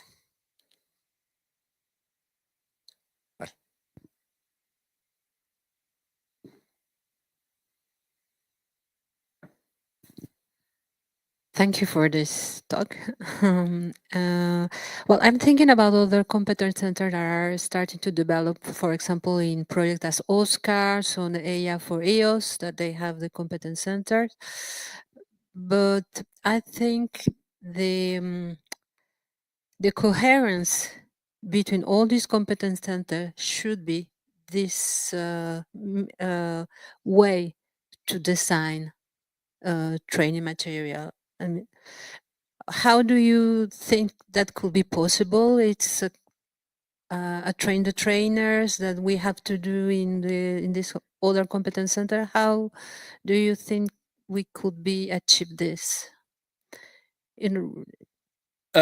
Yeah, so I mean, we can't enforce something like this. I think there are two ways we can go about it, but I'd be interested in the views of colleagues on this as well.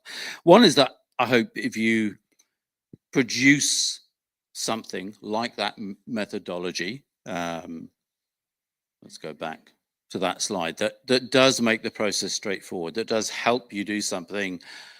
And if you also publicize it enough so that people know it exists, then people will use it just because you're making their life easier. But that in itself won't be enough. And you mentioned the train the trainer work. So that you've heard from others before. We've done quite a lot of that in Skills4EOSC. And part of what we've been doing there is training people on how to produce training materials and how to conduct training, even the basics, of how to get engagement of students in a learning context, how to deal with audiences that are multilingual. That was the point that was brought up before. So again, none of these things are perfect. None of them on their own will achieve those aims, but I hope that that kind of cascading of using the trainer methodology, not just to cover all the other courses we've got, but to cover these methods that we're using as well, will help, certainly for the competence centres who are close to that, to use those same techniques. Thank you.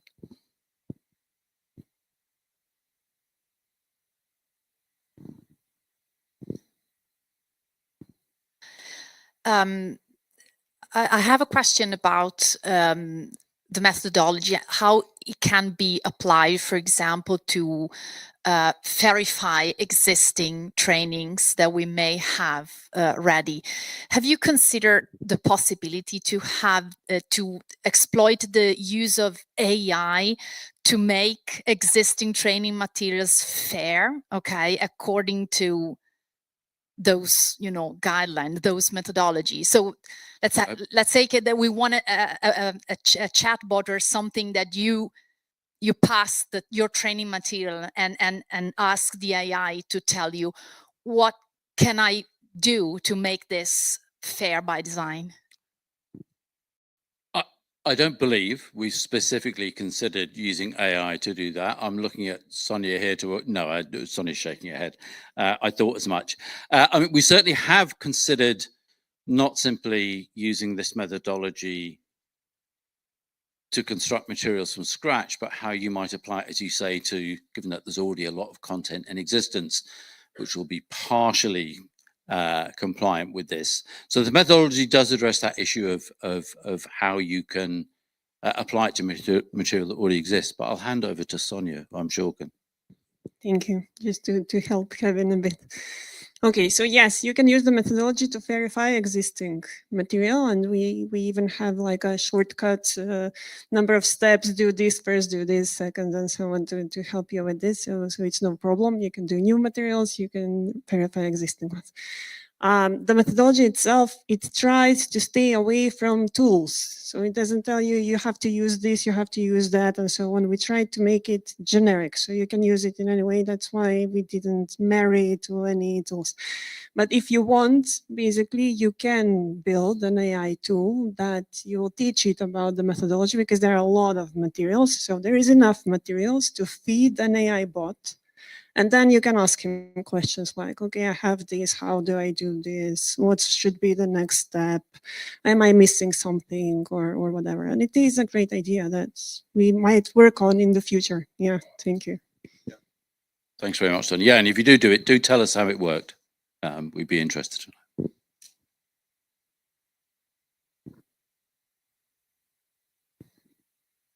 Okay, thanks so much, Kevin. Sonia.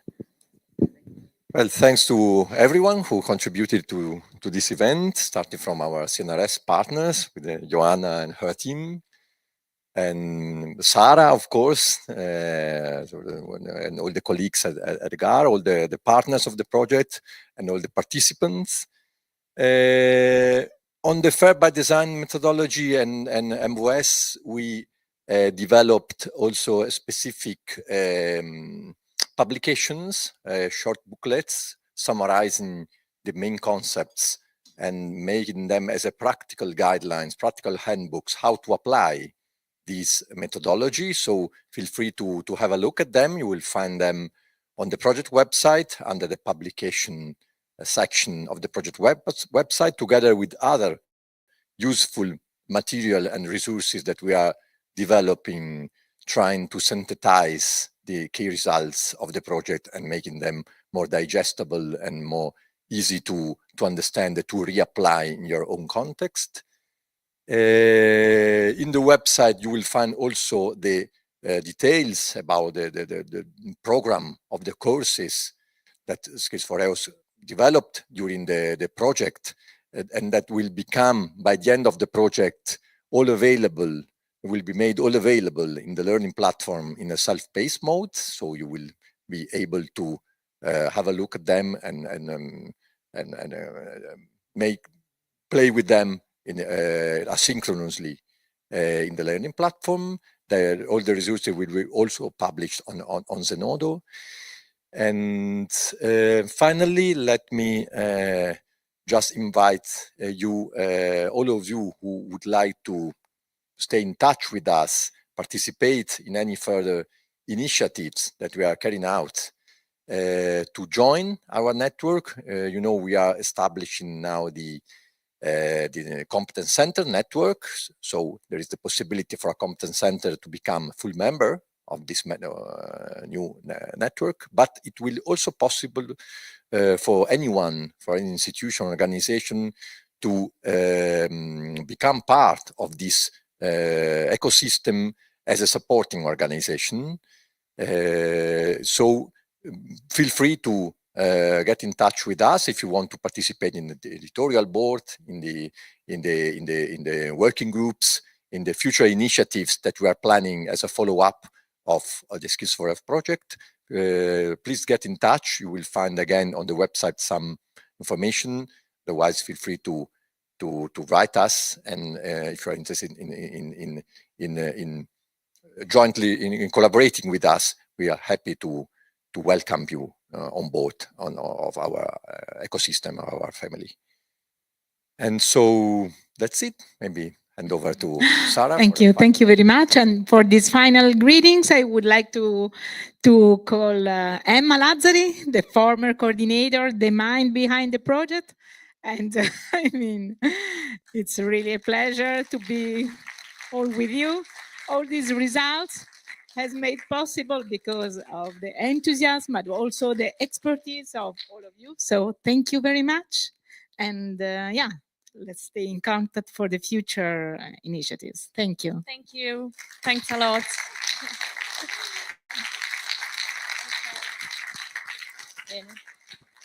Devo dire qualcos'altro.